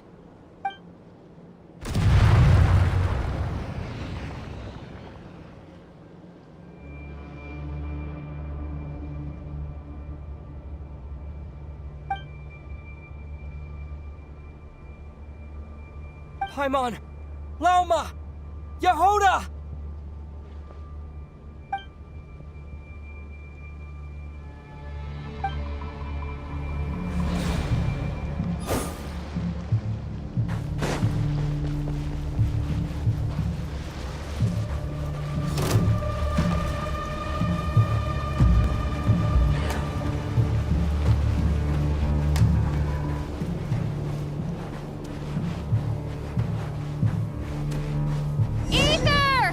Wait, what was that?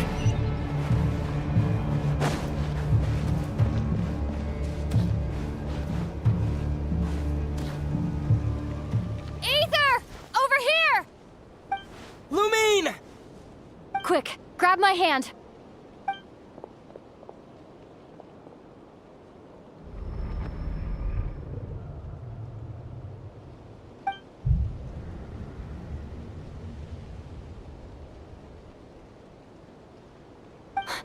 Aether? What's wrong? Why are you here at all, Lumine? What do you mean?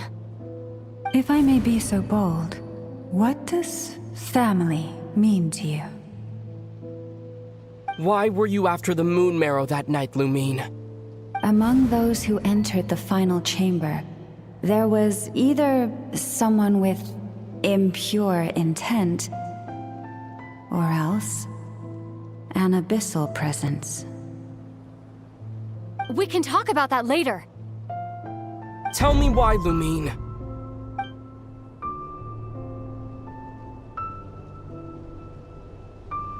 You know, this is only the second time we fought together since the day we both woke up in Tevat. No. Ether? But when I found you, you were still in hibernation. Even the key to the chamber was still secure on your person. We didn't wake up together. What are you talking about? We don't have time for this, Ether. Look at me, Ether. Don't you want to explore this world with me?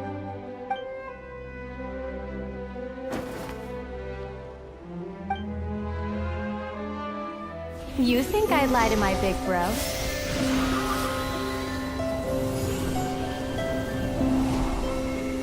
What a letdown.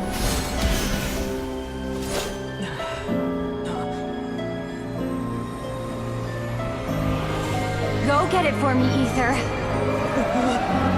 It belongs to me. I never believed it. I didn't want to believe it. That strange feeling that something was off. I wanted it to be real so badly, even if it only lasted a moment. But you're not my sister!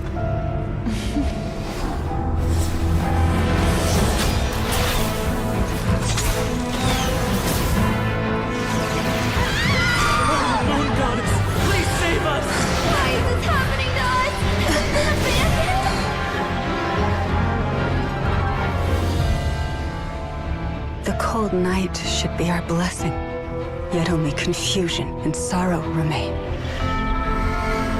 The truth may yet lie beyond the sky, but must we become lost because of it?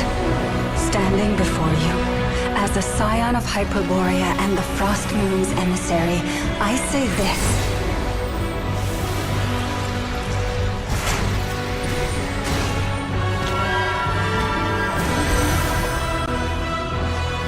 Should the false sky above dim the light of the moon, then from silver blood that flows as rivers, let us weave moonlight anew.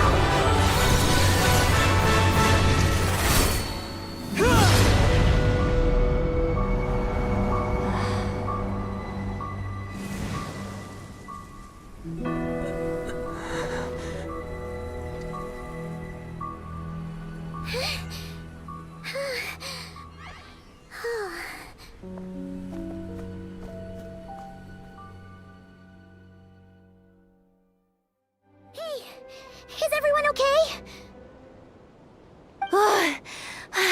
Think I saw my life flash before my eyes there. Oh, good thing Laumado was there to save the day. Are you all right, traveler?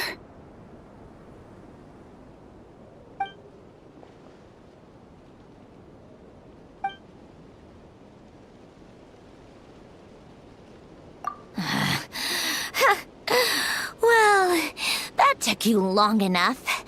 Seriously, how many of you are there? Pathetic. Oh no. Oh, I spoke too soon. Totally forgot we still have a Harbinger to deal with.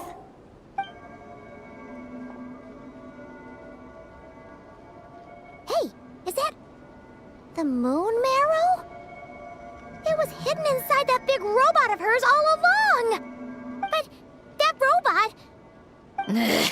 That's Polonia to you, not just some robot. Take it and get lost. Huh? You're just giving it to us?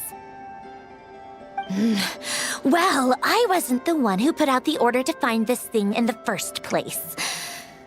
So if someone wants it, they can help themselves.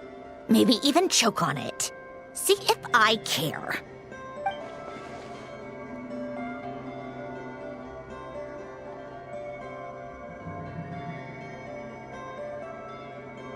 So, are you waiting for me to change my mind or what? I'd be more than happy to pick up where we just left off. But I should warn you, I'm in a bad mood right now. Let's go. Fine by me. Totally, completely, absolutely on board with that.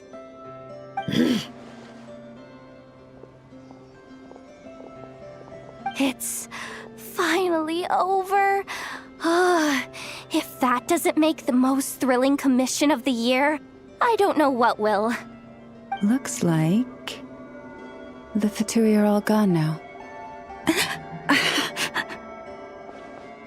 Llama?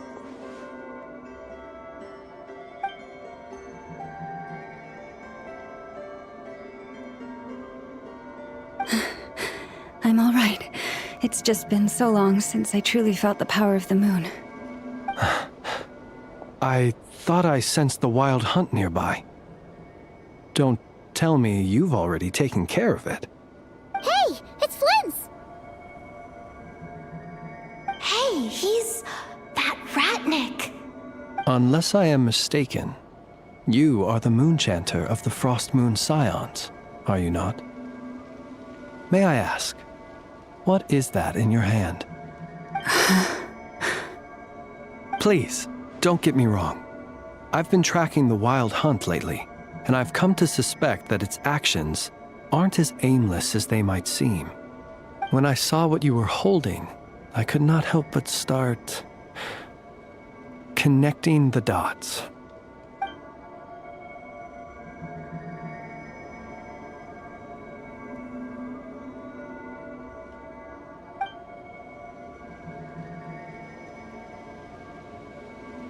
You better be extra careful, Flint. It seems like the Wild Hunt is capable of impersonating people now. Oh, is that so? Funny that. I just showed up completely out of the blue, yet you seem to have no problems trusting me. I apologize. I shouldn't be making jokes like that right now. Anyway, I understand. Thank you for the tip-off. It seems that the Wild Hunt has somehow changed in nature. I'll have to report this to HQ right away. For now, let us part ways here.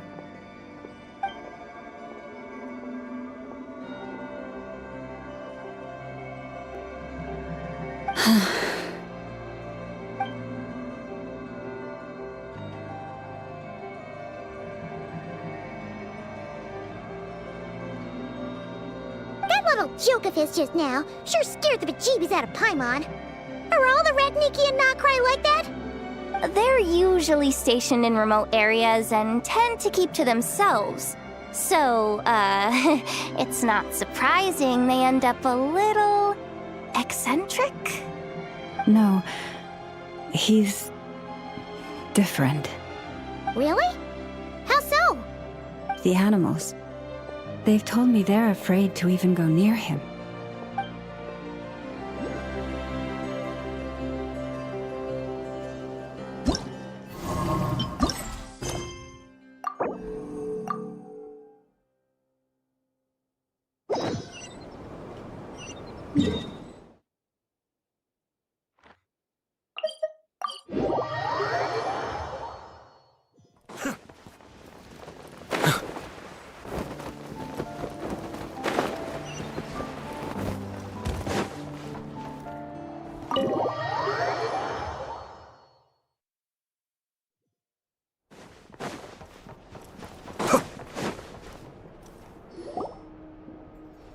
Oh, you're back.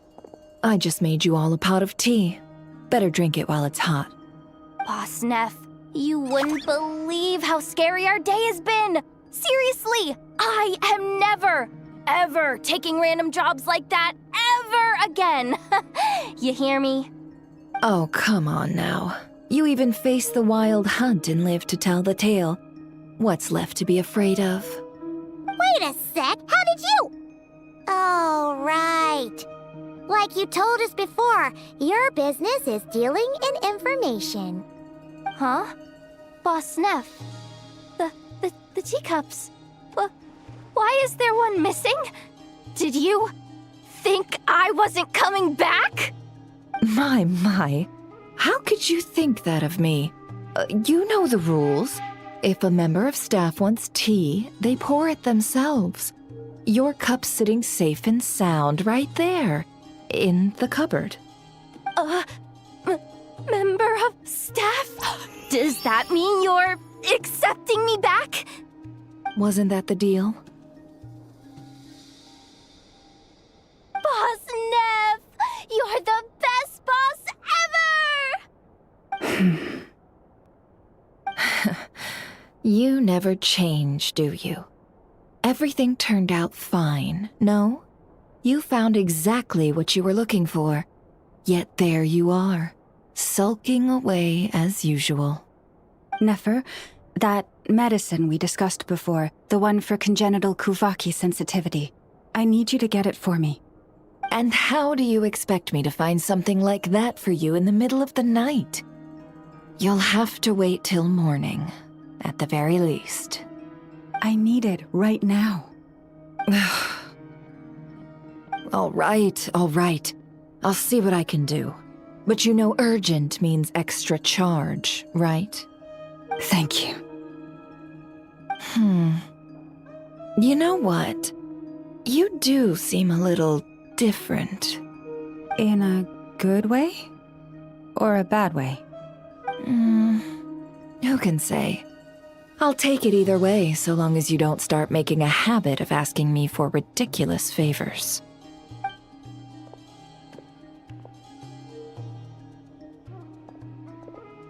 Traveler, Paimon, a lot has happened these past few days. I don't know what I would have done without you. Hey, don't mention it. That's what we're here for.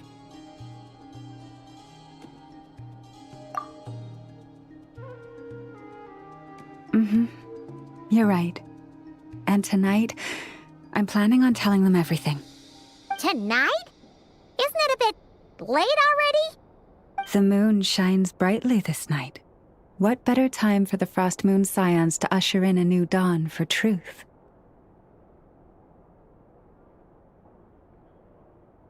Thank you for your kind words. But before I do, there's one more thing we need to deal with. Oh yeah! Now that we have the moon marrow... You'll have to forgive me. I used too much of my strength in the battle earlier. I fear I won't be able to help you uncover the truth of the past. Not right away, at least. That's fine. We're gonna be in Krai for a while anyway, so there's no rush, right? Thank you. But there's another problem. How to keep the moon marrow safe now? Huh? Can't we just return it to your secret chamber? The seal has been broken. Even if it were restored, now that the wild hunt has gotten in once, there's no guarantee that it won't happen again. Oh, right. Yeah, that makes sense.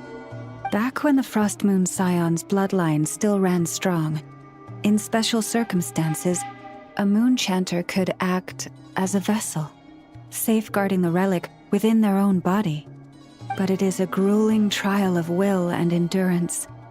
The moon chanter who did this only lasted 2 days. As for me, I might be able to last 5, at most. Hold on. You'd be using your body as a vessel? Yes. You can think of it like dropping a red-hot ball of iron into a bucket of water. How long the water lasts depends entirely on the bucket's size.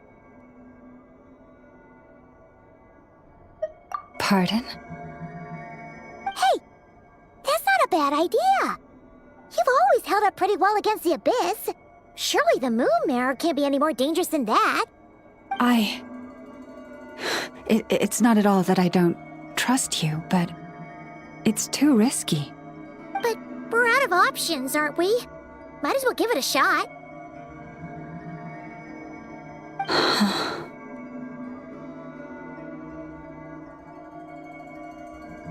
All right. Well, I'll be right by your side. If anything feels off, please tell me immediately.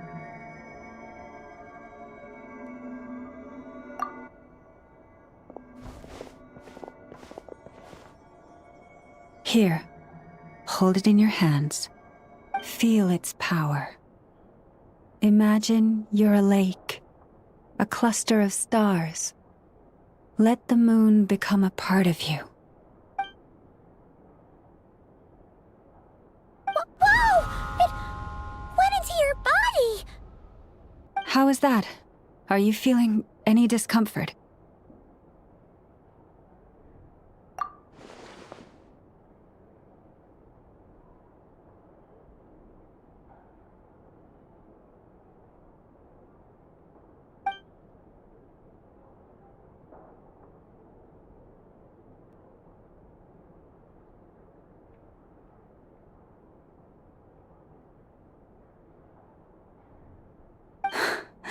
Astonishing. Not even the slightest hint of lingering fluctuations. It's as if all that power just sank to the bottom of the ocean. Well, looks like we won't have to worry about the wild hunt catching its scent now. Phew! Paimon knew you have special abilities, but still, you never fail to amaze. Did I miss something just now? Yes, and it was nothing short of a miracle. Not something I'd be interested in then. Anyway, here's the medicine you asked for. This is all I've got for today. I'll have someone send the rest over when we have it. Thank you, Nefer. I really appreciate everything you've done for me. Please stop being so nauseatingly friendly. It's creeping me out.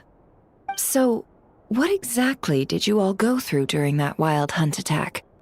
I'd prefer to hear it straight from you.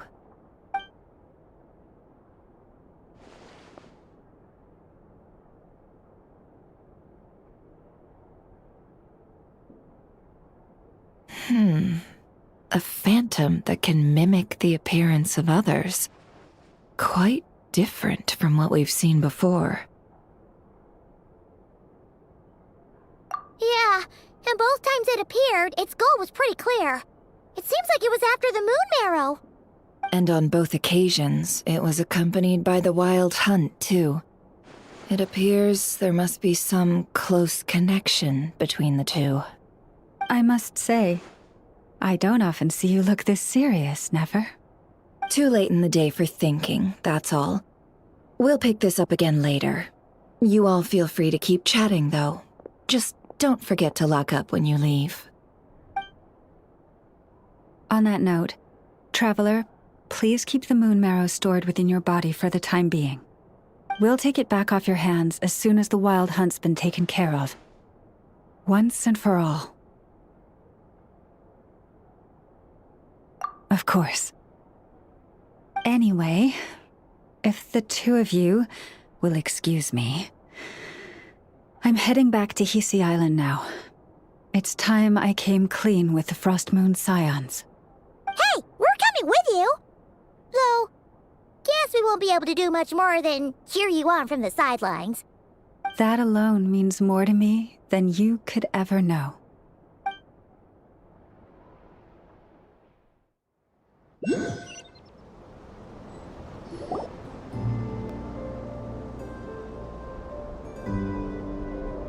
What's going on? I'm not sure. It seems like the Moon Chanter has something important to tell us. I heard the relic's already been retrieved. That's our Lady Lauma, all right.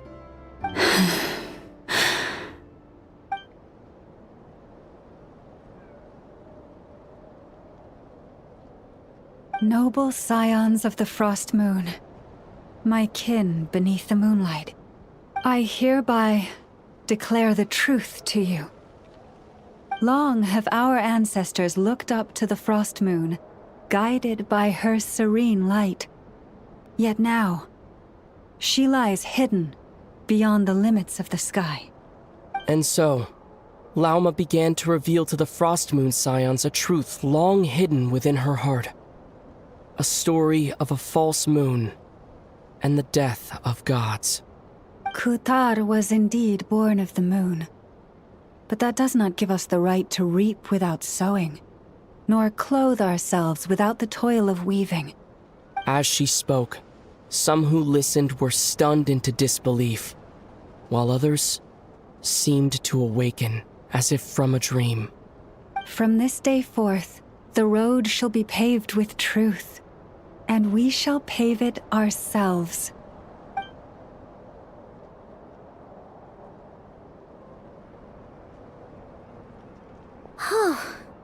After everything Lauma said last night, Paimon wonders how everyone's adjusting. Still, judging by their reactions at the time, it didn't seem as intense as Paimon might have imagined. Says a lot about how much trust she commands, huh? Hey look! It's Lauma! Welcome, both of you. The animals were most lively this morning. They told me of your coming.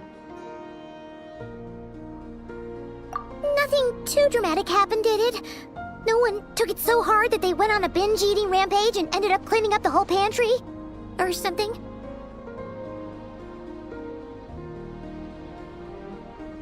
Hey! Paimon's just trying to lighten the mood. Thank you for your concern.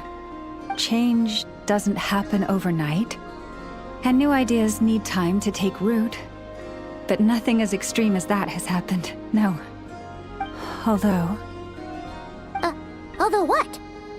Well, just as I thought might happen, some have chosen to leave the Frost Moon Scions for good.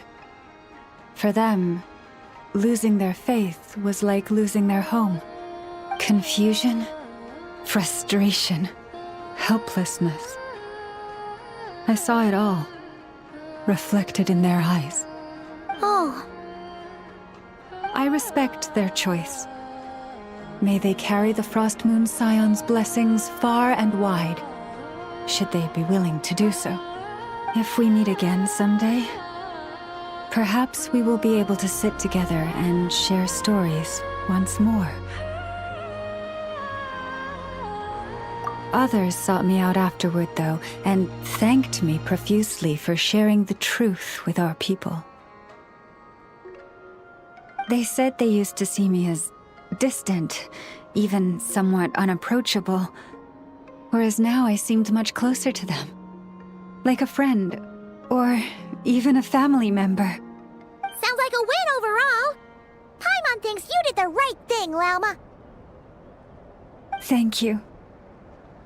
Though, I wanted to ask, do I really come across as distant? Well... maybe just a little. To people who don't know you, you are kind of tall, especially if you consider the antlers. I see. That's a bit of a hard one. My antlers tend to grow under the moonlight, so I can't quite help it. It brings me comfort to hear you say that.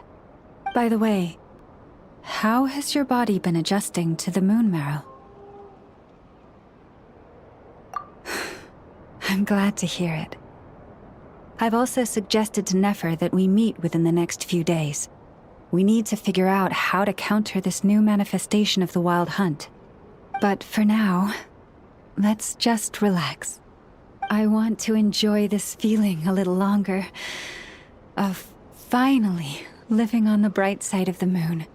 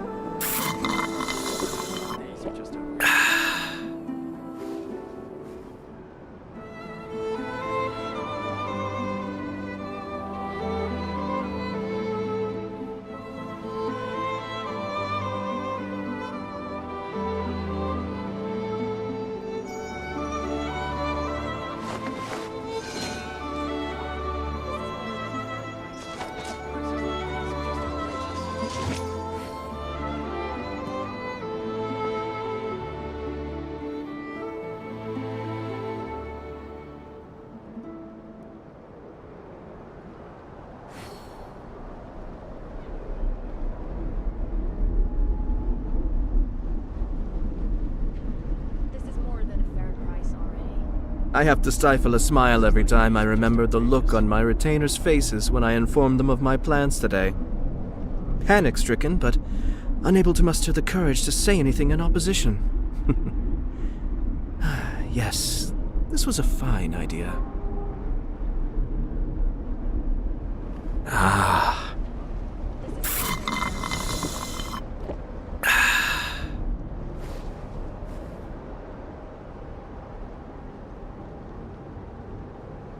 Prices like these are just outrageous.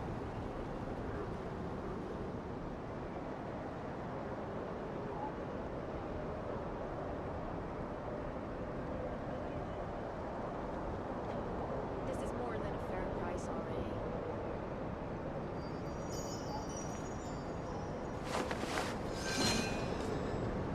Prices like these are just outrageous.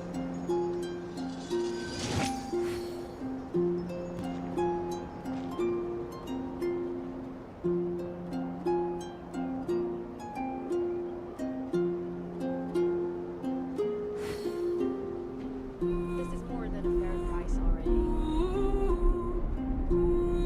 I'm sure I've forgotten something. Not to worry, I'll simply send someone to fetch it. As soon as I remember what it was. Like these are just outrageous.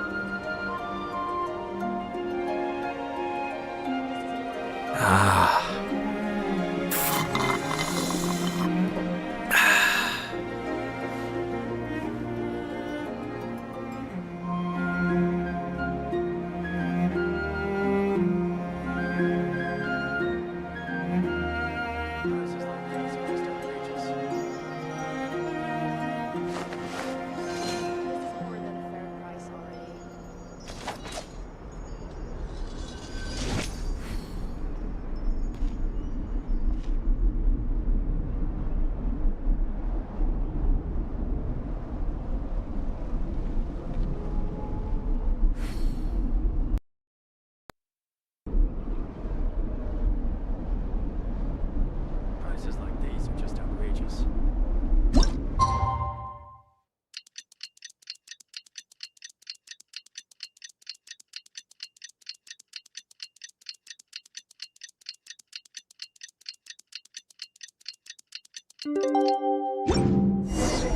This is more than a fair price already.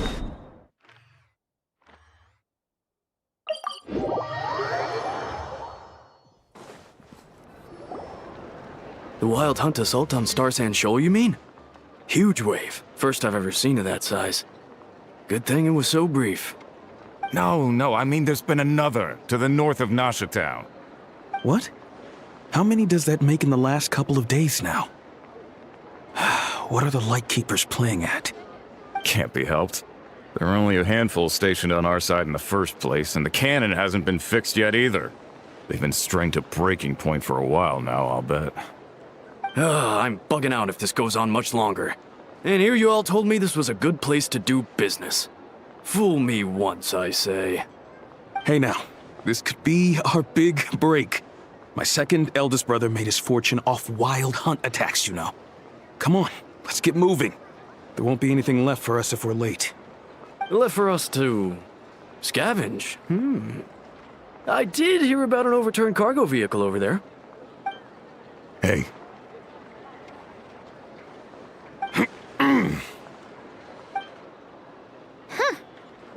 Should have told him that those are dangerous thoughts.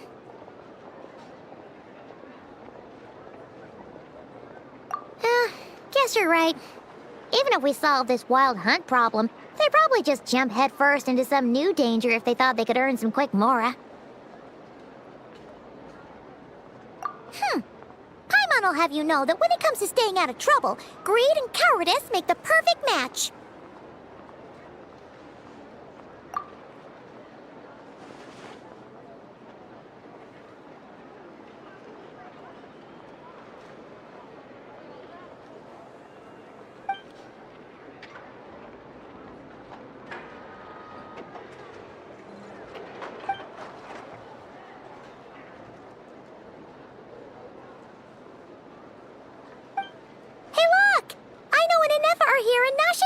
down. Oh, considering what those people said earlier, do you think they're here to fix that cannon up? Dying to know something, aren't you? You totally zoned out just now. Ha! Paimon can even guess what you want for dinner. She'll place the orders tonight, don't you worry.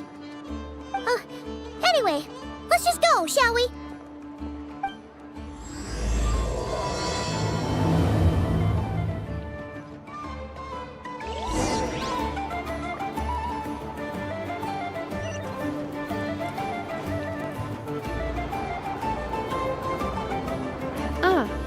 Familiar faces identified. Our good friends, the Traveler and Paimon. Whoa, free manual labor detected. Those evaluations could not be more different. This is Sosi, Sergeant Major of the nearby Lightkeepers. He's stationed here in this town. Wait, that means... He is Flynn's superior, as far as position is considered. A pleasure to meet you all. This is the Traveler and Paimon, friends of ours. They're experienced adventurers who are new to Krai. Hi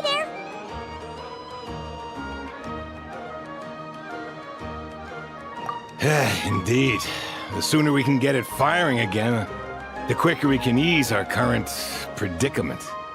2 more wild hunt incursions have come sweeping in at different locations after the last one at Star Sand Shoal. Our manpower is already stretched as it is.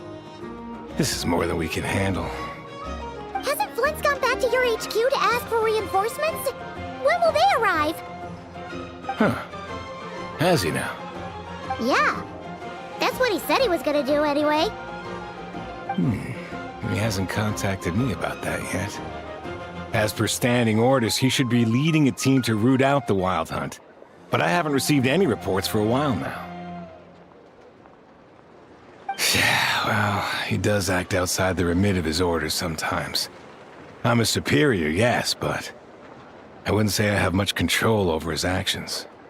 So, he made the call for backup on his own initiative? Hard to say. Contacting HQ's a tricky business. I should know, I've tried. They either refuse my requests outright or end up dragging their feet. And all the while, we're the ones who have to deal with the wild hunt. Which, by the way, can strike anywhere in Krai without warning, sweeping across vast swaths of land. This has been a real test of our endurance, to say the least. We need to send our personnel where they're needed most. A single missive will not do much to change HQ's attitude, I fear. Flynn's understands this well enough, I'm sure.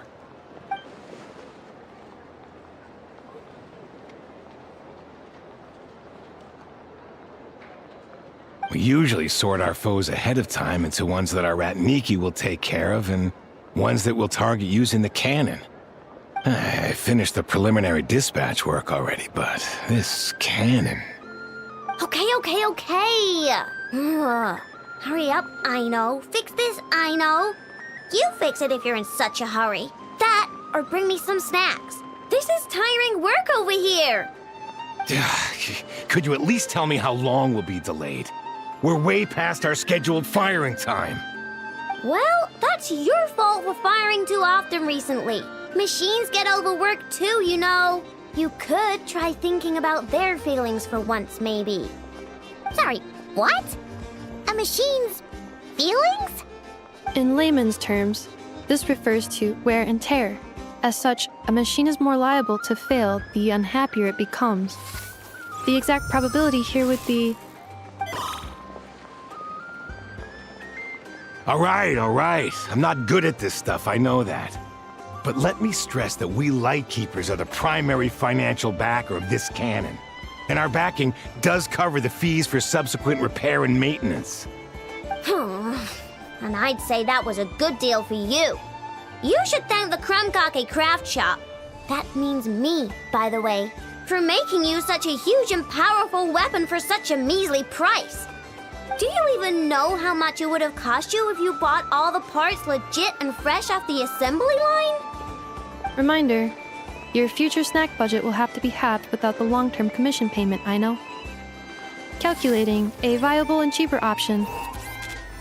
Lavender melon candy. What? No! Absolutely not! Let me think, all right? It should take maybe 3 more hours?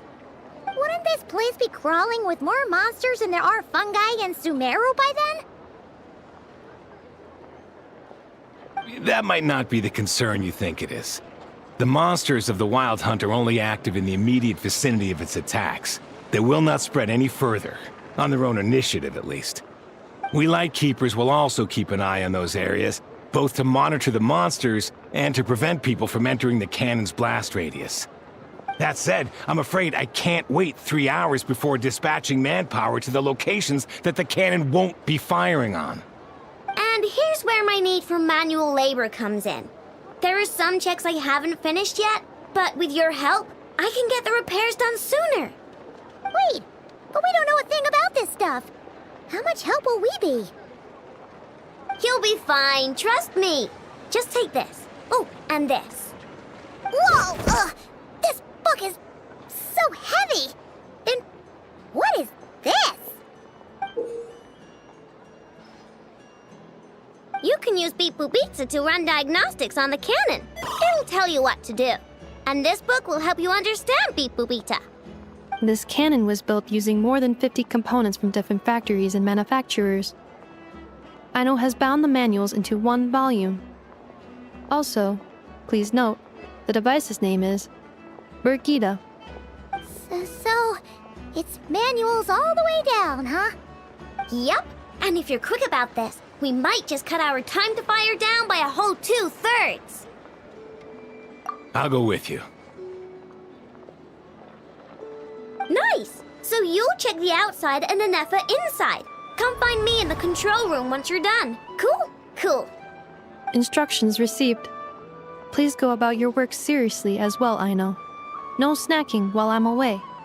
Hey! A little snacking will also improve my efficiency by 2/3. Natlan specialties are the best in the world. It almost goes without saying.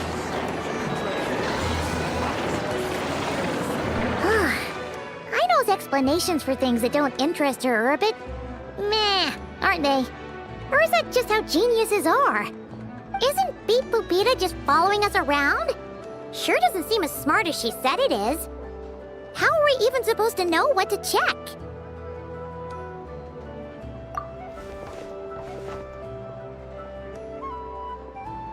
I've watched Anefa perform routine repairs before.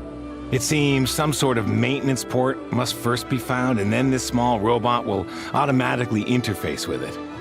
Ah, so you're in the know. Nice. What does that port look like? Now that I'm not so sure of. Let's search around together and see what the robot reacts to. Works for Paimon. Is this it? Probably not. Or this one? Oh, ew! Stinks of machine oil!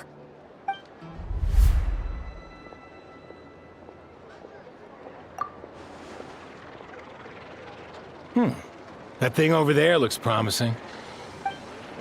Where? Oh, yeah! It does! Let's try it out! Whoa! It's flying! Does that mean we got it right? So, what do we do now?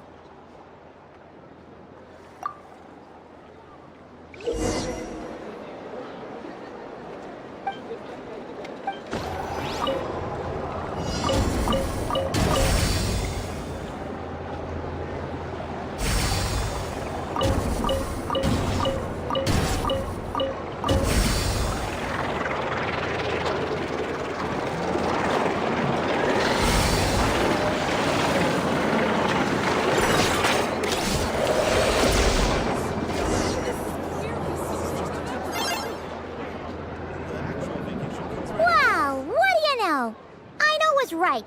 We got this working without understanding a thing Beep Boopita said.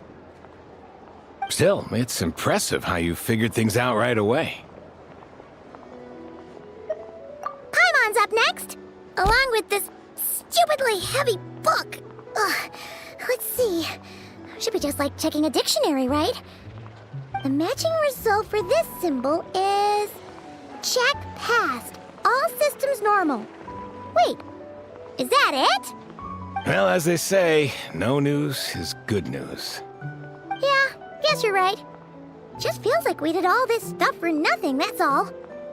On to the next spot, then.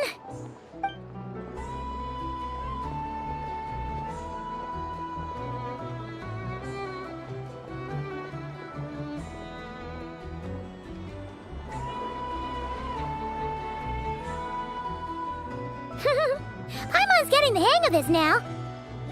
It's this thing, right? And this time... Huh? Why are you angry? Oh... Huh. Looks like its expressions are also prompts of a kind. Which page is that on? Oh... We need to take note of the order in which its eye colors change. Purple, red... Hey! Slow down! Paimon didn't catch that!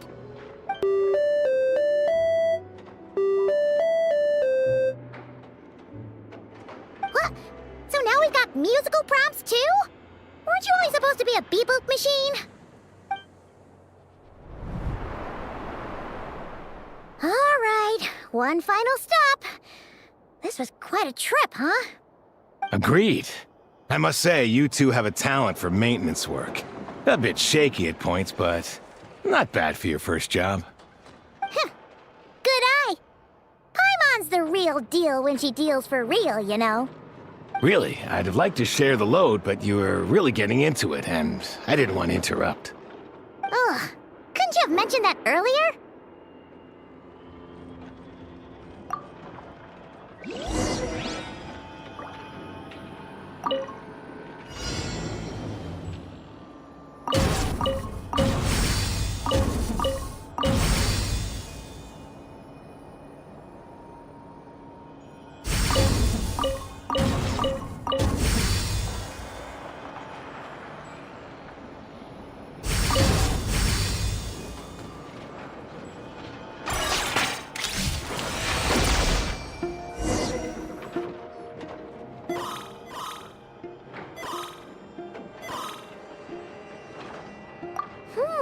A pictorial prompt this time.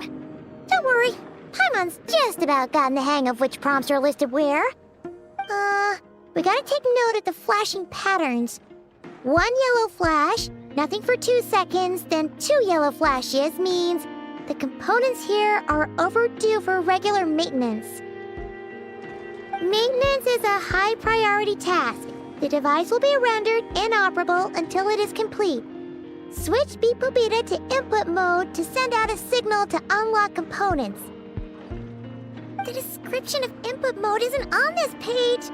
Ugh, more page flipping. Phew, that was a real struggle. Well, Paimon needs a break now. Yeah, good work indeed. But it seems this input mode requires some additional work to operate.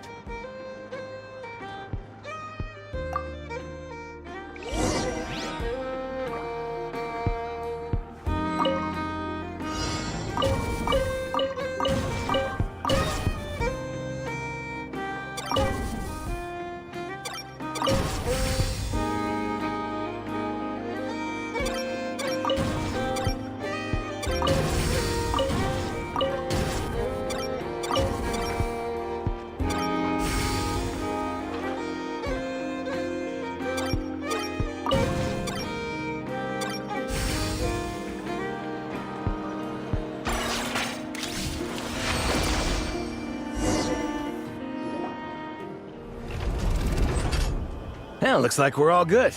We can remove this thing now. I've no clue, frankly. But whatever.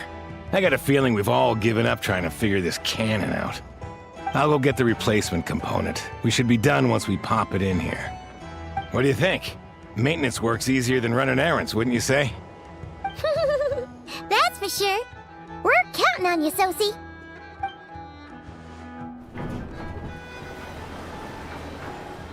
what? Paimon took him for the stony type at first, but he's actually a pretty nice guy. Let's wait for him here, huh?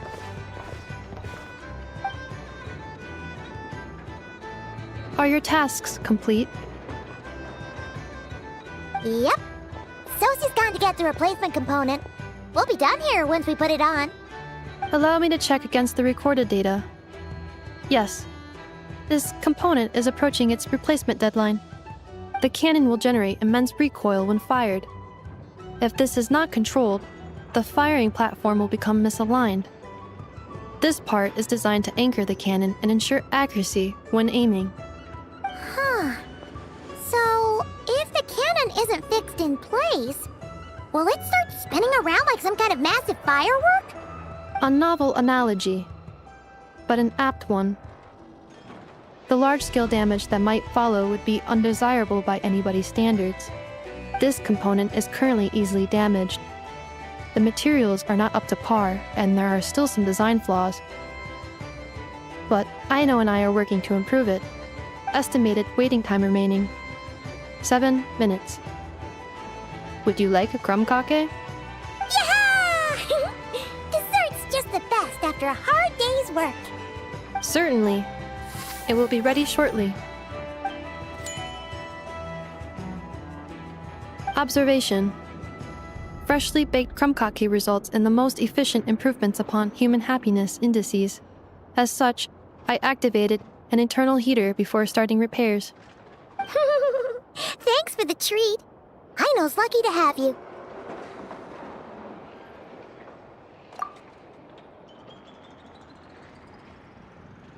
Thanks! Things went great over here, too. So, as we agreed, I'll have the cannon up and firing in no time. Understood. I will inform the inhabitants of Nasha Town and have them make preparations for the shock and noise that will inevitably ensue. And I'll inform the Ratniki stationed around Wild Hunt anomalies to make sure they fall back in a timely fashion. Thanks for your kind assistance. I better make a move. Ratniki from other sites should have sent reports back here, and I'll need to sort them out promptly. Righty then. See ya! Bet this huge cannon's a real sight when it fires. That is correct.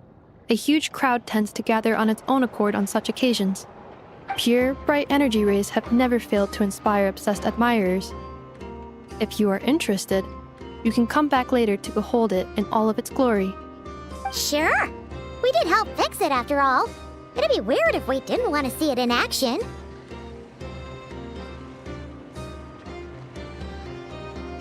Oh yeah. Wonder where that strange phantom went. Never mind what it's doing. Let's try our luck at the flagship. See you later, guys!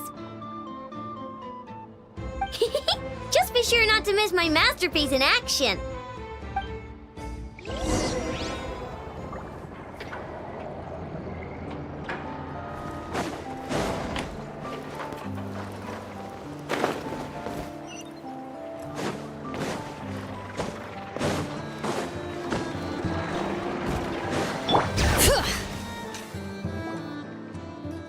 Is it just Paimon, or are there more people here now? Oh, just as well, since we're sniffing for intel and all. And maybe, just maybe, let's get some of their berries and fried meat too, huh? We still haven't had it yet. Oh, come on. Why so uptight? Excuse me, are you guests? Ah, if you wish to return to your room while the banquet is on, please use the side door. No, we're not heading back to our room. Are we not allowed in here right now? That is correct. Only those invited to the banquet may enter. Our goal is to ensure that our regulars can enjoy peace of mind and comfort, so that they can speak freely with one another.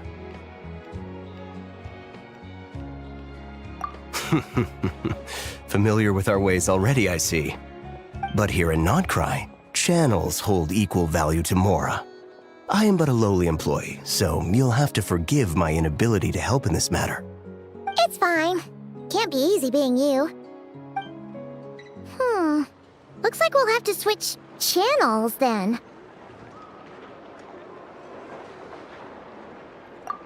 sure, right?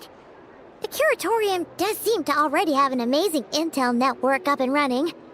But if we ask her straight up, she'll likely squeeze us for all we're worth.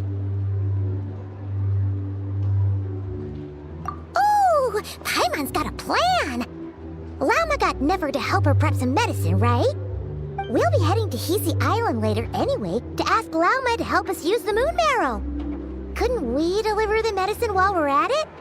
If Never doesn't mention a payment, we can cash our services in as a favor. If she does, then we can use it to haggle. The thought of Mora made it worth the effort of thinking up. Come on, let's go!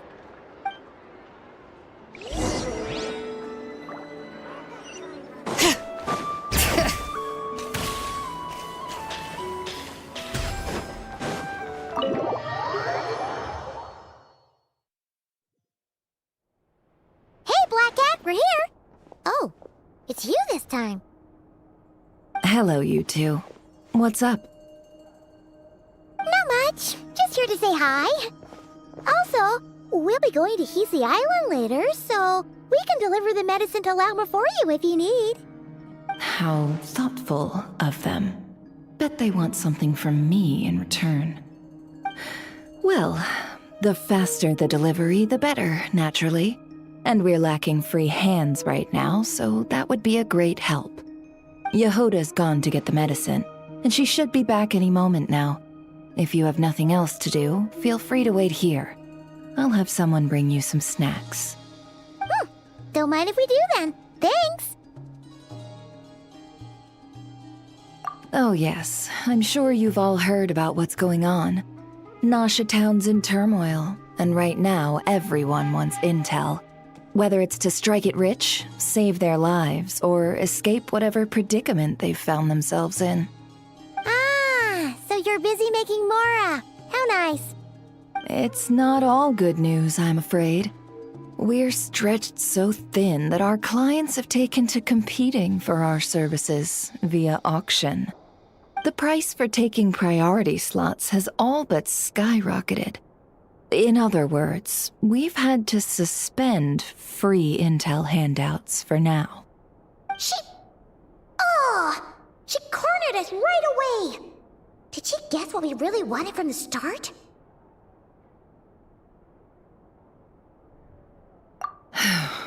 If there's anything that worries me right now, it's the Wild Hunt.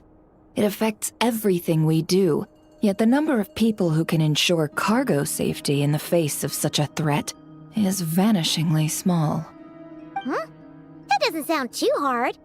If you need something delivered, hit us up and consider it sent. Is that so? But... no.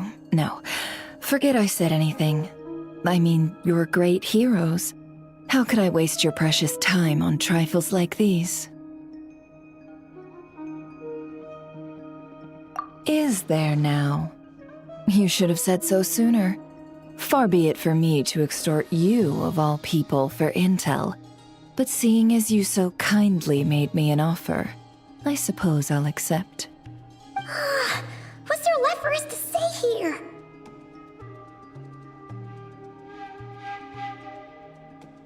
More like our common perspective. Most who live here only wish to defend their own interests. But we are different, are we not? We both seek to resolve the chaos that the Wild Hunt has caused. Or like make a profit off the Wild Hunt. Paimon doesn't believe a word she says. Dissatisfied, are we? The number of commissions over at the Adventurers Guild spikes during tumultuous times, too.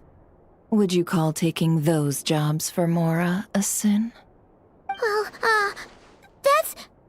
We might squeeze some advantage out of chaos, but equally, chaos could uproot everything we've built at any time.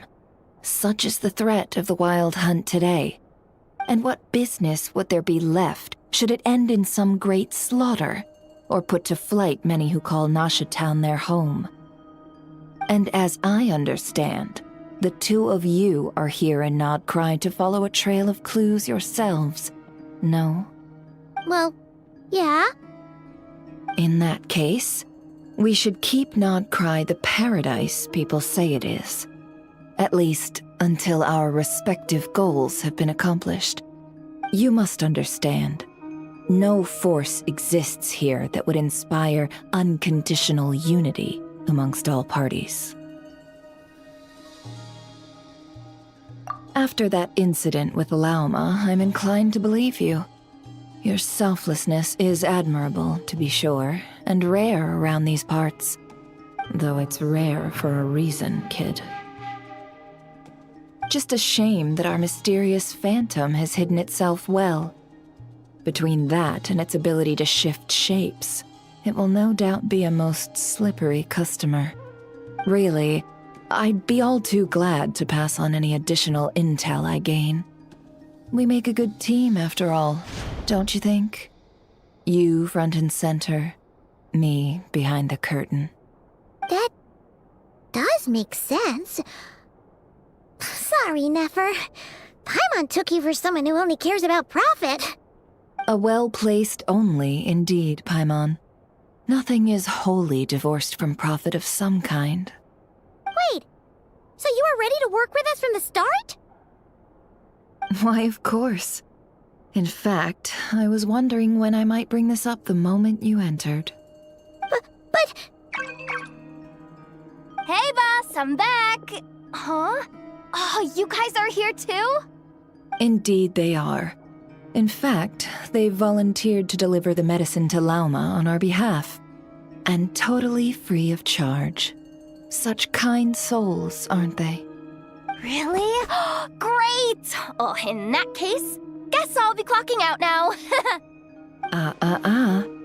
Got a few more places for you to visit right here, dear. Huh?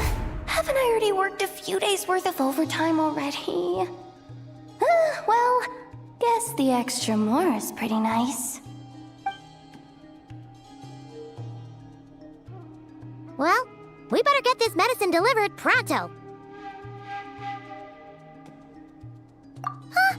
Surely not. The special medication from before wasn't so. Was it? Wait, that can't be. Let me see. This isn't right! How could it be salt? It was raining back there, so... could it have happened while I was resting at the store?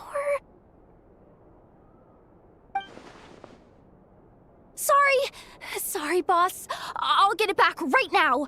Trust me, I'm super fast! Hey! Slow down, you might get hurt! Well then, any plans? If not, what say we go into town and ask around about the wild hunt?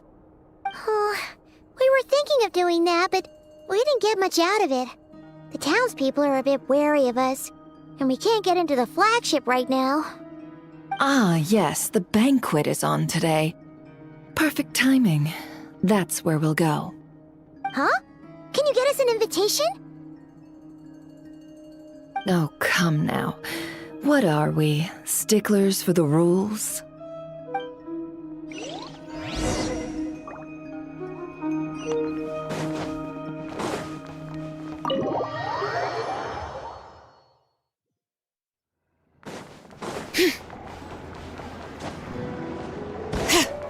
Bring it! Lady Nefer, a pleasure to see you. Oh, and our guests from earlier, I see. That's right. My apologies. Consider it my fault for not having explained the banquet's rules to them beforehand. Oh no, it was no trouble at all. Please, do come in. Yeah, sure, thanks. Not even an invitation check? Oh, Paimon didn't realize Nefer was such a big shot. Guess channels really do take you places.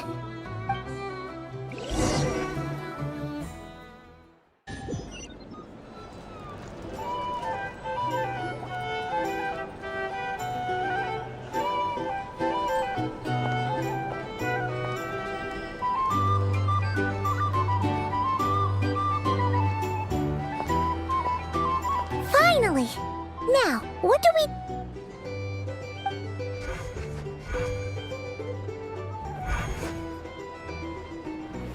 Pardon me. I'm sure we're all having a good time, but I would like you all to meet a mysterious guest I invited for just this occasion. I give you tonight's special guest, a renowned mixologist from Mondstadt. Are you serious?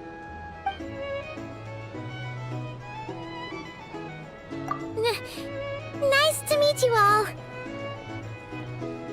I'm sure that no more needs to be said about Mondstadt's wine industry. After all, we are all connoisseurs of fine drink here.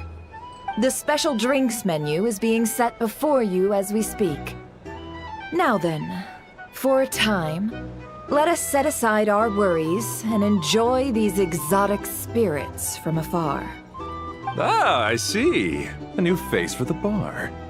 And here I was thinking, that ain't a familiar face. No wonder. Well, it's a rare occasion to be sure. Want to order a glass or two? Sounds intriguing. I spoke to the owner. The bar is all yours. The recipes are available for your perusal here. Not to worry. I've taken the liberty of removing the more challenging options. How'd you set this all up so quickly? Well, as long as you know what both sides need, negotiations are essentially just a process of confirming the deal. No one would turn a beneficial offer down now, would they? The flagship already had plans to invite a professional mixologist from Mondstadt anyway. So consider this a trial run, with the list of drinks brought out in advance. Demyon will assist you. Serving guests with drinks will be the perfect opportunity for you. Of course, every guest will have their quirks, so you'll have to be careful not to arouse their suspicions. Got it. We'll give it a try.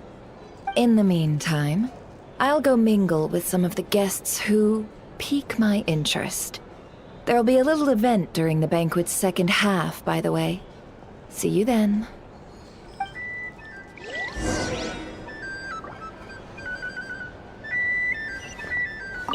Hello. How may I assist?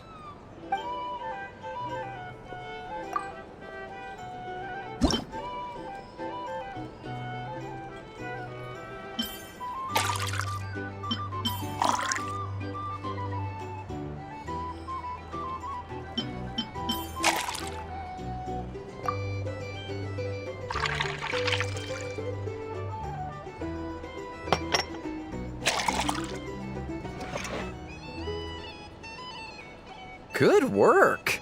Now then, get the drink to the guest. Wouldn't want to keep them waiting.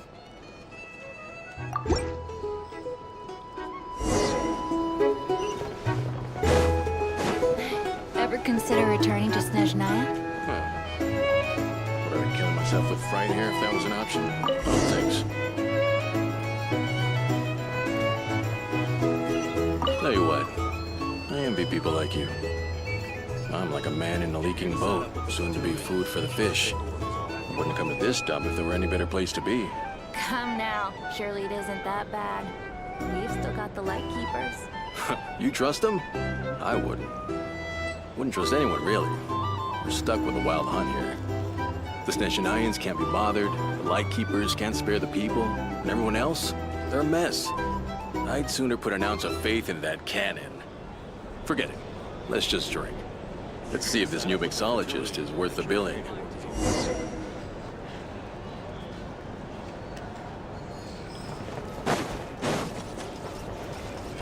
Hello. How may I assist?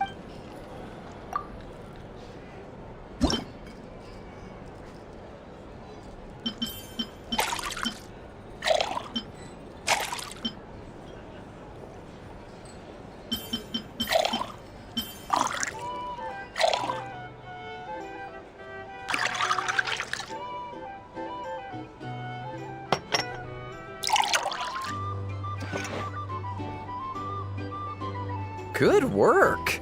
Now then, get the drink to the guest. Wouldn't want to keep them waiting. I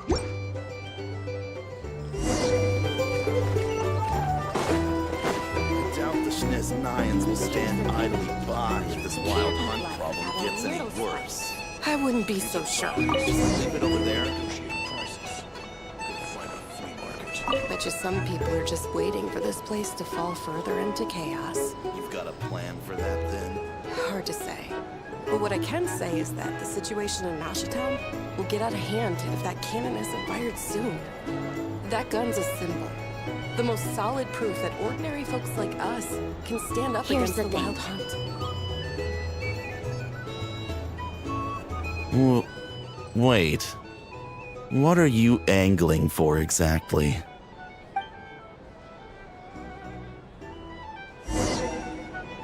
These are bounties. What if that was nothing but an illusion?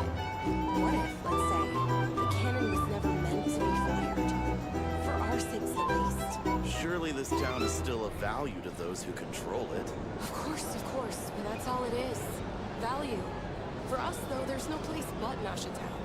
And we're putting its life and ours in their hands. I get what you mean. Let's just see how this plays out first. Ooh, seems like they're all talking about the cannon already. Guess that's why Sosie was so anxious. Hello. How may I assist?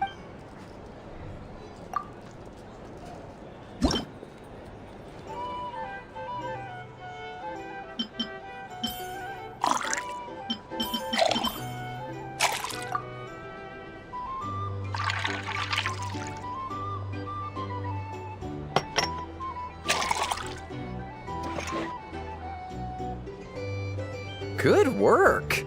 Now then, get the drink to the guest. Wouldn't want to keep them waiting.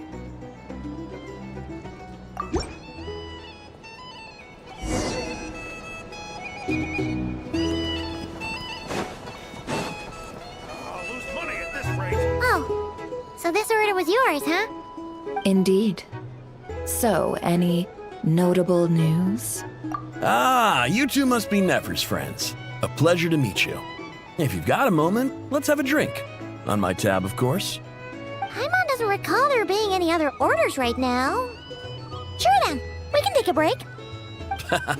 Then come, sit. Timyon, 2 wildberry trails if you would. Without alcohol, much obliged.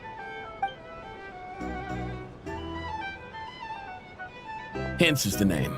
I help out at the Rossum workshop in town. They usually put me in charge of making and repairing simple machines. Paimon's name is Paimon. Pleased to meet ya. Ah, yes, I've heard. Lots of nights over there in Mondstadt. I imagine your title's an impressive one back home, huh? We were just messing with you there. Anyway, help me keep an eye out, all right? Valuable intel will be suitably compensated. Oh, come on. Is that how it is between us? I mean, I wouldn't even have this job if it hadn't been for your help back then. So, you've known each other a long time? That's right. I came to Krai with nothing at all. Would have starved on the streets if I hadn't met Nefer. She lent me money to study a craft, and even introduced me to Aino and the Voynich Guild, which is how I slowly carved out a living for myself. That's a huge favor. Huh. So Nefer can be a nice person sometimes, huh? Well, I'd also say she needed a willing and able machinist at her disposal. Come now, Aino's talents are better spent on issues bigger than basic machine repair and component manufacture. I did think myself a dab hand at such work at first, but compared to her, I might as well be a trainee who couldn't weld a wire to save his life. Got the scoldings to show for it, too. It took me a long while, but I finally got to the point where I could make my own machines, and even maintain some of Aino's relatively complex ones, like Kuvaki detectors or mechanical arms. He's the one responsible for maintaining Yehoda's robotic arm. Oh, speaking of that, didn't Sosie have a mechanical arm too? That's right, one of Aino's masterful designs. I could never design one of those in my life, but if you gave me its blueprint, I could hammer one out. Nowadays, I've got regular customers, which makes for a decent keep. Even got a kid, if you can believe it. I wouldn't have, had you told me my future when I first arrived here. On the flip side, being a family man means I can't just flee this place whenever I feel like it, so I'm afraid I'm counting on you to help solve this wild hunt crisis.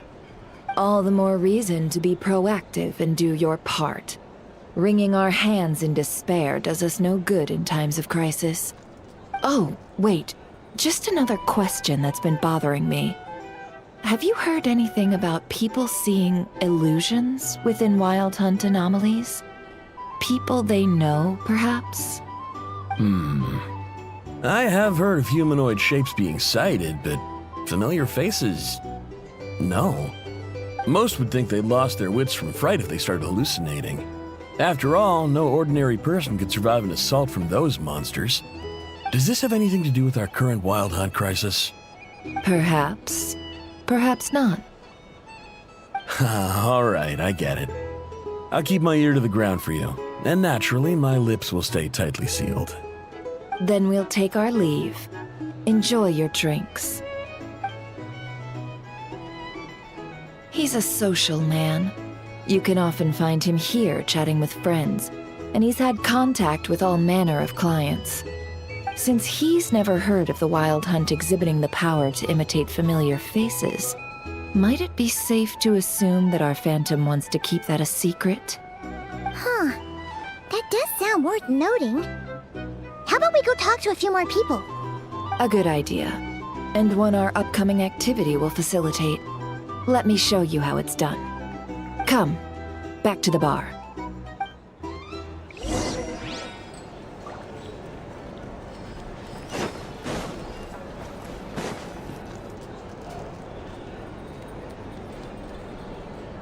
Thank you for waiting, everyone. The roulette showdown is ready to begin. Finally! Come on, let's go try our hand.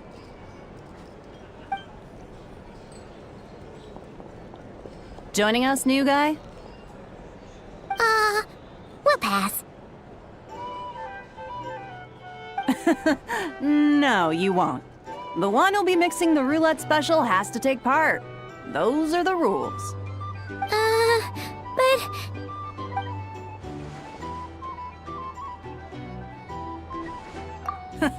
That's more like it. Since we have a new friend with us today, let me go over the rules in brief. The wheel before you is divided into an inner and outer circle.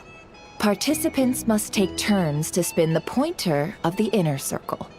Whatever beverage it stops at, our lucky contestant will drink. The drinks are divided into juice, tea, and alcohol, with that last further divided into 3 levels by intensity. Spin your way to a non-alcoholic beverage, and you'll score no points. Otherwise, you get 1 to 3 based on alcohol content. During a round of drinking, one participant may choose another with less points than them and pose a question, which the other party must then answer. This sounds like it might favor those who score higher, but push your luck and you might not recall any answers you were given the next day. Defeats the purpose, wouldn't you say? And that's why the person mixing the drinks has to take part. You know, just in case they decide to pour heavy, then sit back and watch the show. Not that our newcomer looks like the drinking type. Either way, looks like we're in for a show. Anything you drink will be replenished. And additionally, I have decided to sponsor a grand prize for this grand occasion. A single serving of Dark Horse. What? Do my ears deceive me? A chance to drink Dark Horse and not cry? Dark Horse. Guess we'll have to take part now, huh? Indeed. The Dark Horse could be yours to enjoy, so long as your luck holds. And so long as you can remember its taste the day after. And if our lucky winner can drain the whole serving in one go, they will gain the right to ask everyone a question, regardless of their score. High risk, high reward. That's gotta be some strong alcohol. Now, if there are no other questions, let us begin. Allow me to get the ball rolling. Intensity 3. Looks like I'll have to put my back into it today.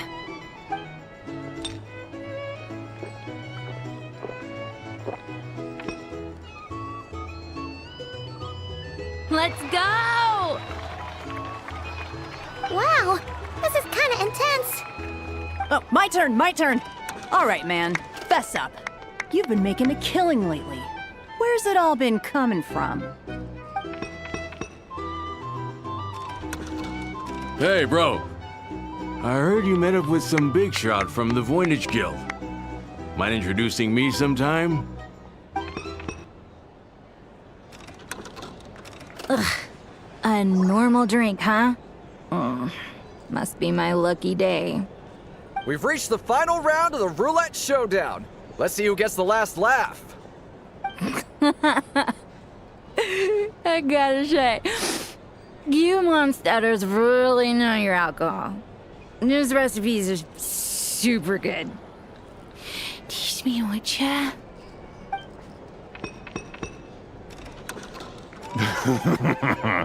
I was wanting to ask about your wife. Your wife.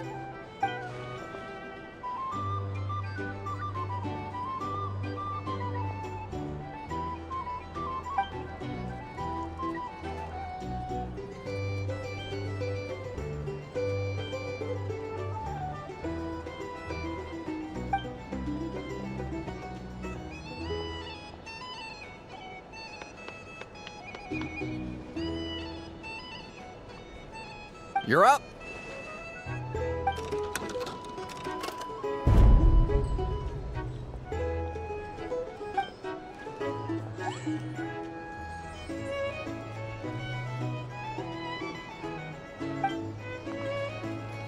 Whoa! New face here just drew the dark horse. Bottoms up! Bottoms up!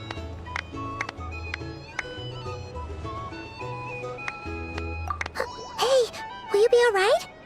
You want to just give this one to Paimon?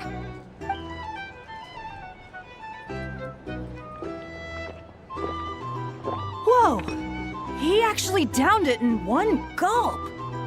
Nice job! No wonder you Mondstadters have such a reputation. Me? Well, what do you think? Monsters, of course. Absolutely. If there was something else, I didn't stop to see it. Just took off as fast as I could. Oh, and guess who showed up just as I'd gotten out of there? Those good-for-nothing rat Niki, that's who. If my luck had been just a little worse, they'd have found nothing but my corpse. Or whatever was left of it anyway. Either way, there's nothing in there you'd want to see.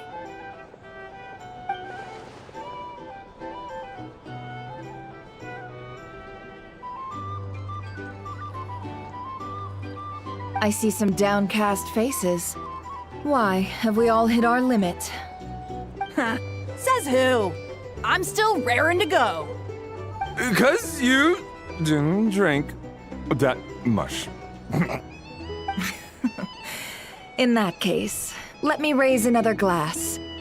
To a blast of a showdown and a wonderful evening.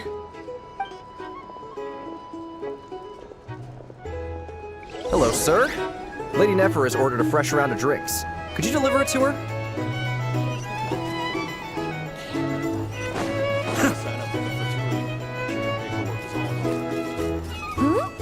Are they playing cards?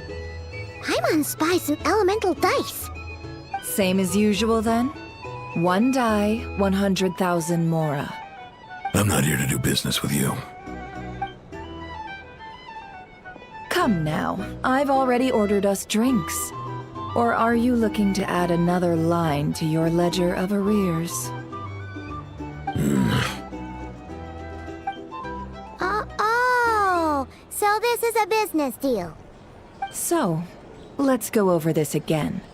One die, 100,000 mora.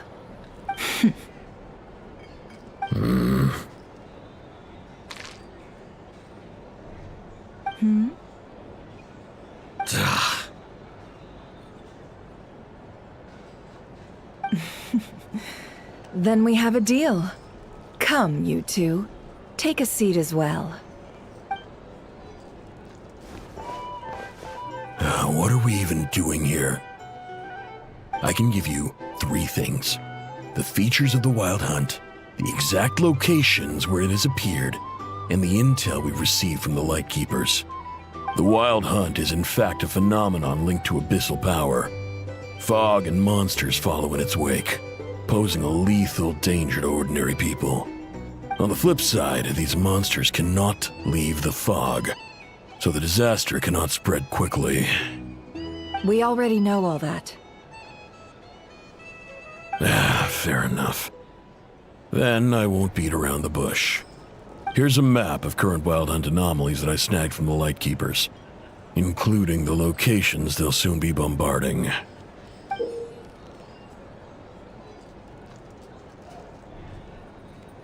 That's a lot.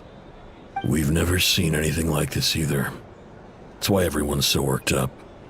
That's not enough. 4 dice. Cool it, all right? I'm not done. Now, the Lightkeepers don't want you to know this, but weirdly enough, more Wild Hunt sites have disappeared than their involvement would indicate. Isn't that normal? They're not the only ones fighting the Wild Hunt after all. Adventurers do that too, and maybe some just go poof by themselves. I'd agree. And really, we've always had a small, stable discrepancy between reported anti-Wild Hunt ops and anomalies cleared. That variance has become a gulf lately. What could that even mean? I've got 2 theories. One, that some new force is clearing the Wild Hunt out in secret.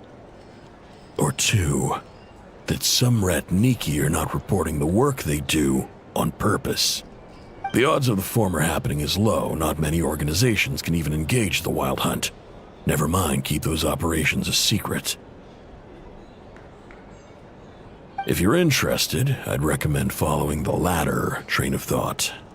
Paimon doesn't really get it.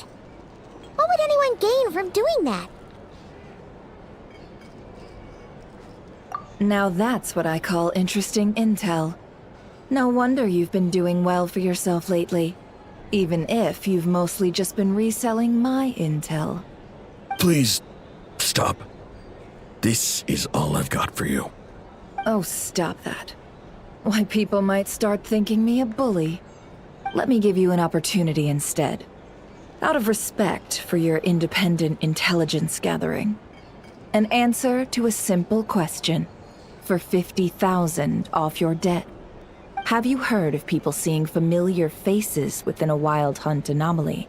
Or experiencing something akin to, say, an illusion? No, nothing like that. Nothing at all but ghostly shadows. Nothing at all, Not even for 50,000 Mora? Either you don't take your debt seriously, or you're confident you can pay it off. Hey! No means no, all right? This is about my dignity as an intel broker. Mora doesn't factor in here at all. Okay. Well, that puts me at ease. You really are the same as ever. And you've learned quite well. Go on, then. I'll swing by again. Sometime soon, perhaps. Ugh. So, you're his creditor? Indeed I am. He's resold my intel quite a few times now, pocketing the difference afterwards. Rather dishonest dealing, if I may say so. As luck would have it, he would only purchase information from me when he was just about done negotiating with his buyer. So I arranged a little something just for him. A painful lesson, you might call it. Ooh, that sounds brutal. Oh, I was downright beneficent in charging for that betrayal. It was more about the message, really. In any case, I believe that's all we'll get here. Let's go through what we've learned outside. These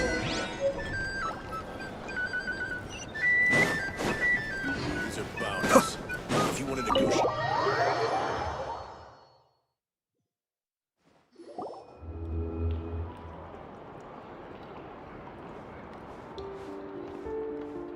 Most of our intel seems quite dispersed, so let's try piecing it all together. Well, first, no one else has seen that weird phantom, apart from our encounter on Star Sand Shoal. Indeed. And we have that from multiple accounts, so each statement corroborates the others.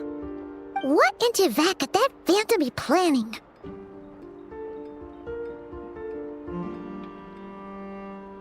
Agreed.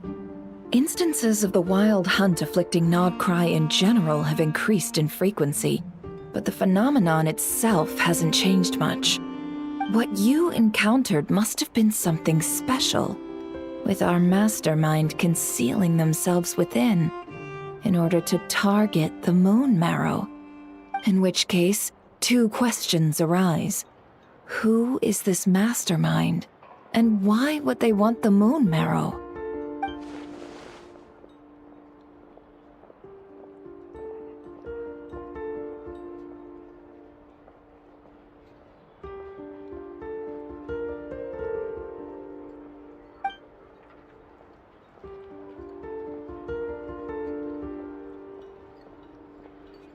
I'll continue investigating along these two lines.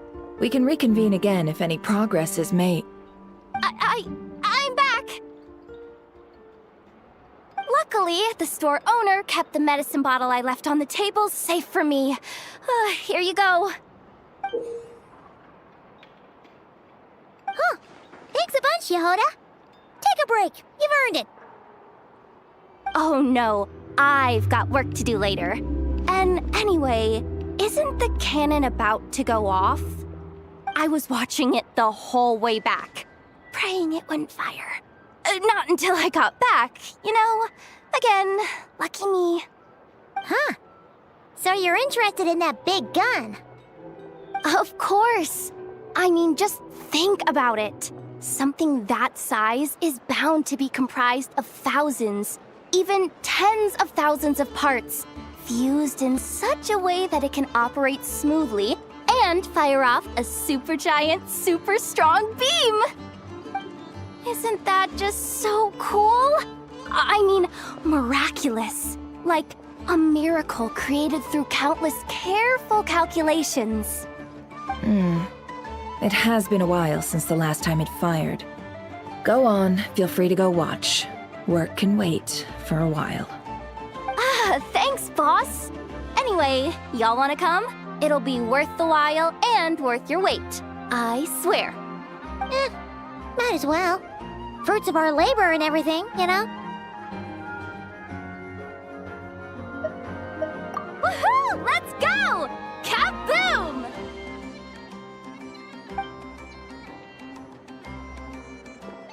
Wow! What a crowd!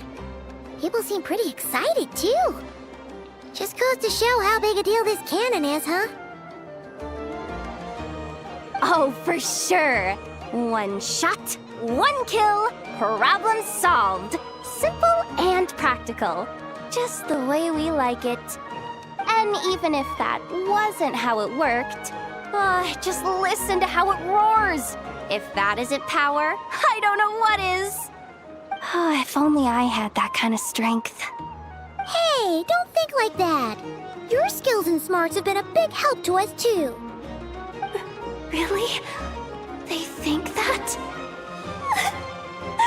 Oh, I'll do my best the next time we work together.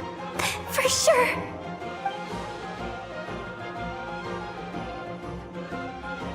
Hey, look! It's starting!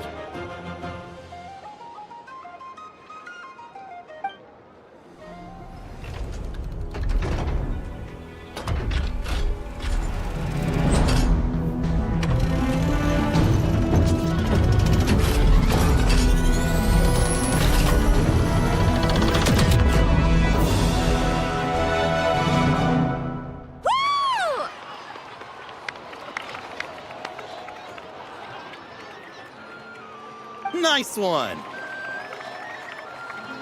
Finally, all fixed up. Nothing to fear now.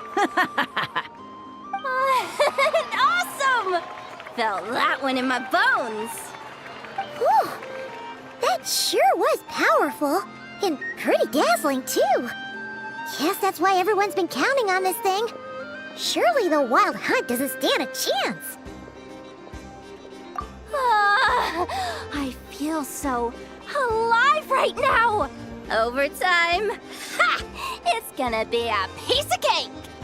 You know, Paimon's been wondering, if you're so interested in machines, why don't you go work for Aino?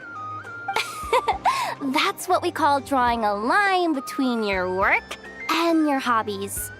I've got some mechanical talents, sure, but this job I have now, no one can do it but me.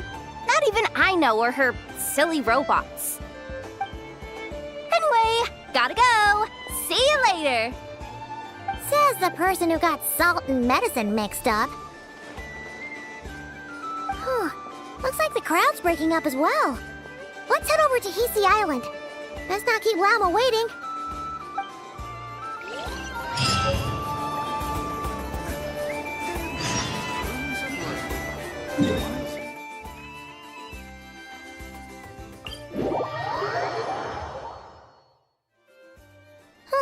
Let's see now. What's changed since we were gone? Yeah, if anything, looks like things are settling down. That's Llama for you. Hey there, Llama! We're back!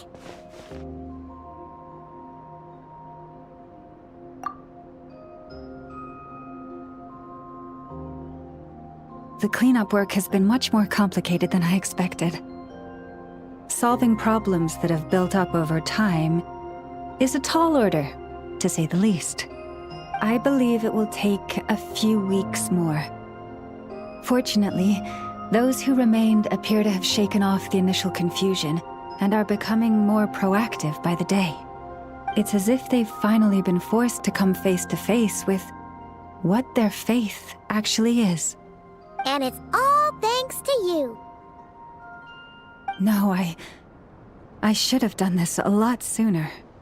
I've been focused on taking care of myself these past few days, so I'm in a good place. And since you're looking after the Moon Marrow for us, I should be able to help you investigate the truth of the past. Speaking of which, have you heard anything new about that phantom? I've tried asking around, but to no avail. What about you? Oh, we haven't made much progress either. But here's what we've got.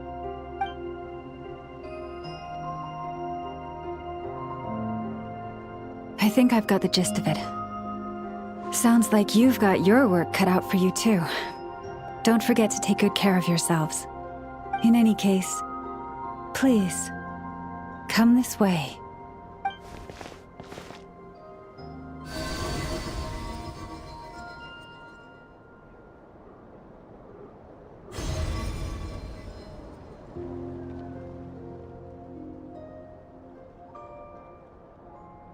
What do you see?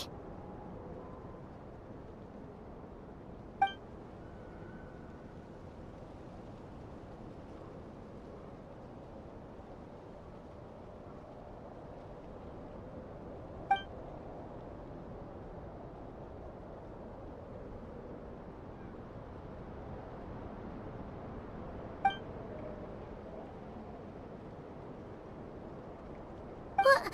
Is it over already? This appears to have occurred a long, long time ago. The memories I sensed are highly turbulent and disordered, so that is all my power allows me to discern.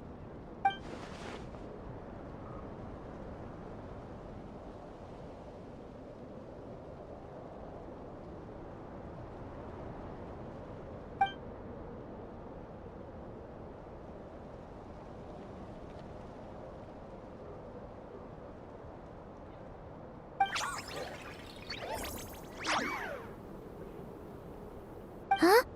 What's the matter?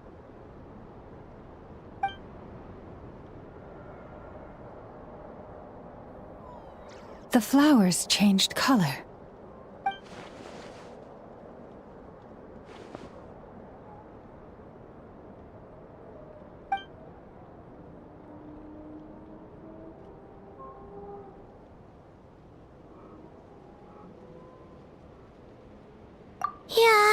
should go see her and see if we can help her in some way.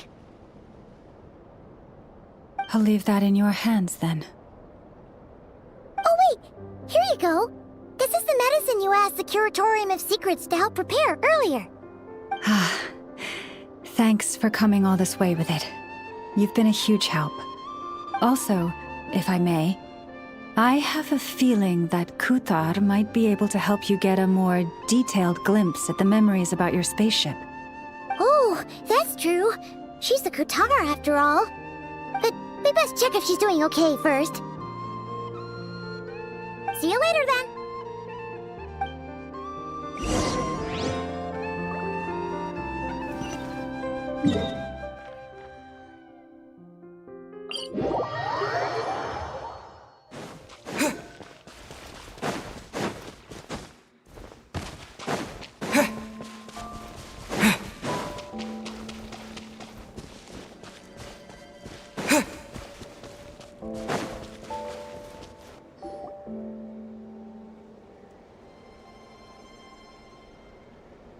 Oh, she doesn't look so good.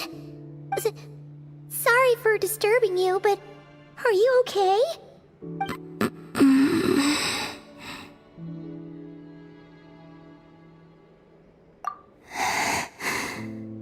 Dizzy. It's like I'm returning to the moon. Wait, it's not that bad, is it?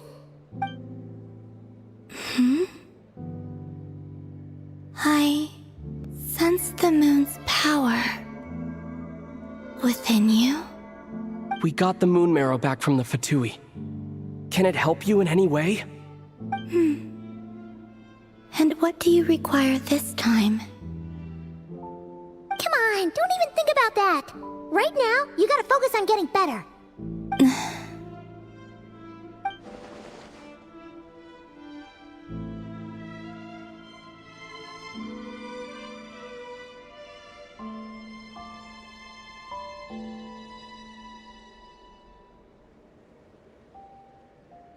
I might need your assistance in the future.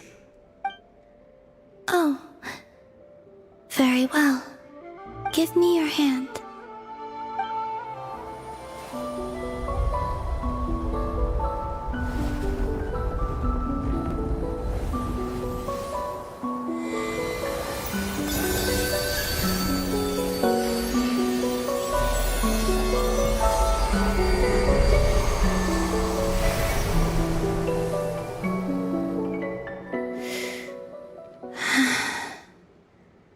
Back to Earth.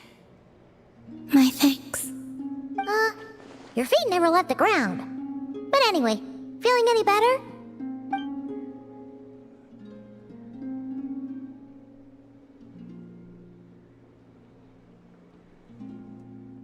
Significantly. The moon within your body, it is as silent as a reflection in the water. Fascinating.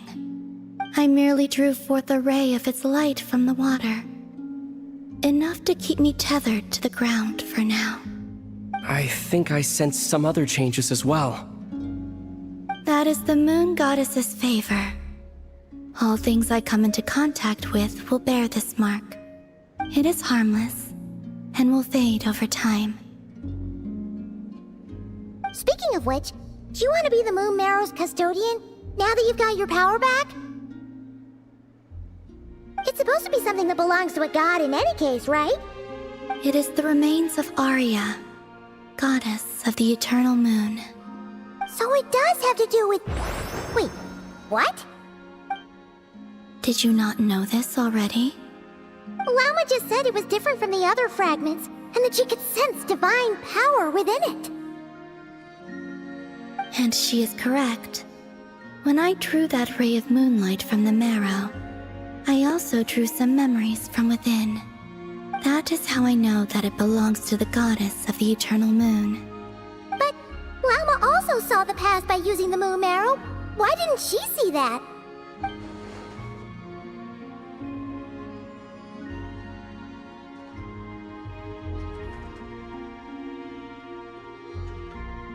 There were once 3 moons in the sky, each belonging to a goddess who ruled over it. But after the War of Funerary Flame, all 3 lay slain, and 2 of the 3 moons were shattered during the conflict. After Arya's death, her power coalesced into this moon marrow. The iridescent moon's remains have never been found. And while the Frost Moon's goddess died herself, her moon was never broken. As the prophecy stated, this moon would birth a new deity sooner or later. The entity the Frost Moon Scions call the Kuchar. I can sense that my power belongs to the Frost Moon, but it lies beyond the false sky, too distant from me. Forget controlling it.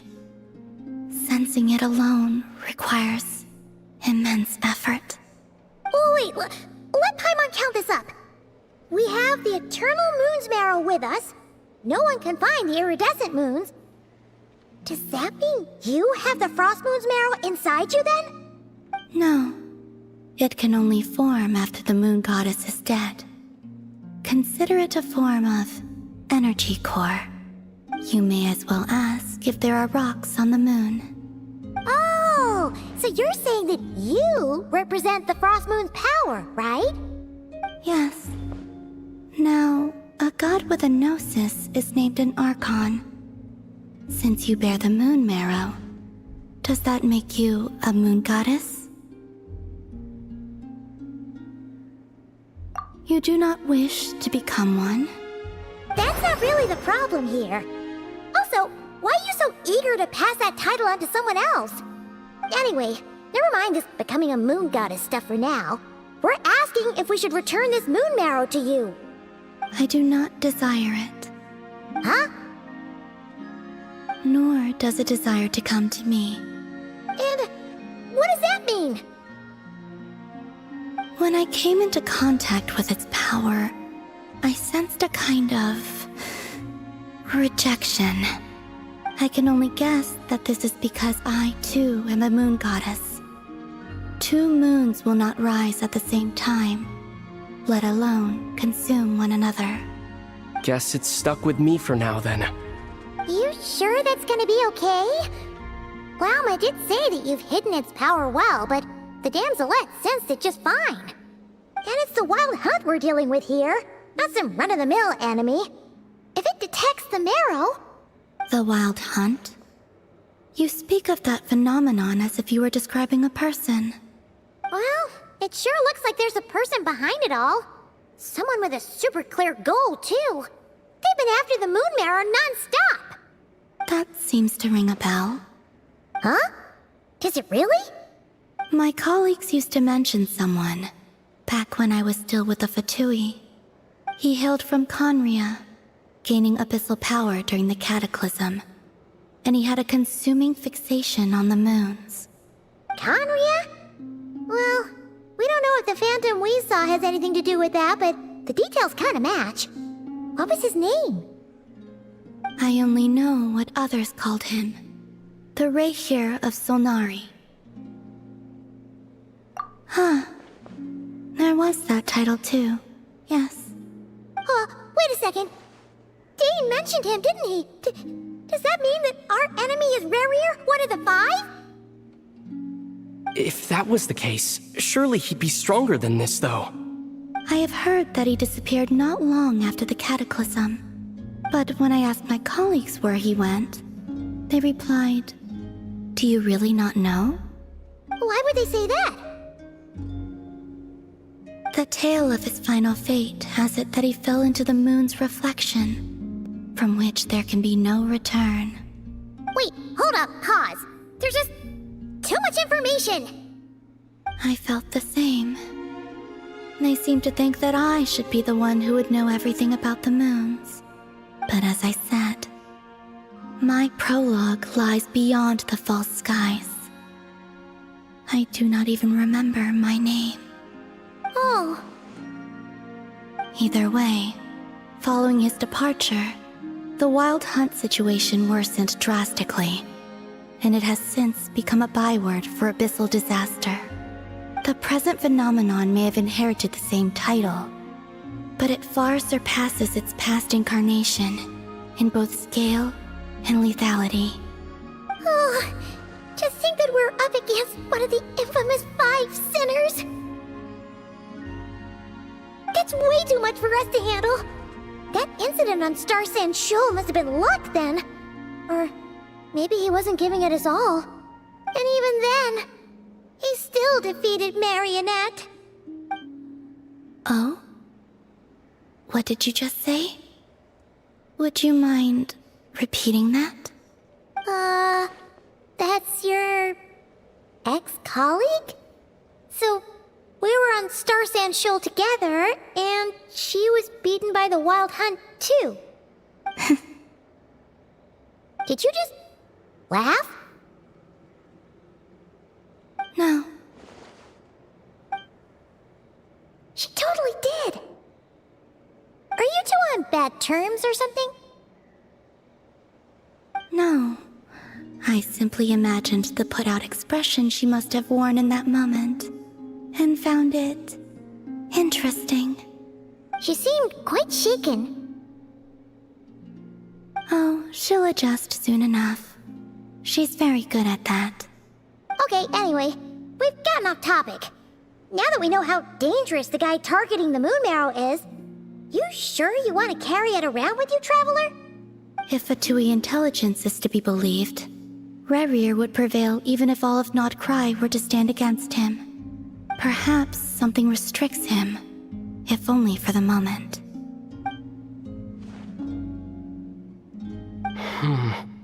Before I decide, there's a favor I'd like to ask you, Columbina. What do you need? Do you think you'd be able to show me what happened when my sister and I arrived in Nodkrai? I mean, when our spaceship first landed. Sure. That was quick. As I said, this to me is but a single ray of moonlight. Nothing to it. Give me your hand, and ready yourself.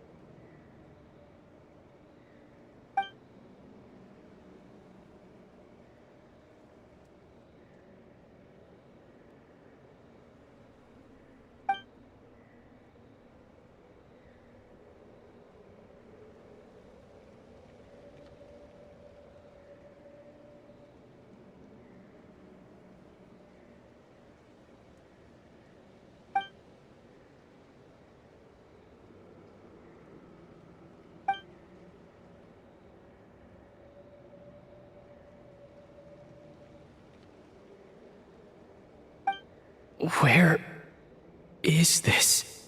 Aether! Come on! We have to leave this place! What? Hey! Are you okay? Our spaceship. A long time passed after we landed. No one left the ship during that time, but Lumine found me from outside of it somehow. Huh? How would that even be possible? I don't know. The secrets within memories are like cookie crumbs. Take a bite, and they go everywhere.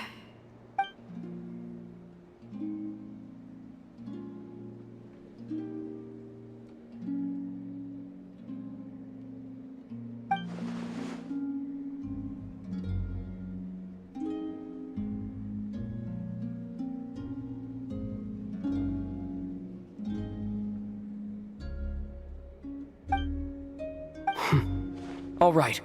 I'll keep the moon marrow with me. Well, if you say so. Paimon can't stop you, but still. Ooh. Will you need my help? I could help you conceal the marrow. You could? Oh, that'd be great. Detecting it within you is already no easy task, but I can teach you to further conceal its presence using Kuvaki. Like this.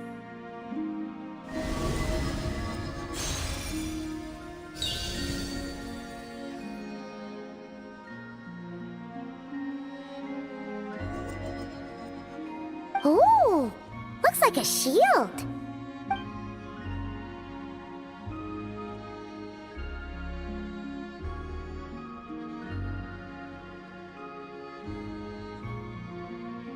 Can you sense it? Now, try to maintain it. You learn quickly. Huh. Looks pretty sturdy.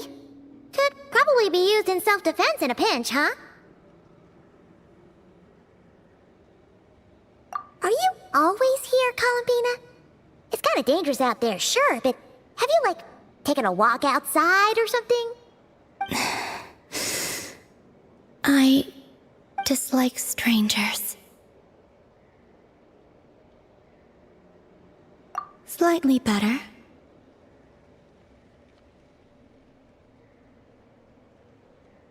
Yeah, the Frost Moon Scions have changed since you last saw them. Who knows? You might actually like them. I will consider it. She seems kind of tired. Either way, thanks for agreeing to help us. It wasn't much. The flowers here. They like guests like you.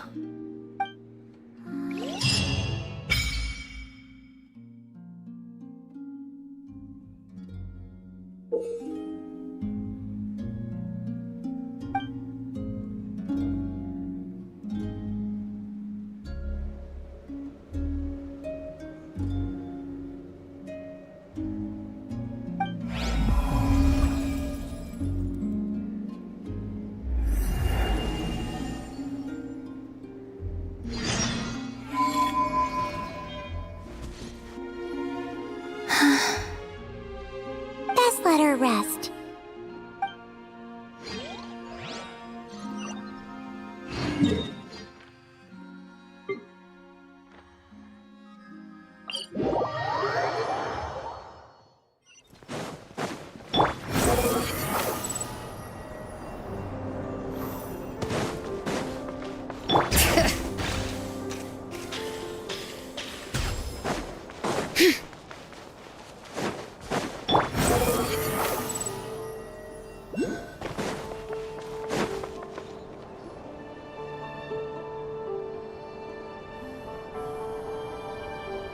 The Raker of Solnari.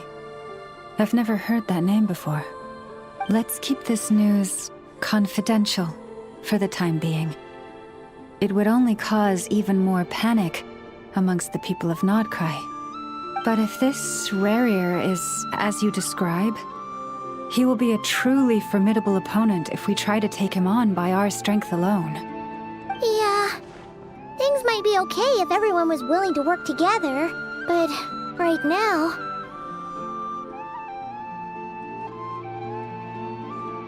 Exactly! Whatever the case, let's start by telling those we can get to join up about the crisis. As it happens, we have our own reasons to protect Nodkrai, but even if we didn't, we'd never leave people in the lurch. That ain't our style. Thank you. The Frost Moon Scions will stand with you to prevent this crisis as best we can. In addition, I believe that the relationships between the various factions in this land are not cast in stone. The winds of change are blowing, and we Scions have nowhere to run. Our faith, our sect, all of it is here. Whether our foe is the Fatui or this Raker, we must stand our ground and remain true to ourselves, even to the last. Let's see. Namkake craft shop is the closest by, right? And F is sure to help us.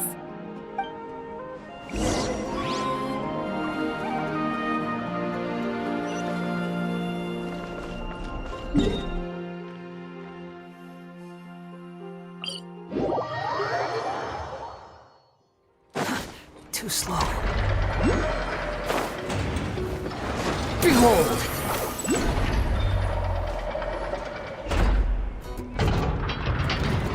Friendly approach detected. We meet again. Listen! We've got updates on the wild hunt situation.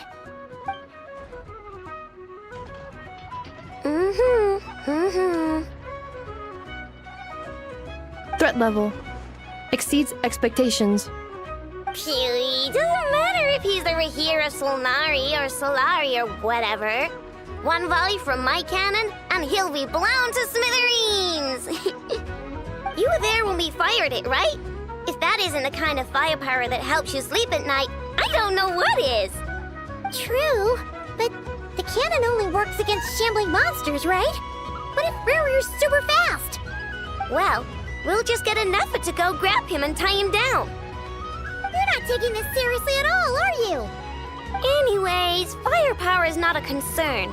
See those canisters over there? That's all concentrated Kuvaki, which we'll be shipping to Nasha Town.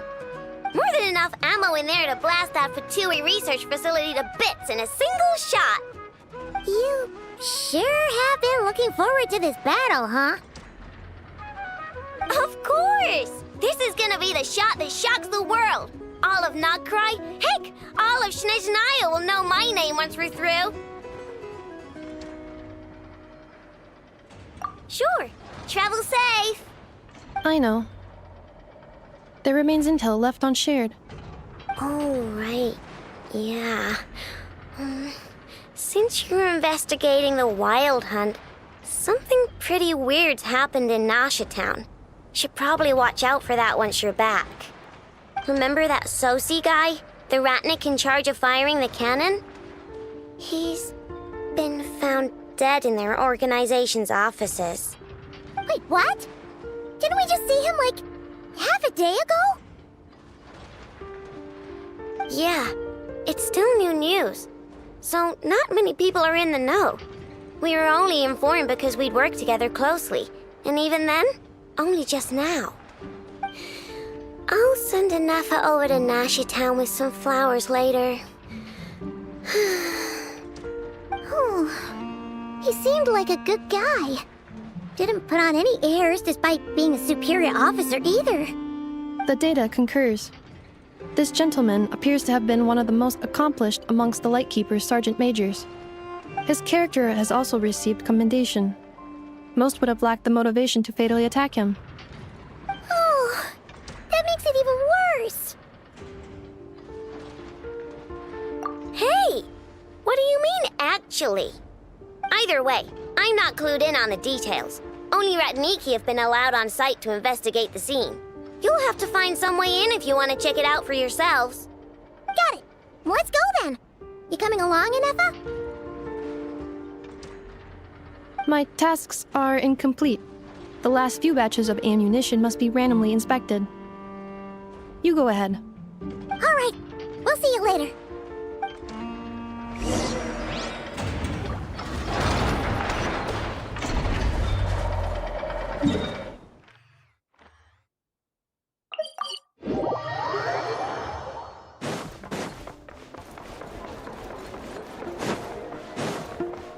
Bring it!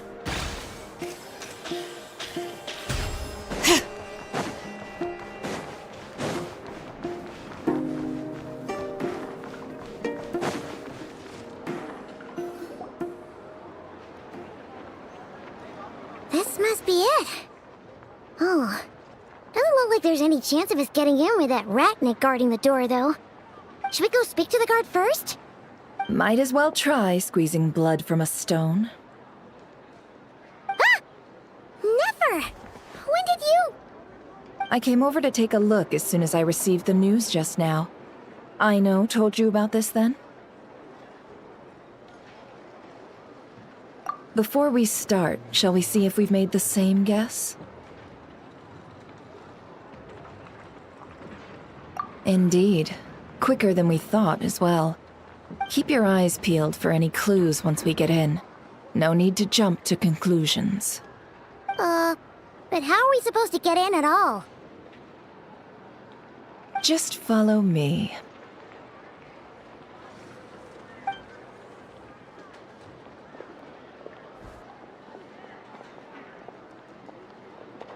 I'm sorry, but we're not open to guests right now.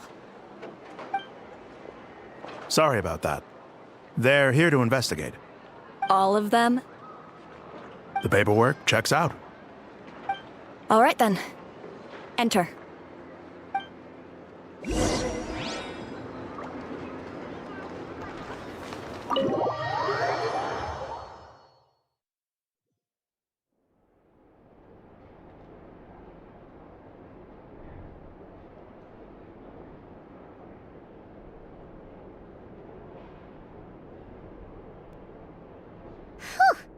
Paimon might have said this before, Nefer, but you sure do come prepared.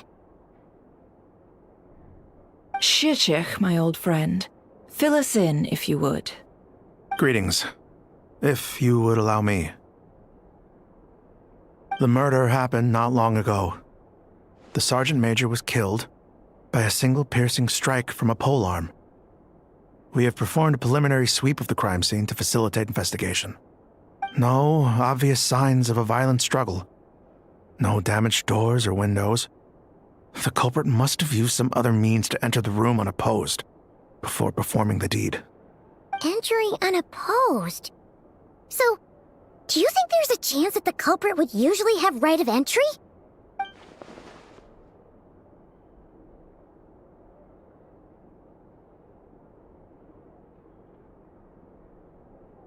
At the moment, the most valuable lead we have is based on an eyewitness report from a nearby resident. Specifically, that Flint's was seen entering and leaving this place in the time period when the crime most likely occurred. Flint's? We have tried to contact him, but he has not replied. Very odd indeed. So, he's the prime suspect right now, right? To be honest, I'm not particularly inclined to believe that this was an inside job. Flint's can come across a bit eccentric, but he does well in missions on the whole.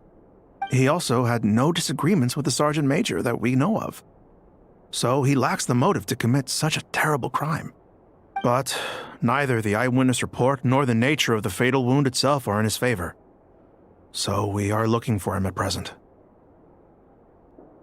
Looks like there's not much else to dig up here. Let's go outside and discuss what we've seen.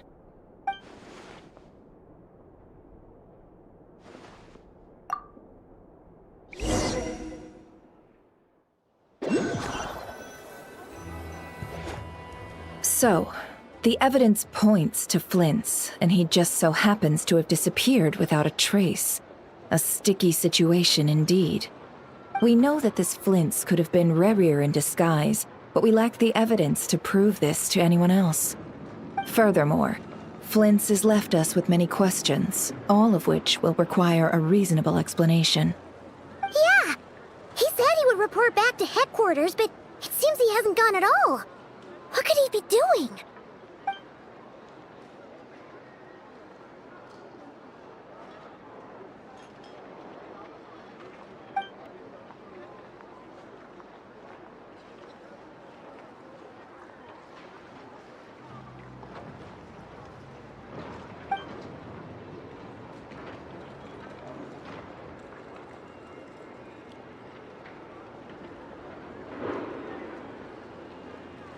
Let's approach the issue this way. First, we must determine our culprit. Was it Flint's or Rerir in disguise? Yeah! What reason would Flint's have to murder Sosie anyway? None, as far as I know. And even if he had a motive, it would have been easier to do so out in the wild, rather than in Nashatown. Yeah, they would have often gone out on missions together. Plenty of chances there.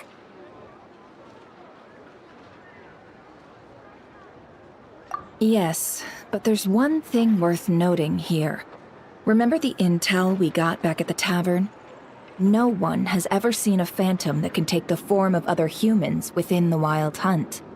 This means that he has been hesitant to abuse this ability, or allow it to become common knowledge, likely so that he could act in secret under other guises. But no matter what, borrowing identities comes with risks, right? What if you bump into the person you're imitating along the way? Precisely. In other words, his goal must have been worth the risk, similar to how he came in disguise to obtain the moon marrow. He likely knew then that the real Flints would not appear and get in his way during this time. We'd have to ask Flints ourselves, I'm afraid. But we shouldn't jump to any conclusions here. We can't discount the possibility that he might actually be the murderer himself. Not yet, at least. And there are other, less likely scenarios. For instance, Rarier may have already killed Flints long ago, and been living as him for some time now.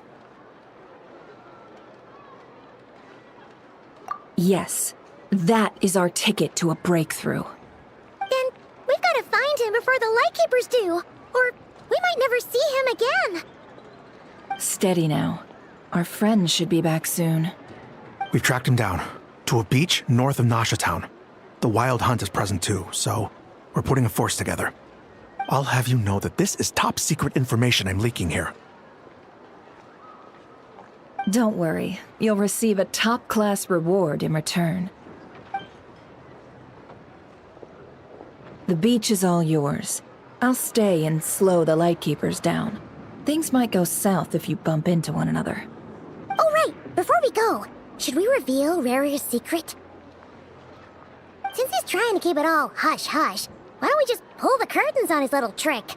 That'll teach him to sneak around pretending to be other people. Hey, why are you laughing? Oh, I was just imagining how satisfying that would feel. But I'm afraid this revelation would only stir up more chaos. Setting aside the matter of evidence, some may trust Flint's on our account, whereas others would suspect him on account of his behavior. Tossing him into a swirling tumult of public opinion like that might just give Rarier more opportunities to capitalize on. And think about it. Once people learn that he can masquerade as those they trust, would they continue to welcome friends into their homes with such open hearts? Unease grips the hearts of those in Nasha Town already. We should avoid throwing more fuel onto the fire. Yeah, you're right. You've really thought of everything, huh? Nothing for it, then. We've just gotta find Flint's. Indeed. But just in case, let me stress once more. We should neither be excessively afraid of Rarier, nor trust in Flint's too lightly. This light source is of special Lightkeeper design. It provides illumination within Wild Hunt anomalies, and can briefly dispel the abyssal fog within. Oh, right. We'll have to deal with that mess, too. Yeah, this'll be important. Thanks a bunch, Nefer. You're welcome. I've charged it to your account, by the way. Hey, you!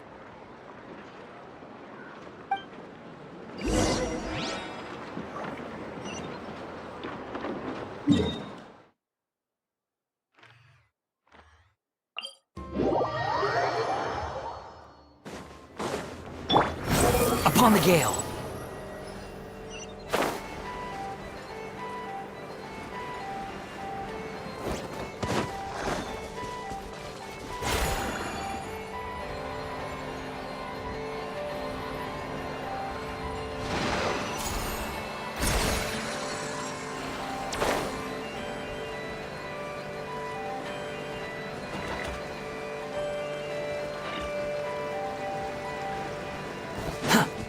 Quit following me.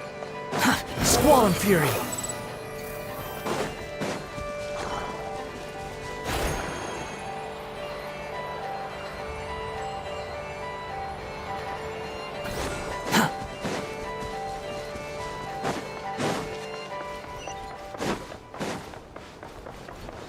The wind rises.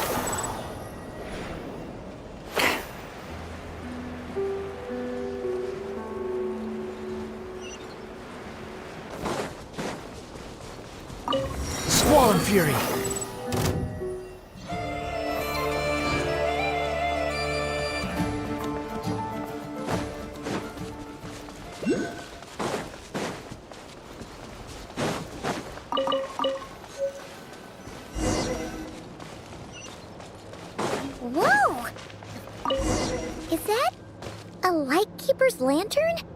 Is there someone up ahead? Will at last.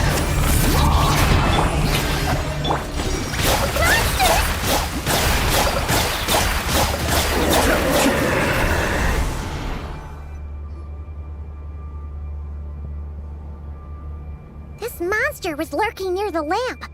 That must have been a planned ambush. We're not falling for that again. There's something inside it. Some small device. Huh? Why isn't it giving off light anymore? Is it broken? Oh, we better take it with us.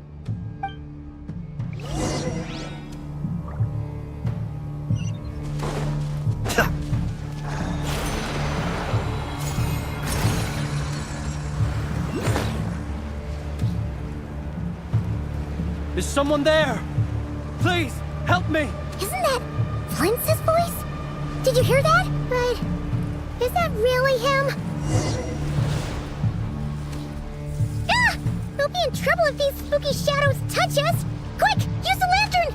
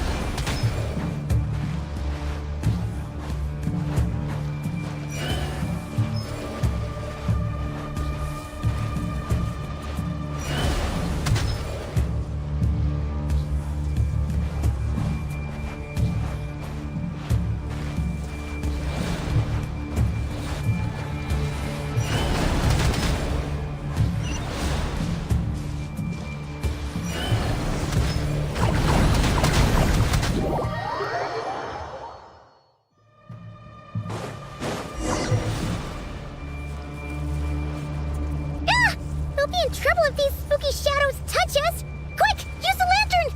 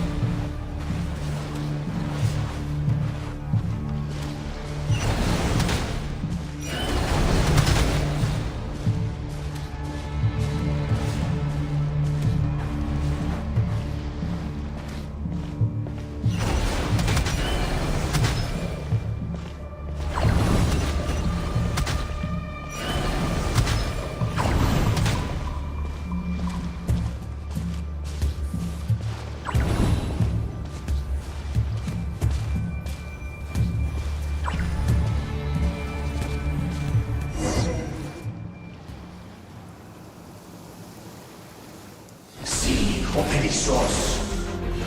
Sì, Oericos. Yamalune sattesi foramco kalun. Ilmio seli ilminato sininso. Semmi kestul.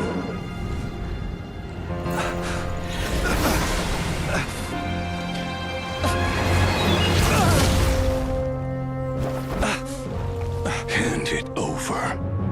That was mine from the first. Tutoni nektorai desnevite. You're a fool. You again.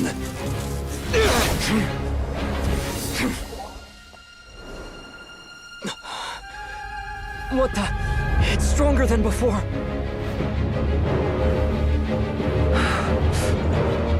Lantern now!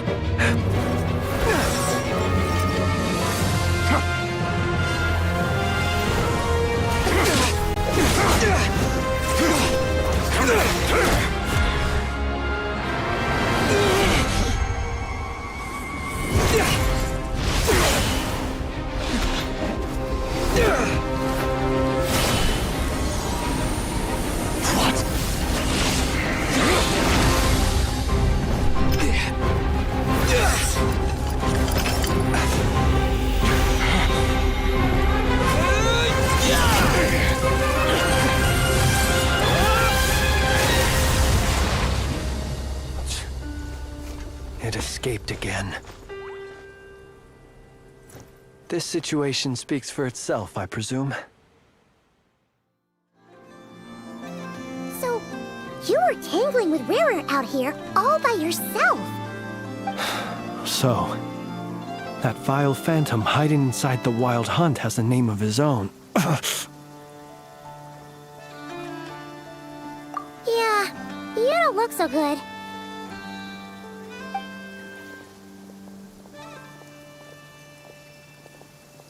Sorry you had to see me like this. All the same, you have my sincere thanks for your aid. To think you had the power to so easily cleanse the filth staining the lantern, which tormented me so. Might I ask what magic that was? Or whose pupil you are?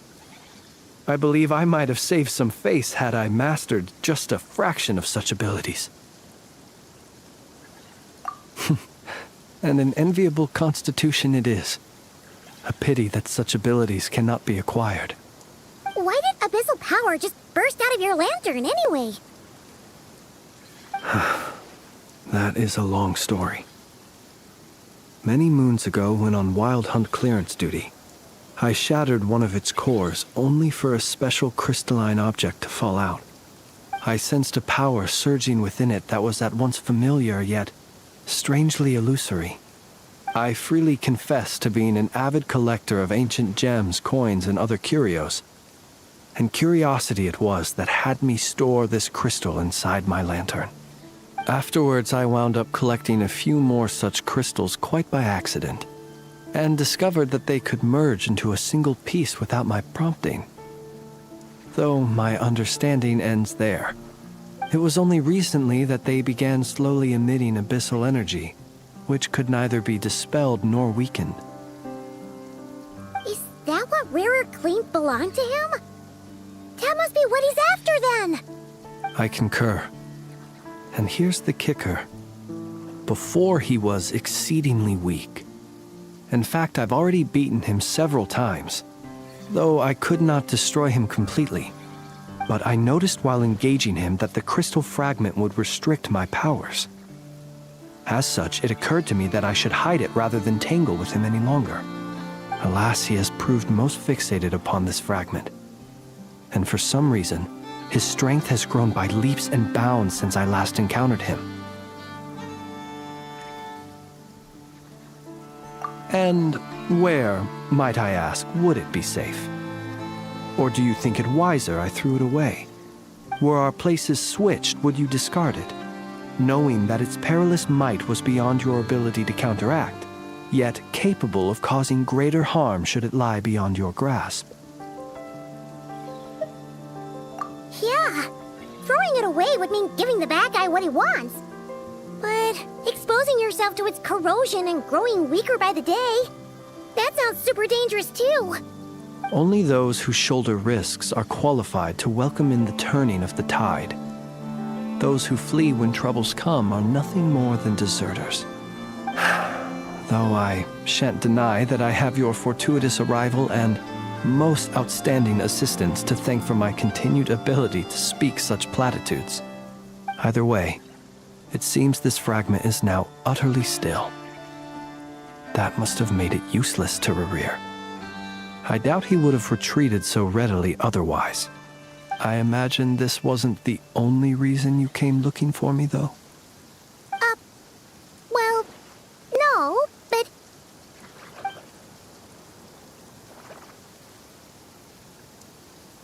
Ah.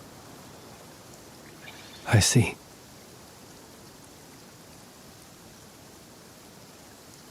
To use the Lightkeepers to find me, I suspect. I did not inform anyone of my true whereabouts, so he should have had more difficulty tracking me down. They alone have the ability to quickly pinpoint my position. Our Sergeant Major has a Kuvaki-powered device that can be used to detect others who bear a lantern. They usually don't pay my whereabouts much mind unless they absolutely must find me. You mean this thing? Yes. Where did you pick this up? We found it inside a lantern when we first charged into the Wild Hunt anomaly. It must belong to a Ratnik dispatched to investigate the area, who, it seems, dropped everything and fled the moment they saw the Wild Hunt massing to strike. Well, at least they're not dead. Guess it's not surprising how they found you so fast, then. But if Rerir could have shapeshifted into Sosi, why didn't he just use that Kavaki device to find you himself? Were he to use it, that device would likely fail to act as it should, owing to abyssal interference. Ah, guess that explains it. So not only is this Rerir ruthless, but a purveyor of dirty tricks, too. You might not be familiar with Sergeant Major Sosi, but he put his heart and soul into every mission. Our deployments are subject to orders from headquarters, and his orders were to be stationed long-term in Nasha Town. As such, he was very seldom able to go back and visit his family. He worked so hard, seeking to produce excellent results that might convince them to transfer him out. Oh. But every year they would say, "Wait a little longer. Wait a little longer." He often wondered if it was because he was lacking somehow. In truth, everyone had nothing but the highest praise for him. But good work does not always lead to good outcomes. The higher-ups would think, he's doing great where he is. Let him stay there forever. A most convenient choice for them, at least. Whereas his subordinates would think, wouldn't it be a shame if we were to lose such a talented, easygoing boss? So he waited. And he waited. Until the world closed its eyes in the depths of the night, and a lantern was slowly lit for him alone, that no one could see.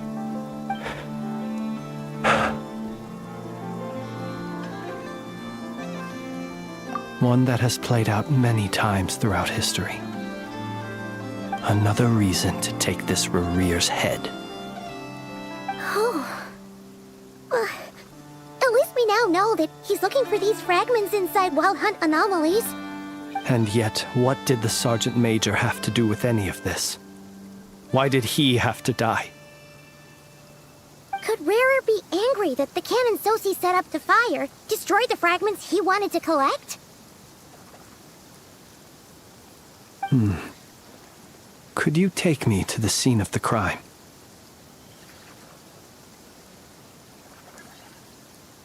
We shall just have to exercise some discretion then. Come on. Let us be on our way.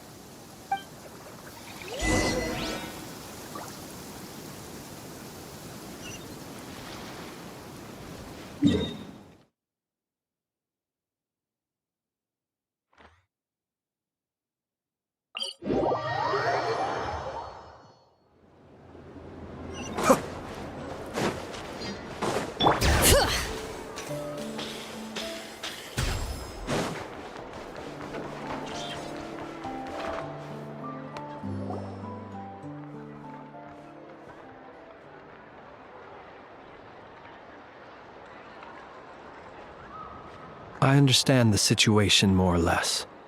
Much has happened, I see. Either way, I suppose we were lucky not to receive a warm welcome on the way over here. It seems my fellow Lightkeepers do not wish to make this case public just yet.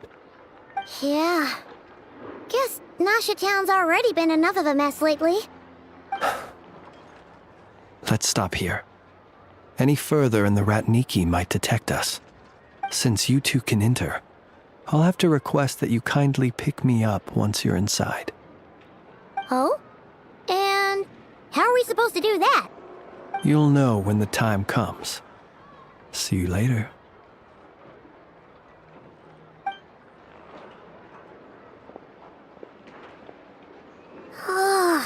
Still acting all mysterious. But he seemed pretty confident, so guess we've got to trust him.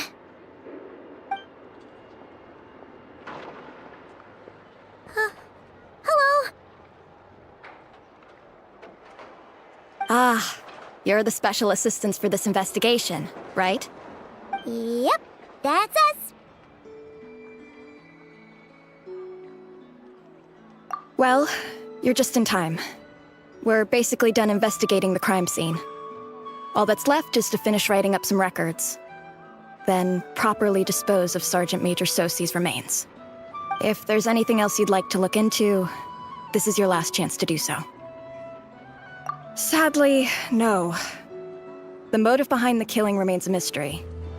And while we somehow managed to get news of Flint's, an unexpected accident caused us to miss him. But considering that Nefer from the Curatorium of Secrets came forward to help investigate, I have no doubt that a breakthrough's not far off.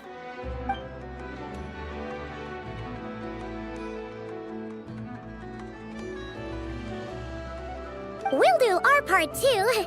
All right, we're going in. See you later.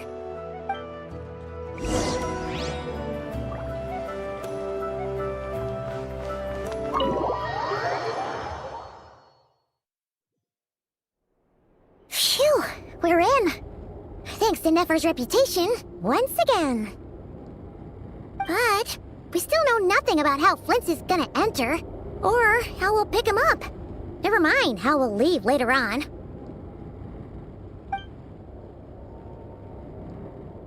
Something the matter?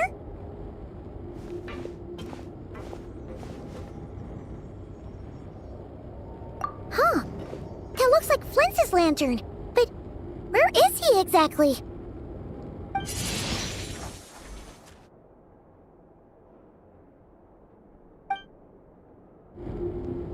Well, we've got the lantern.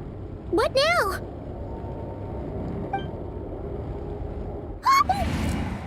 Oh, Paimon almost screamed out loud. You never said you could do magic like that. This lantern may have a rather peculiar shape, but so long as it doesn't glow, it won't stand out in the dark. I calculated that you would have already entered, so I chose a spot visible from the window before using light to send you a signal. As I thought, you're both sharp-eyed and on the ball. The perks of being veteran adventurers, huh?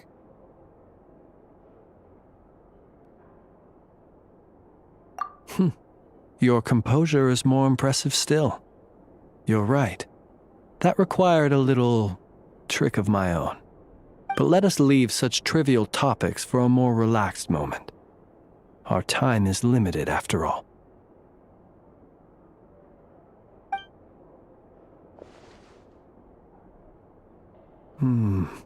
Just as I thought. Come, try sensing it yourself.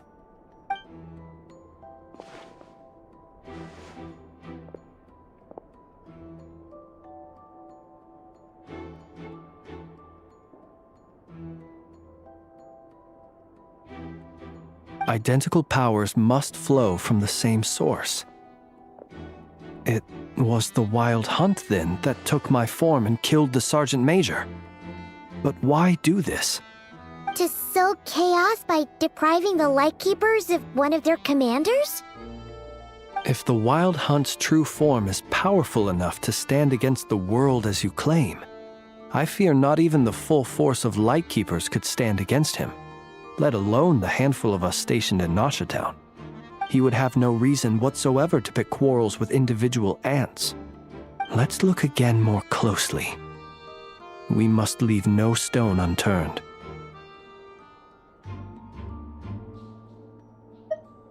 Well, that makes things simpler.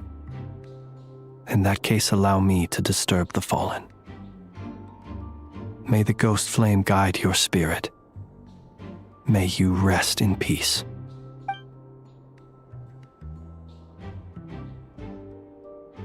When we fought, he seemed like quite a reckless foe. Certainly not the meticulous mastermind type. Yet here we are, grappling with this enigma he has left us. Oh, if we can't get any leads, we might have to go back and find Nefer.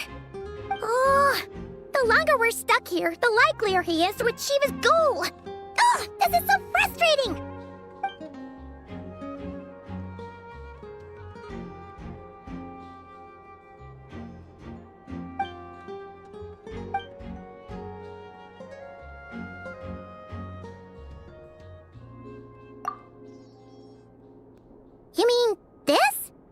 I'm not well versed in machinery, but that means his mechanical arm is malfunctioning, right? It might have been broken in combat. No, that's not right. Paimon remembers this signal. We saw it before while repairing the cannon. It doesn't mean that the components are damaged. It just means that they're due for regular maintenance, so the device has stopped operating. But the real problem is that...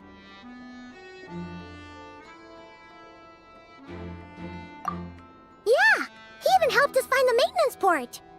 It could still be a coincidence, but considering it hasn't been long at all since we were repairing that cannon... The Sosi you met could have been Rerir in disguise. In other words, he played the Sergeant Major before disguising himself as me. That's right! If only there were some way to prove it. You mean Hintsa? We had a short chat with him once at the tavern, but it's so late. Guess it'll have to wait till tomorrow. I know where he lives. The situation is critical, so let us now take up the role of uninvited guests ourselves. Ah, yes. And one more thing. Remember to pick me up by the window.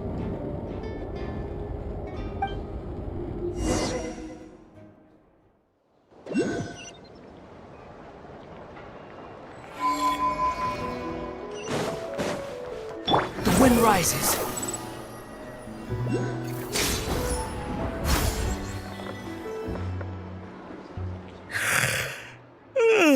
Oh, it's you two. And Flint's. Given the hour, I guess it must be an emergency. It is indeed. Our sincerest apologies for interrupting your rest. We are investigating a certain matter in connection with Sergeant Major Sosi. We'd like to know if he has sent you a request for maintenance to be performed on his mechanical arm. Sosi. Oh, so the rumors I heard, are they true? You know what? Forget it. I'm sure it's complicated. No further questions from me. Just a moment. I need to check my records. Thank you for your understanding.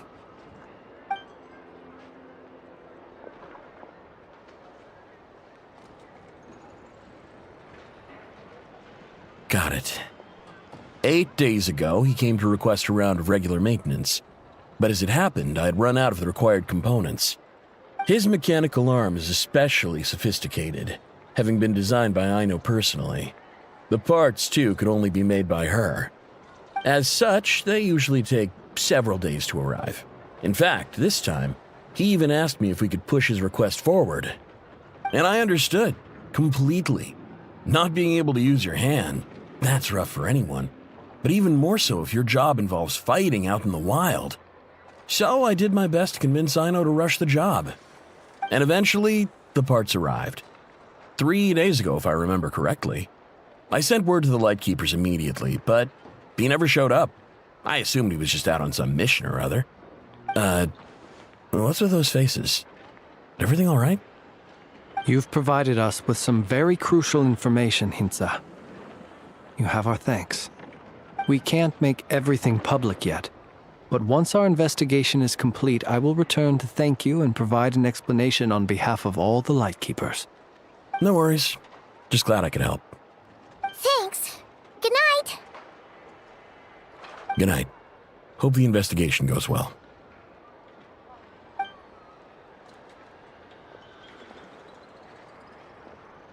It seems that it is as we guessed. The Sergeant Major Sosi you encountered while repairing the cannon was actually Rerir in disguise. 8 days ago, he had yet to act. But at some point after that, he attacked and imprisoned the Sergeant Major. With the immense gap in strength between them, the job was finished in a single blow. And thus Rerir had no opportunity to discover the malfunctioning mechanical arm.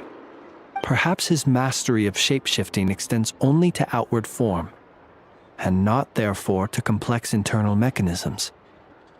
Hence his oversight of the uniquely mechanical traits of the Sergeant Major's arm, and in turn, this flaw in his disguise.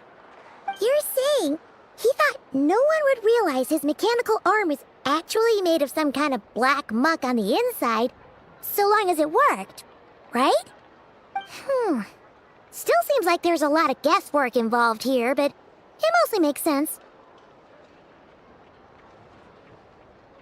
This also has me stumped for the moment. The cannon has always been used to destroy the Wild Hunt, and it works as intended. But how would that help Rerir exactly? Assuming he plans to collect the fragments within Wild Hunt anomalies, firing the cannon works against him, since it would blast those fragments to smithereens.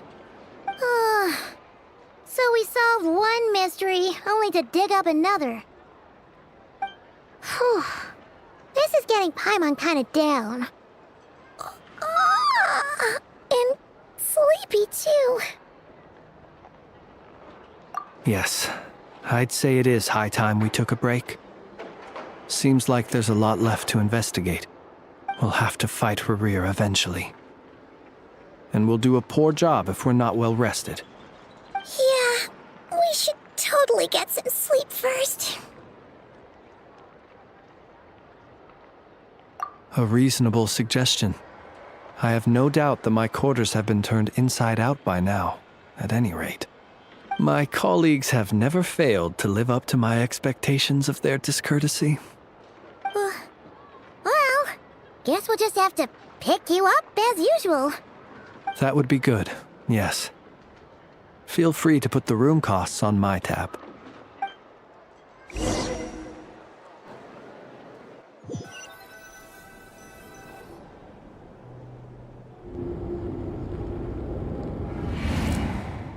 Phew, back inside. We can finally take a breather. Okay, Paimon. In and out. I suppose we could all take a moment to unwind. As I recall, our first meeting took place not far from here. The nostalgia. Had you already sensed the unique power within my lantern at that time?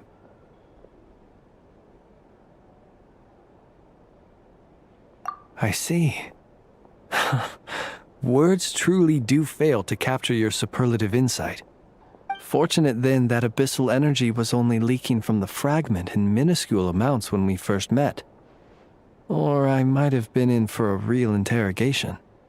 Yeah, hard to say how that would have played out. We've had a whole bunch of unpleasant run-ins with the Abyss.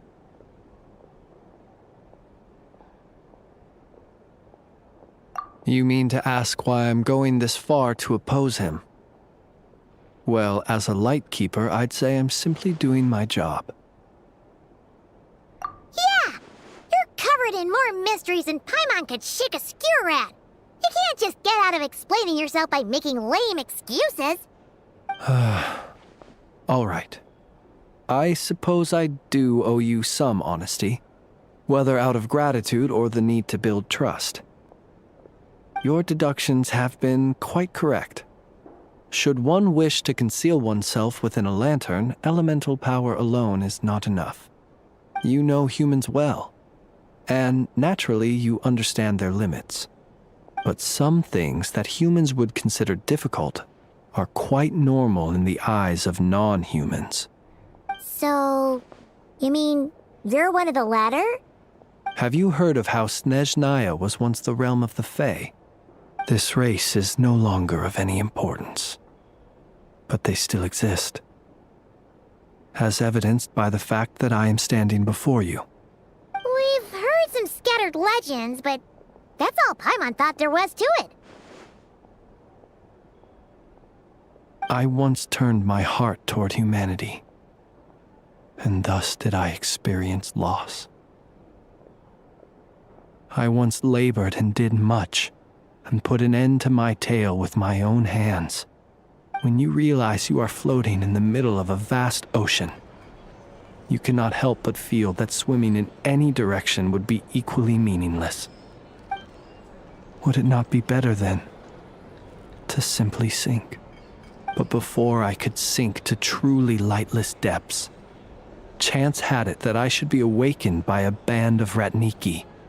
They were facing a horde of abyssal monsters, and could not last against such a disparity in strength. Yet none fled. Those who dwell in darkness for long enough become exceedingly sensitive to all light. And the first light I saw upon awakening was that which shone from their eyes.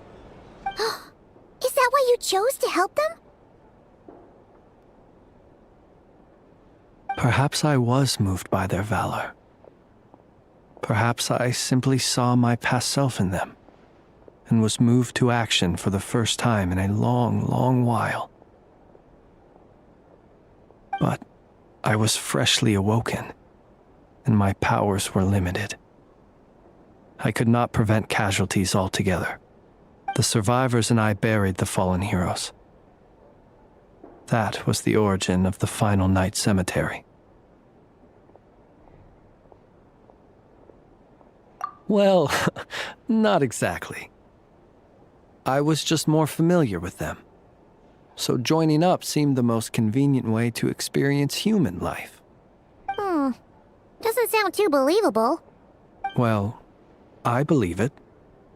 Besides, I'm well past the age when one might believe in things that must be done. Nonetheless, there are still some things I will not allow to happen. The chaos that Rerir has been stirring up is one of them. Tomorrow I shall go and check our records to see if I can find any connection between the Wild Hunt, Rerir, and the Canon. Will you need us to get you where you need to be?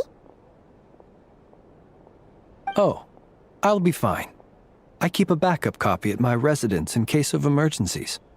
Can you even go back there right now? Won't there be Ratniki watching it? Thanks for the reminder. I believe they'll have checked my place, but they won't have stayed. All things are ranked according to their priority, and we lack the manpower for such an open-ended stakeout. And even if someone is waiting, I have ways around that. I am the master of my own house, after all. All right then, we'll trust you. We sure ended up chatting for a while, huh? I'm super tired now. But, you know, feels like we can breathe easier, now that we know you better. I didn't take you for the cautious sort. Anyway, I hope you'll help me keep this a secret. I'd prefer others not to know about my past unless strictly necessary.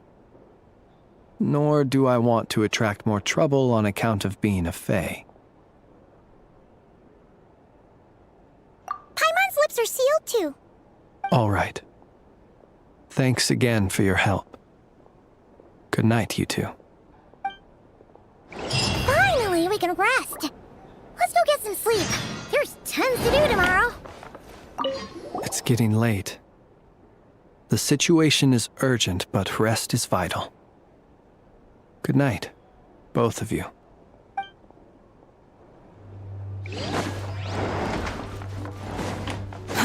Too slow.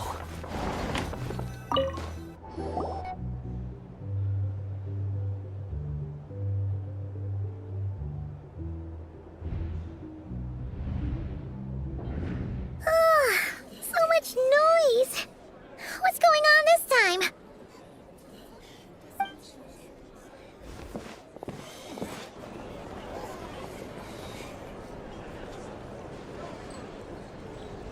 Hey! Where's Flint's? Is he here, or isn't he? We would be most obliged if you would pipe down a little, dear guest. Our other guests are resting. Resting? We're all about to be done for, and you're talking about rest?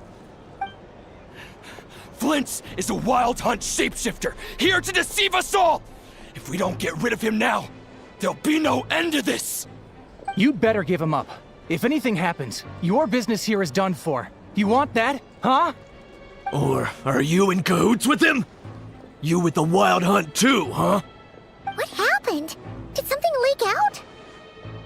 But we were so careful last night. How did anyone see us? What do you mean?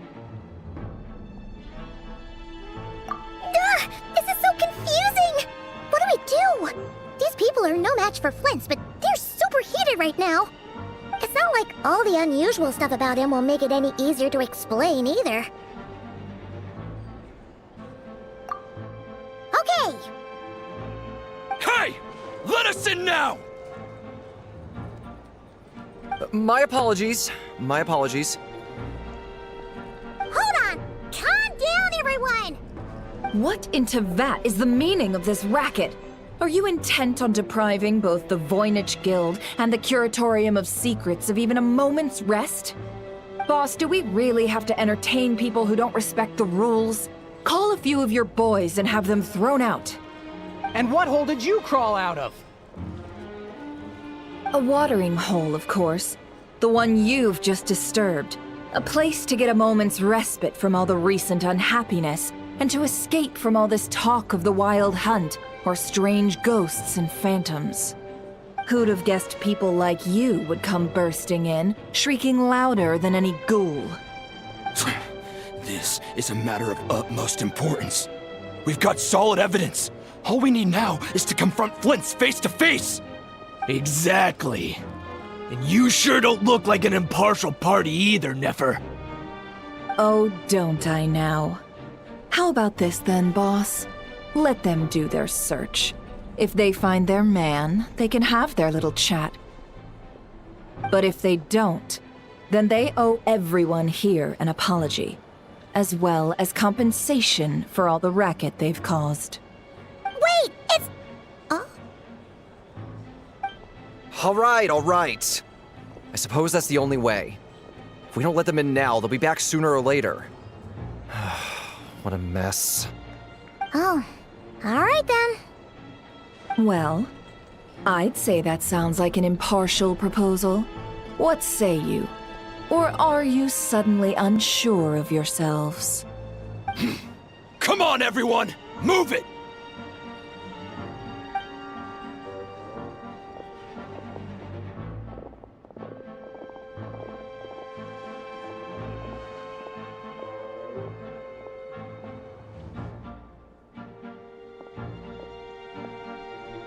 No sign of Flint's. But how can that be? Hasn't he always stayed here? Done searching, are we? Guess it's time to uphold your end of the bargain, huh?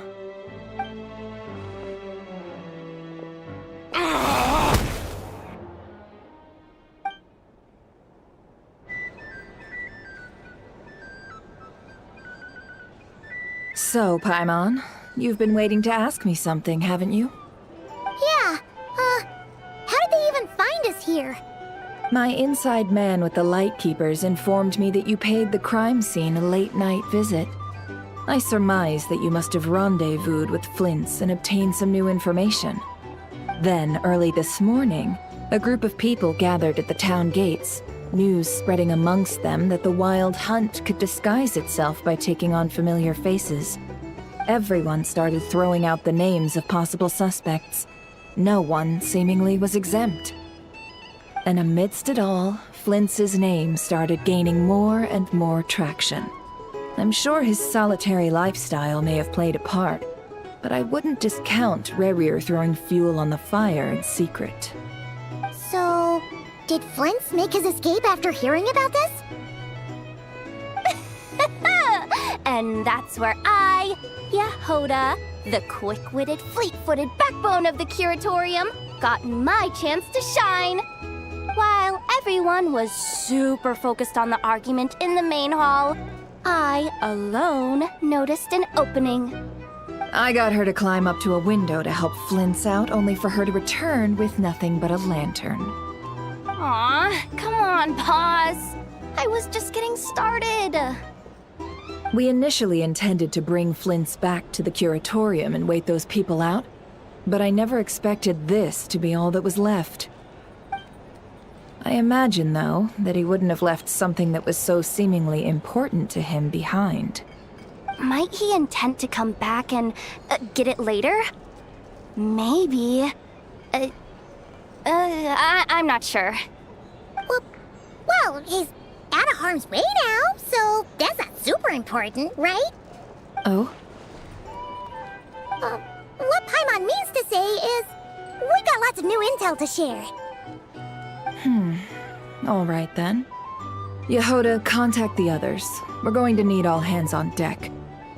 Let's have this discussion over at my place.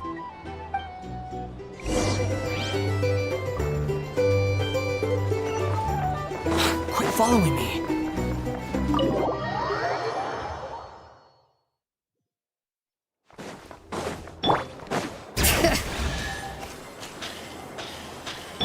Squall and Fury!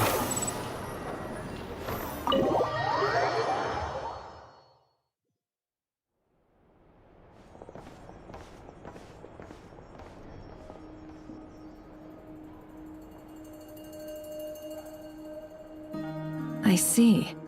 So Flint's has a fragment taken from within a Wild Hunt anomaly.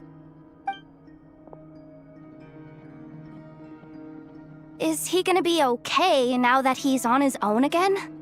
Earlier, he said that the fragment had gone still, so it's probably of no use to Rare now. In that case, Rare shouldn't have any reason to keep pursuing him, right?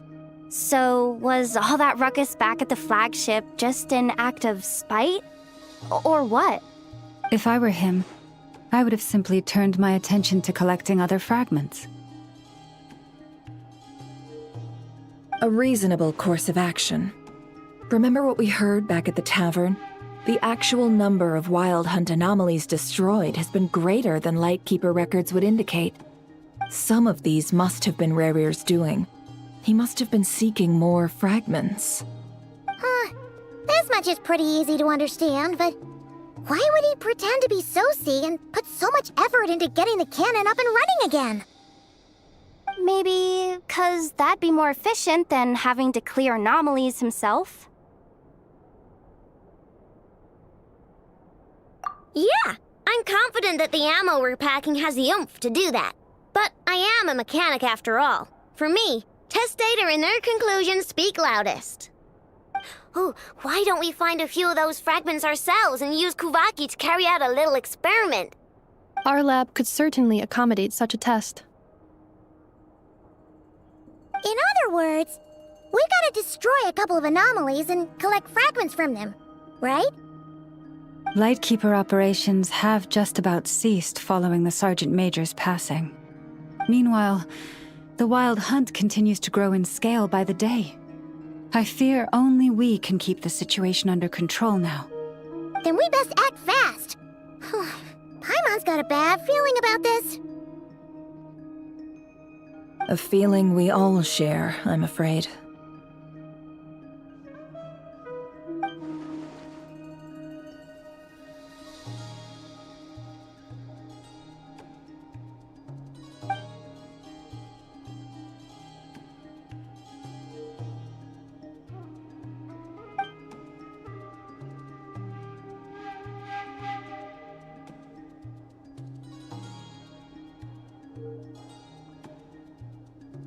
There are 3 Wild Hunt sites that must be dealt with urgently. But I believe we have the capacity to handle it.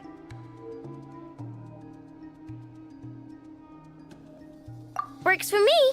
Nefa and I will take our workshop assistants to deal with one of the sites. The Curatorium will handle another. And we Frostmoon Scions shall deal with the remaining one.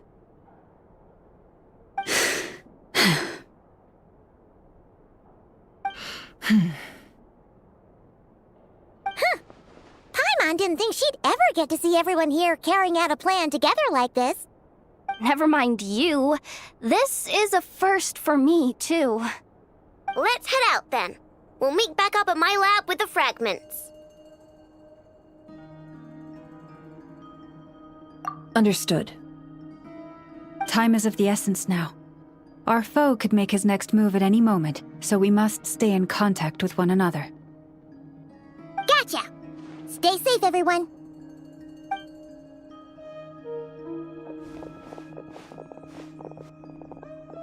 Huh. Anyone seen the lantern? Has Flint's dropped by already? Well, considering what you said earlier, you know where we're going next, right?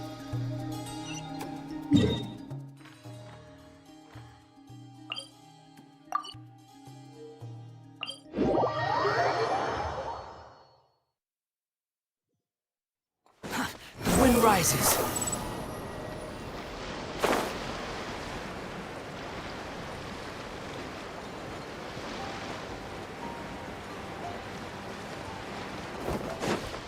Now, all right, here comes another one.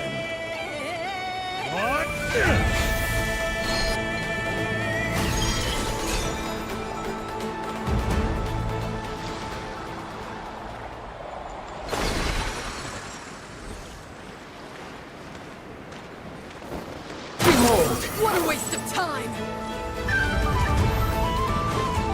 Quit following me.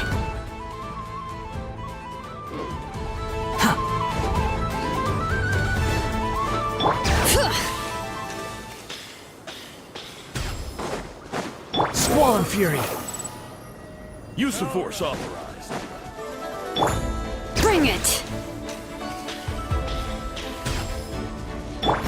Upon the gale.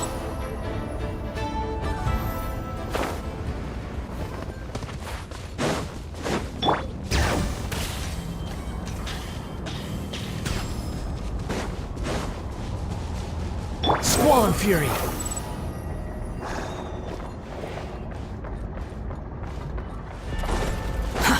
Too slow.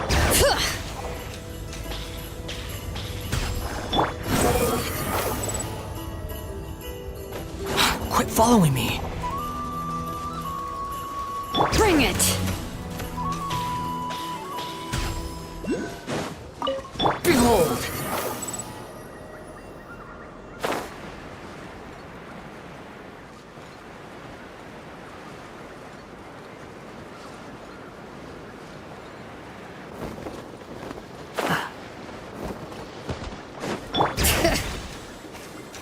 Yep.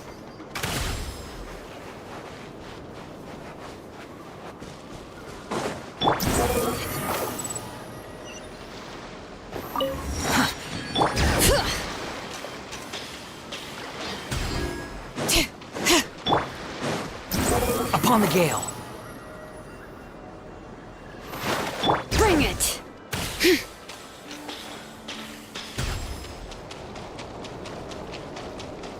Behold! Quit following me.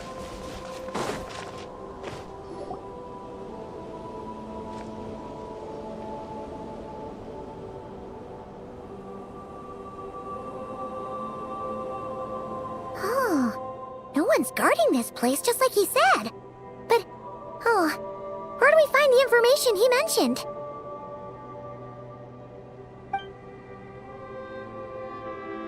This way. Let's move. We're running out of time.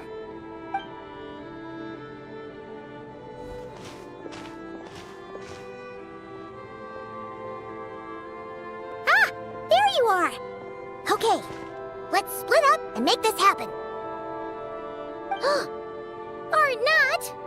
How are we supposed to read through this many files? Difficult, yes, but it is also our most efficient option. To expose the true intentions of this Rereer, we need to dive into Nodkrai's history. Hope we don't land on our heads then.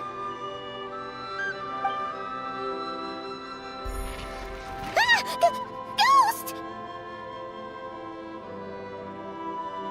That file suddenly moved by itself! This is a graveyard, right, Flint's? Do these things just kind of happen? Many strange things happen here, but this is not one of them. But that file really did move by itself! Hey, come out!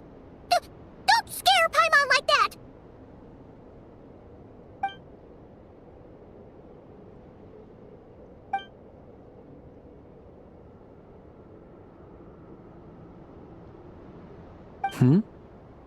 Wild Hunt Phenomenologue? Hey! Another file's moving!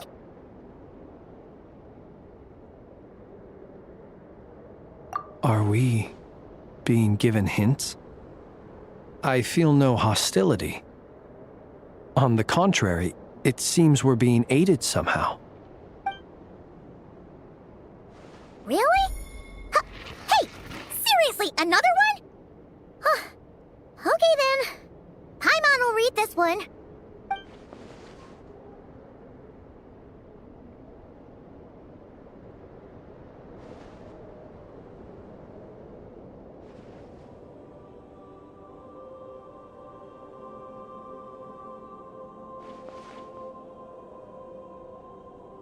Phew! Finally finished. Oh, Paimon sure could use a long break from long words now. Hope she can remember it all. The material I've read through has all been about past Wild Hunt incidents of enormous scale. What about you? Paimon as well. Guess that makes 3 of us. Whatever this is, it seems to want us to notice something. Let's bring our files together and give them another look through. Alright. Paimon will go fetch hers. All these incidents look pretty different. Wait. I've noticed something. Before the occurrence of these huge Wild Hunt events, a smaller scale one would erupt in the exact same location. And look. All these smaller scale Wild Hunt site reports share a common outcome. They'd be detected, but would go inactive before any forces could be sent to deal with them. They could then be sealed directly using a tide seal stone. Huh? But why? Some of these records are too old. I doubt he had regained the ability to act freely yet, or we would have met long ago. And here's another similarity. Kuvaki in nearby soil completely drained. Could this be important somehow? Kuvaki and the Wild Hunt are mutually opposed forces. We Lightkeepers previously believed that these small Wild Hunt sites would temporarily go inactive due to being neutralized by the Kuvaki present in the soil. But now that we've synthesized all this data, there is a key issue this hypothesis cannot explain. Indeed. Despite the name, I would not call a tide seal stone's sealing powers watertight exactly. But for it to fail and the situation to deteriorate in such short order. Paimon feels like she's almost got it.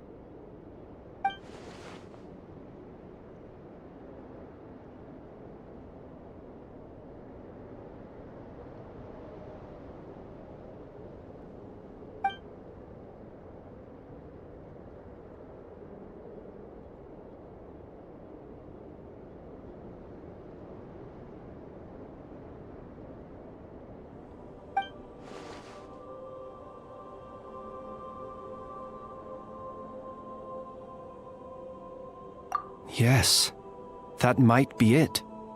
It could be that when Kuvaki and abyssal energies meet, the stronger side will suppress the weaker one. And while Kuvaki can indeed destroy small-scale Wild Hunt anomalies, should Rerir be strong enough, the Kuvaki might be his for the taking instead. Paimon kinda gets where we're going with this. What are you referring to? Oh, we had a real close encounter with the Abyss in Netland. It's a force that tries to taint everything. It's hard to explain in detail, but basically, your reasoning makes sense. Was there a gap between him pretending to be Sergeant Major Sosi and the cannon being fired? There was. Aino needed to make some adjustments after we finished those repairs.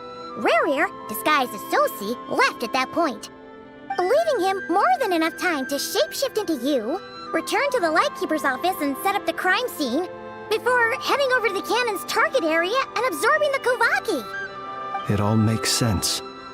And all that just for the fragment I had with me.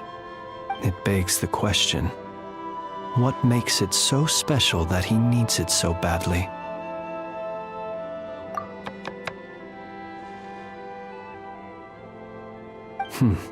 That's odd. We shouldn't have any guests. I'll go take a look.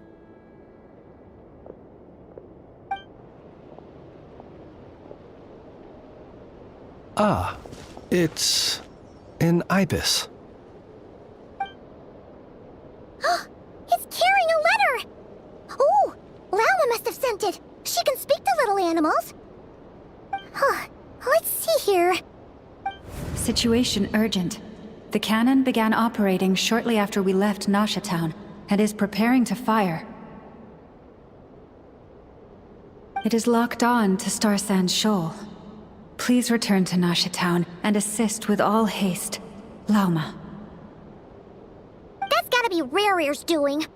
But why is he using the cannon again?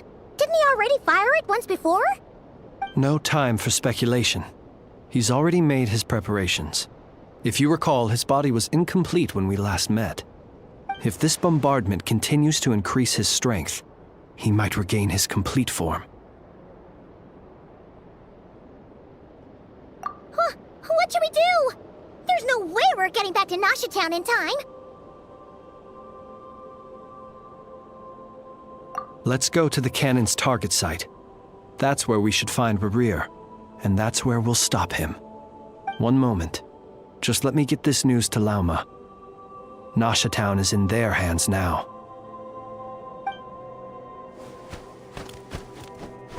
Go! Fly! Not a moment to lose!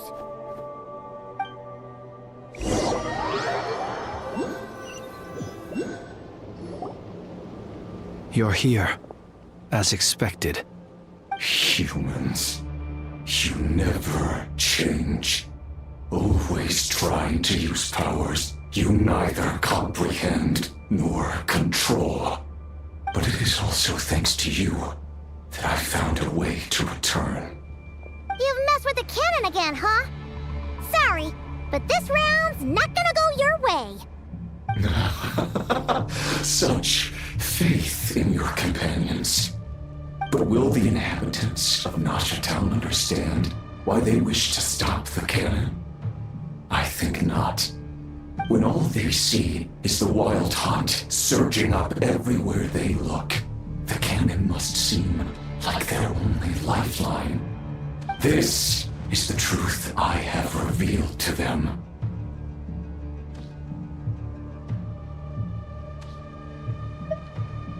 They did this all of their own volition. The zealous worship of power leads only to annihilation of equally zealous proportions. True power does not heed the commands of the weak. You were waiting for us to leave Nasha Town then. Of course. I imagine the one you call Aina would have managed to stop the cannon otherwise. Shame, then, that you proved one step too slow. In their folly, the townspeople will bar the path of all who seek to stop the cannon.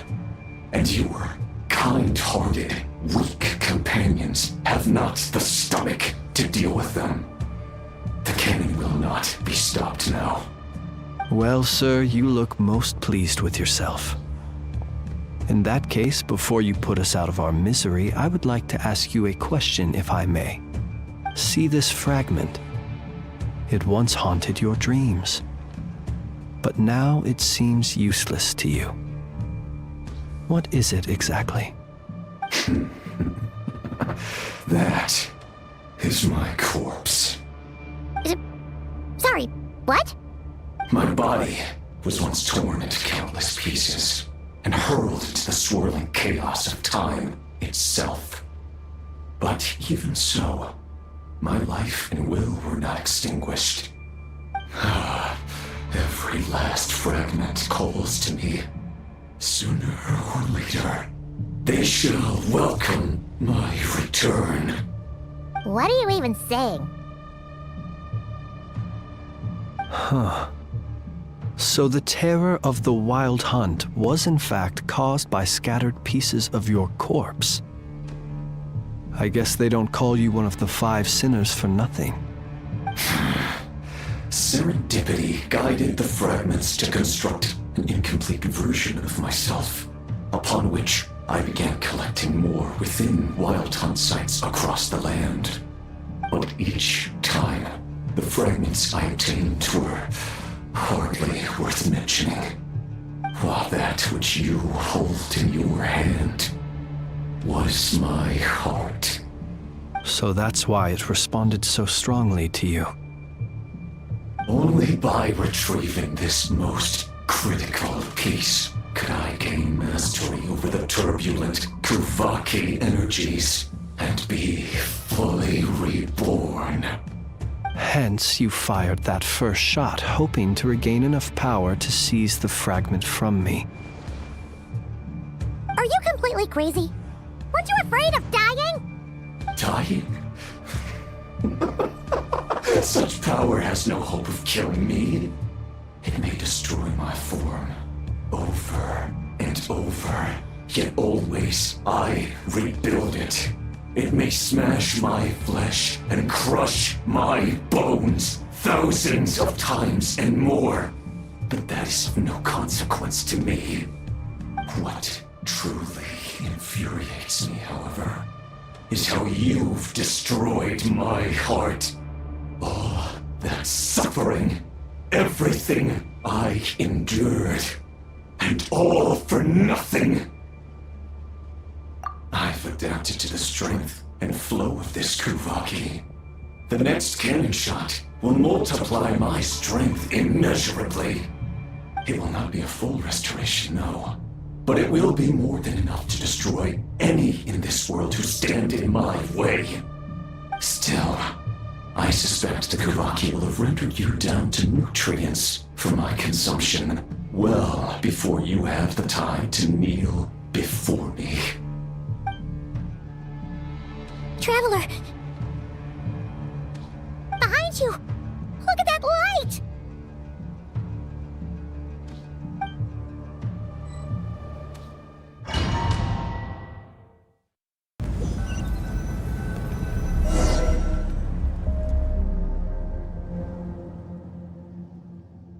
Dang it!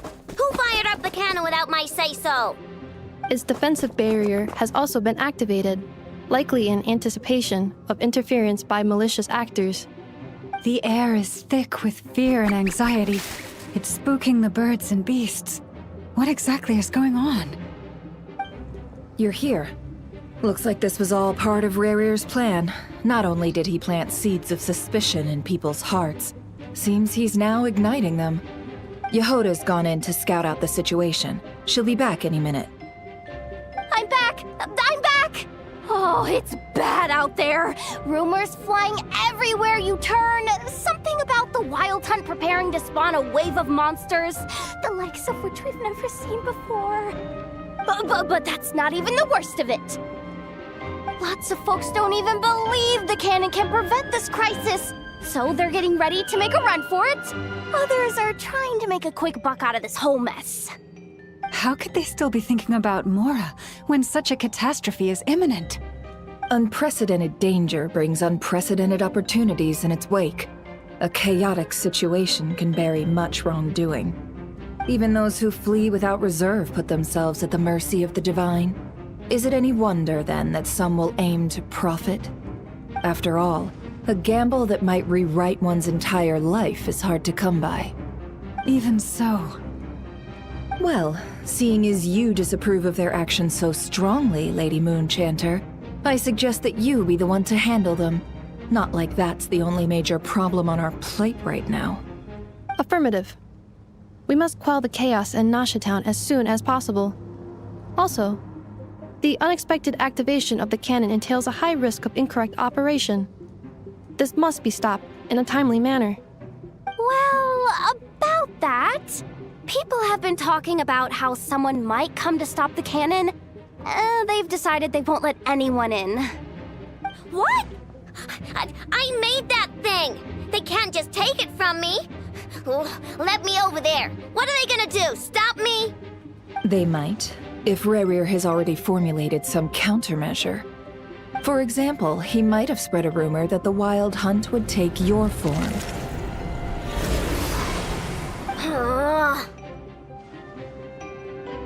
Possibility high.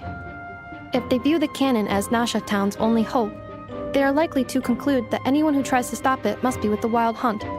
We will face strong resistance, but they are just ordinary people.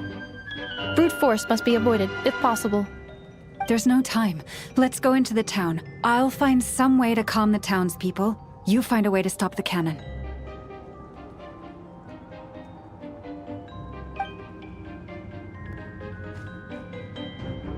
Oh, you're back. And you have a letter? The Traveler won't make it back in time. So they're heading straight over to Star Sand Shoal instead. Wait, what? Isn't that the cannon's target? Why would he go there? Assessing risk level. Maximum. So if we can't prevent the cannon from being fired... Then he's prepared for the worst.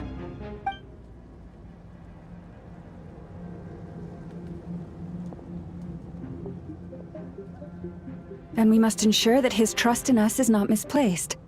Let's go.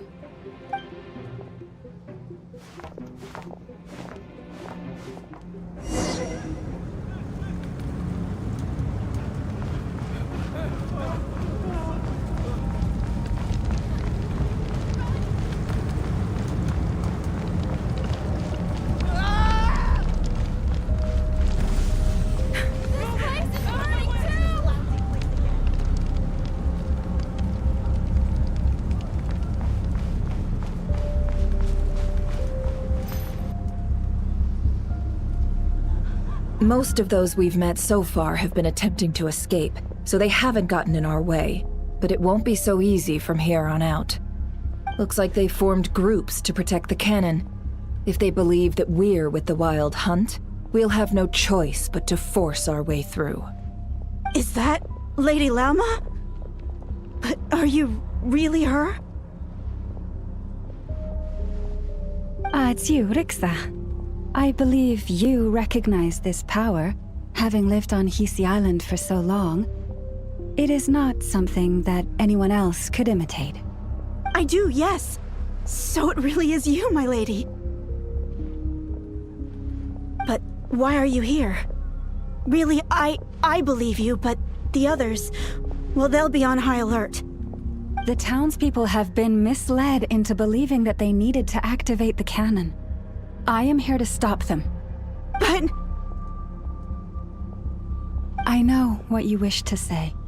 Our island and Nasha Town have never had close ties. There should be no reason for me to intervene. But you chose to leave the island. You had the resolve and the courage to start a new life. It is unfair, unjust, that you should be dragged into this mess just as that life was about to begin. I seek to redress this injustice, not only for you, but for everyone here who wishes to live their lives free from this chaos. Please, have faith in our long-standing friendship, and that this is where my heart has led me. Thank you, my lady. Thank you. Please help us. Then come. I need you to step forward alongside me, and to do your part too. All right, I understand.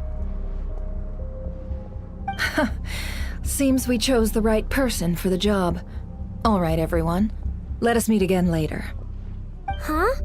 You're not coming with us? We won't be able to calm this storm by our power alone. As such, I'll need to contact some... let's call them friends in high places, shall we? Let's go, Yehoda. Okay. See you again, everyone! That is, if we can.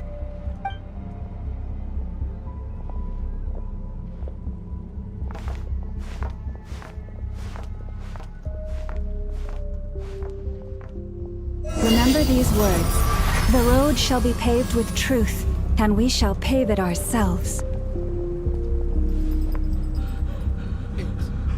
It's you, Lady Moonchanter. It's her. Everyone, it's her. You're right, my lady. At times like these, we must rely on ourselves.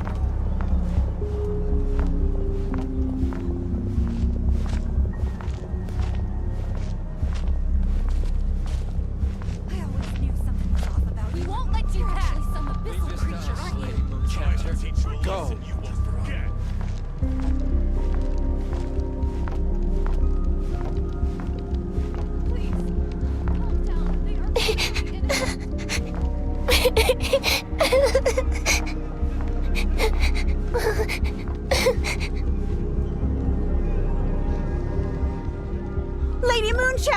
child here!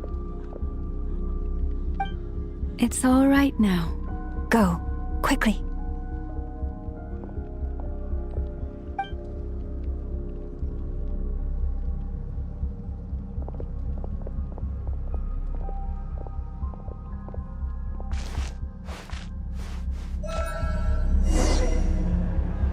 You wretched monsters! You're not getting anywhere near the cannon! The monsters you fear do not exist here. The madness you have fallen to has been the source of untold disasters. You think we had a choice? Destiny is no excuse for greed and destruction. The choice has always been yours to make, and it remains so, even now.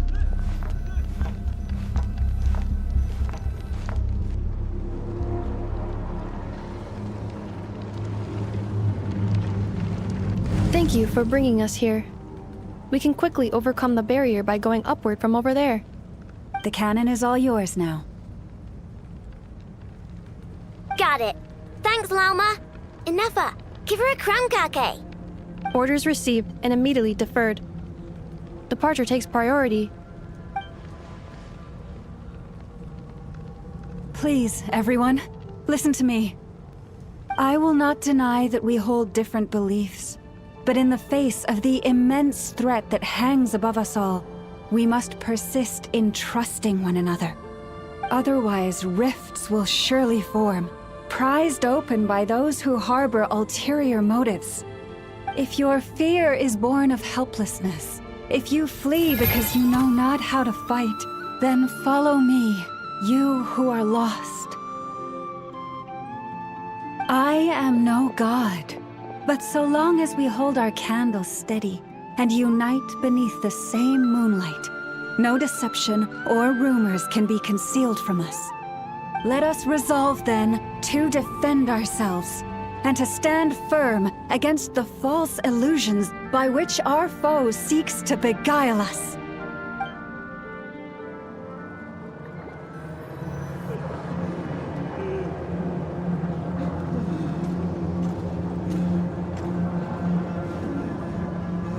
Let's go, Inefa. This way up.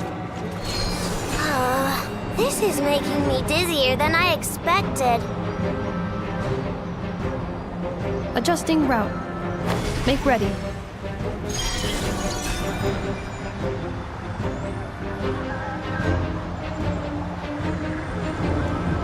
Out of the way, small fry.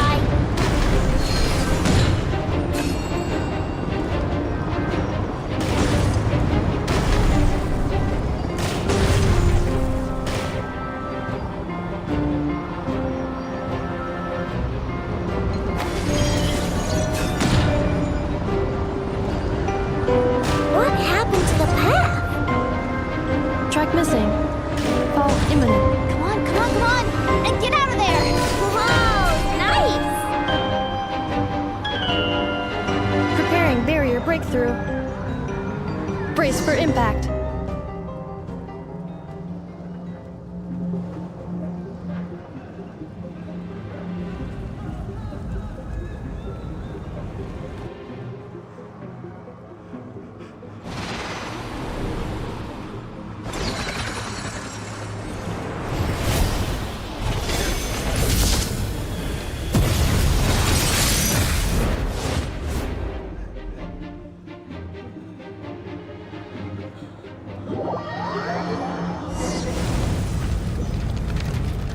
Duckle, what are you doing here?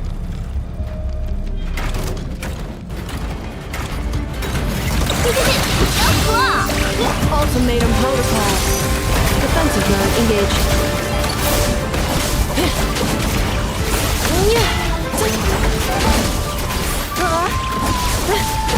You want this? Rash attack!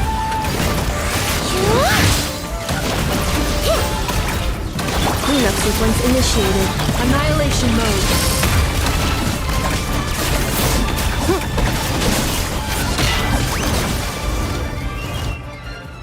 This isn't good enough, we gotta hurry! Scanning. Kuvaki ammunition fully loaded. Preheating complete. The cannon is going through its final pre-fire checks. Aw, alright, let's hit the emergency brake. Assessment. Not enough time. Emergency brake will cause internal explosion of stored Kuvaki. Damage assessment. Incalculable. Nasha Town likely to be blasted skyward. No, I mean a manual brake, the primitive kind. A manual brake. Understood. Roger that.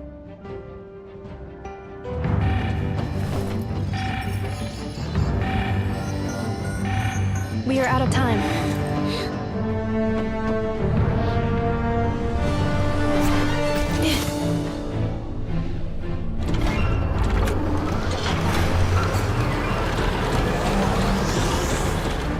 All your efforts have been futile. It is too late now. Perhaps you're right. Why aren't you running?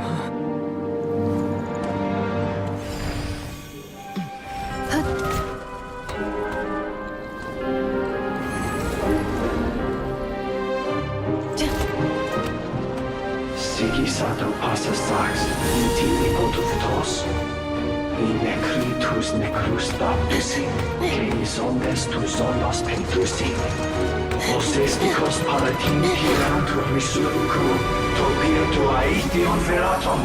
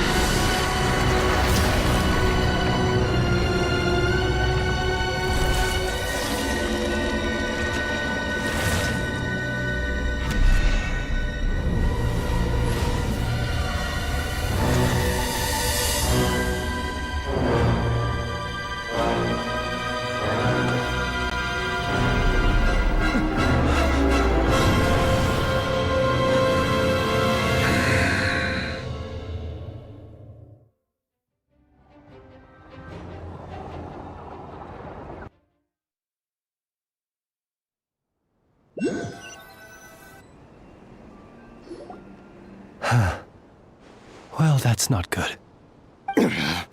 Sluggish. Torpid. This body is a disappointment. I can barely muster 10% of my original strength. You've ruined everything again. Let me guess. You didn't get a human body back, did you?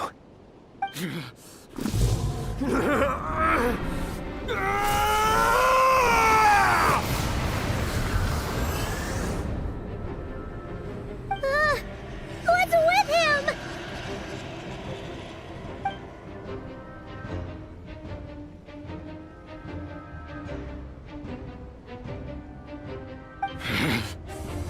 Verfnir. Vreindaughter. Flinders. Watch out!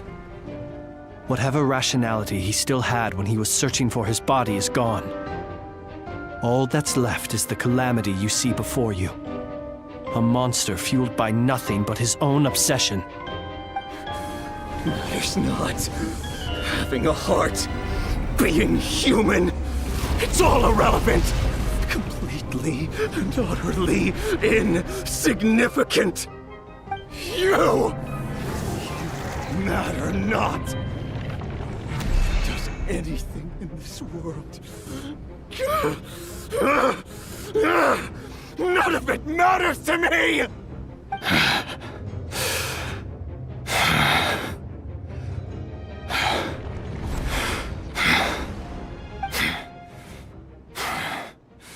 Fools.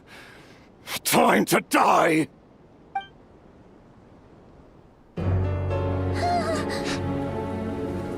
You too have the potential to be driven mad by knowledge. But the truths you seek are so insipid, how laughable that you should die for their sake.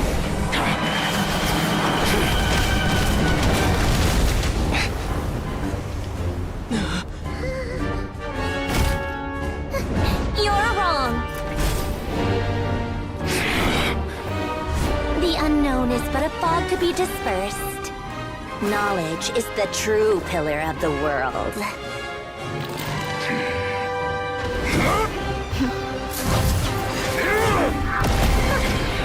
You're not the only one who got stronger. Polonia!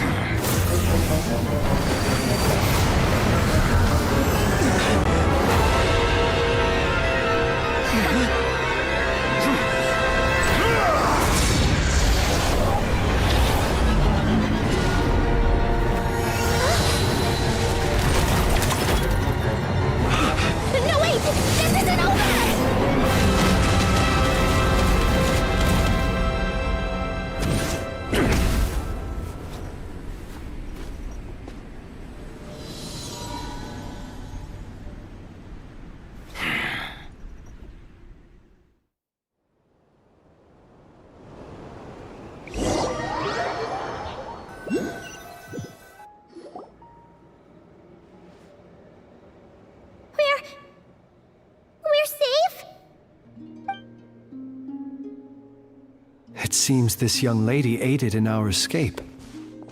You have my sincere gratitude, dear madam. The flowers here bloom in such peaceful silence. I imagine you would not have invited anyone here were it not an emergency. Oh? I take it that means you've been here before then. In that case, I count myself fortunate to be your associate. Columbina! What did you do that for? I studied his abilities inside out, equipped Polonia with comprehensive countermeasures. We were going to settle the score! But he still broke through, did he not? What? You expect a battle to be completely one-sided? I just didn't expect him to have no sense of honor whatsoever.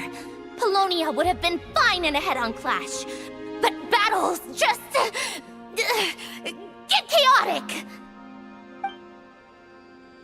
Oh, so you actually thought you could win. Have you been taking care of yourself lately? Your calculations seem to have deviated quite seriously. Perhaps you could try sleeping and rising earlier. Or you could adopt my previous recommendation and... Listen here, Columbina. I tolerated your nonsense previously because we were colleagues. There's a Fatui warrant out on your head, and don't you forget that. Don't make me fight you right here and now. Oh, I was just a little concerned about you, that's all. Just like that time when you weren't making any progress with your research. So you went and cooped yourself up all alone. That was none of your business! And don't you ever drag me out to one of your freaky hovels again! Come on, Polonia! We're leaving!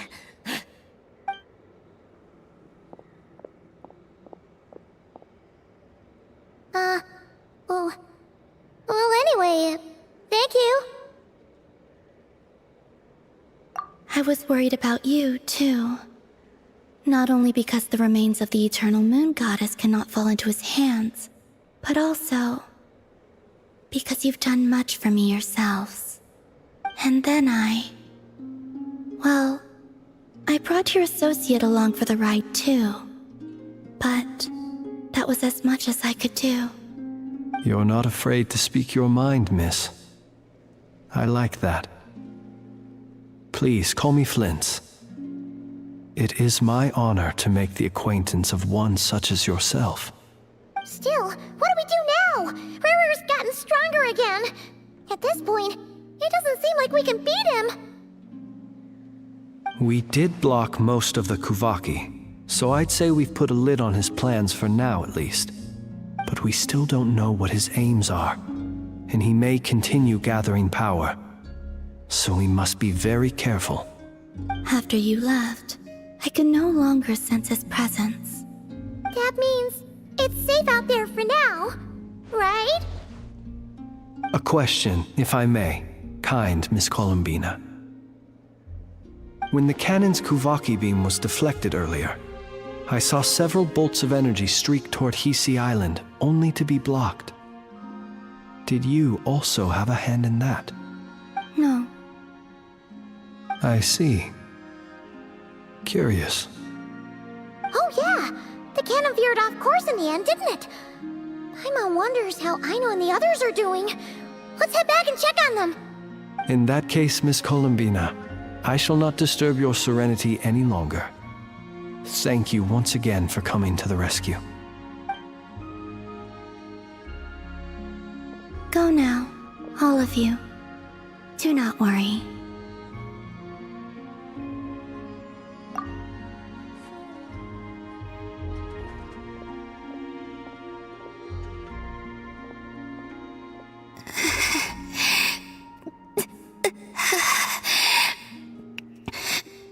My strength still isn't returning.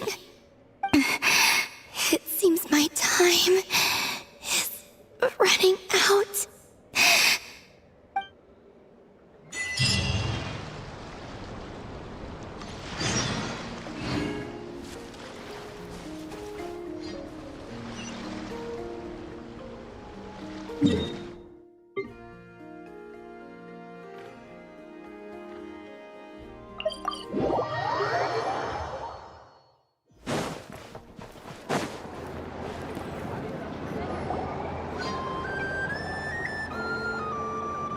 Fortunately, we were able to minimize the harm. Only a few townspeople were hurt. But the Reihir of Solnari has now gained a complete form, while we still know nothing about his goals. It seems we have done something akin to releasing a vicious Kukusaur into the wild. I'm sorry. Is no one here familiar with Kukusaurs? Paimon knows what you mean, but that analogy seems more than slightly understated. He said that this world means nothing to him, so it is possible that he doesn't have a reason to fight us at the moment. If his objective had been revenge alone, we would likely have no recourse. Is there, still time for me to tender my resignation? Just kidding, just kidding. Don't worry, boss. I know there's no running now. So my cannon, my pride and joy was a hindrance rather than a help. You know what? I'm gonna dismantle it right now! That's right! And it still works on normal Wild Hunt anomalies. Don't let this get you down, I know. Flints, we'll need you to attend to the aftermath with the Lightkeepers. Don't worry, I've explained everything to them. You're in the clear. My thanks. For that and for everything else I hear you did to help us arrive at the truth. Had you been willing to show yourself in public more often, you would not have been so easy to isolate, you know. Point taken. I will give that some thought. I suppose that's one way I'd benefit from replacing Sergeant Major Sosi. You mean, you're being promoted? Was Paimon the only one who didn't get that? Well, if you've got a moment, would you like to come with me?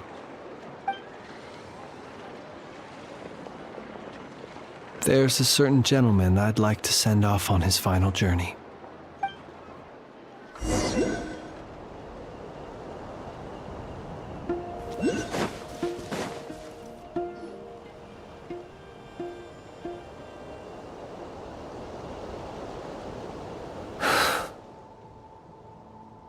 This man was like a lighthouse. Here he lived as if it were a mere matter of course, and brought light and grace to those around him. But people, once used to illumination, are apt to ignore the lantern's presence. Slowly, gradually, he came to think as such himself. I have achieved too little. I must do better. There is more work to be done.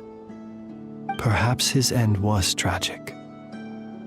But I remain proud of the way in which he illuminated the path for others. Every shadow born of the light shall remember it. Oh, poor guy. I've heard that one too. Is that so? Well, you're right. It may seem that our efforts were in vain, that Rerir achieved his goals, but we will pursue him to the last, even if the outcome is not what we wish for. It is not dissimilar to the role of a graveyard keeper. We do not seek to bring the dead back to life, only to grant them peace. Oh, what are you two talking about? Care to explain?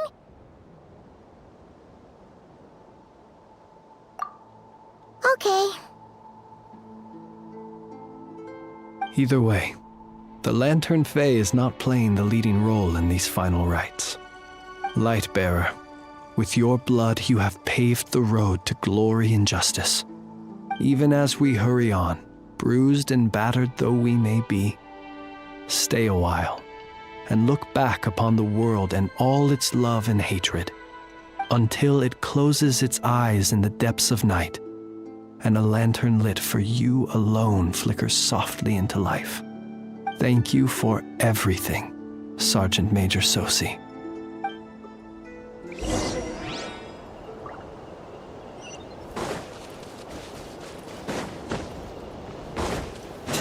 Hey, it's the Wanator! Should we go after her? Or do you have someone else you'd like to meet?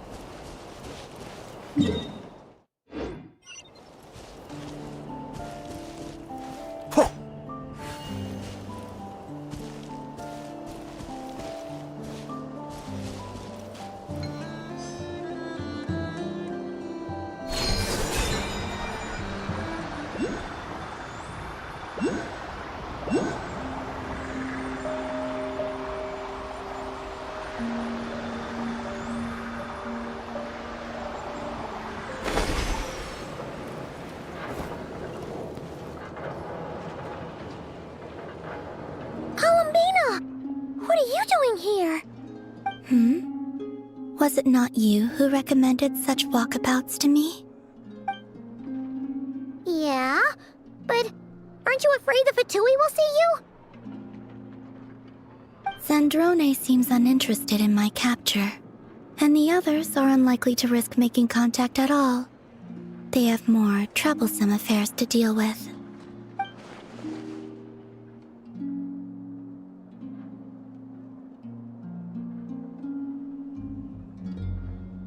Well, it's good to come out for a walk either way. So, how do you feel? Is Nasha Town to your liking? The flow of Kuvaki is somewhat turbulent, and the people are ill at ease. However... Is this where you purchased the dishes you treated me to? Are you serious? That's what she's concerned about? Berries and fried meat? Well, we can take you to grab a bite if you'd like to. There's all sorts of delicious stuff out here that you won't get to try at home.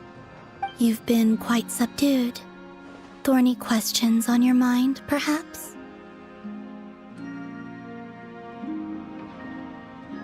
I could not gain any insight into his schemes, I fear.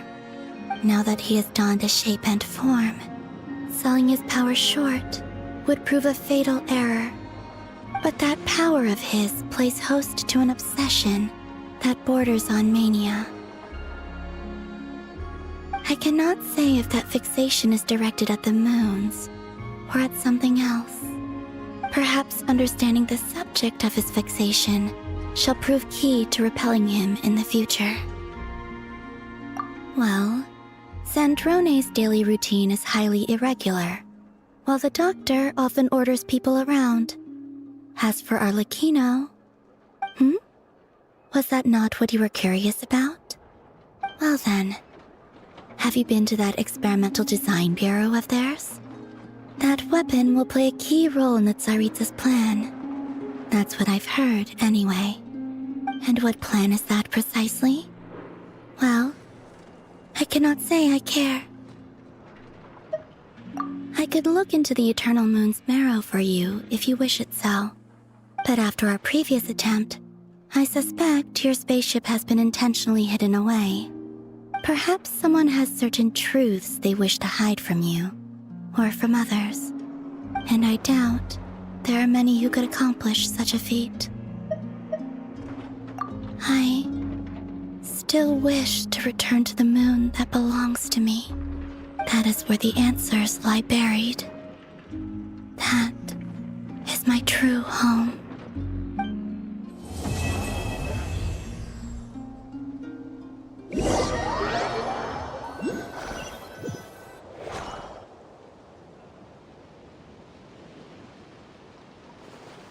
Interesting.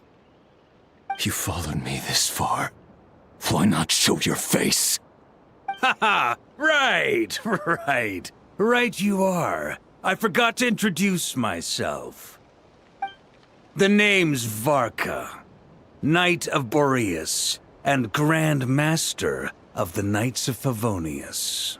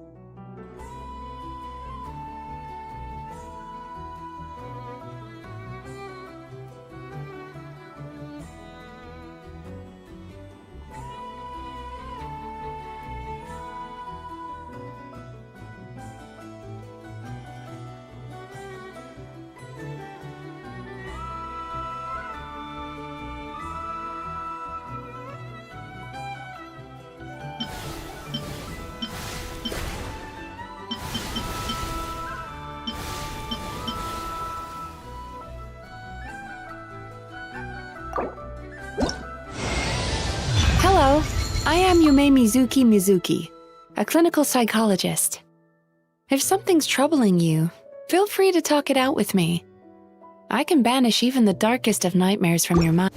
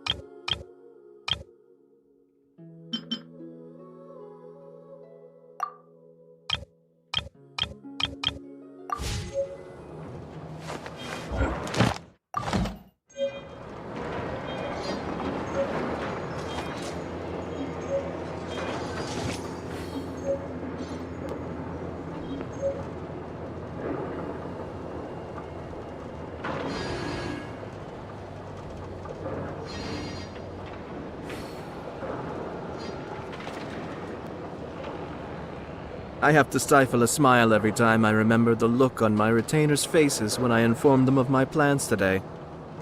Panic-stricken, but unable to muster the courage to say anything in opposition. Yes, this was a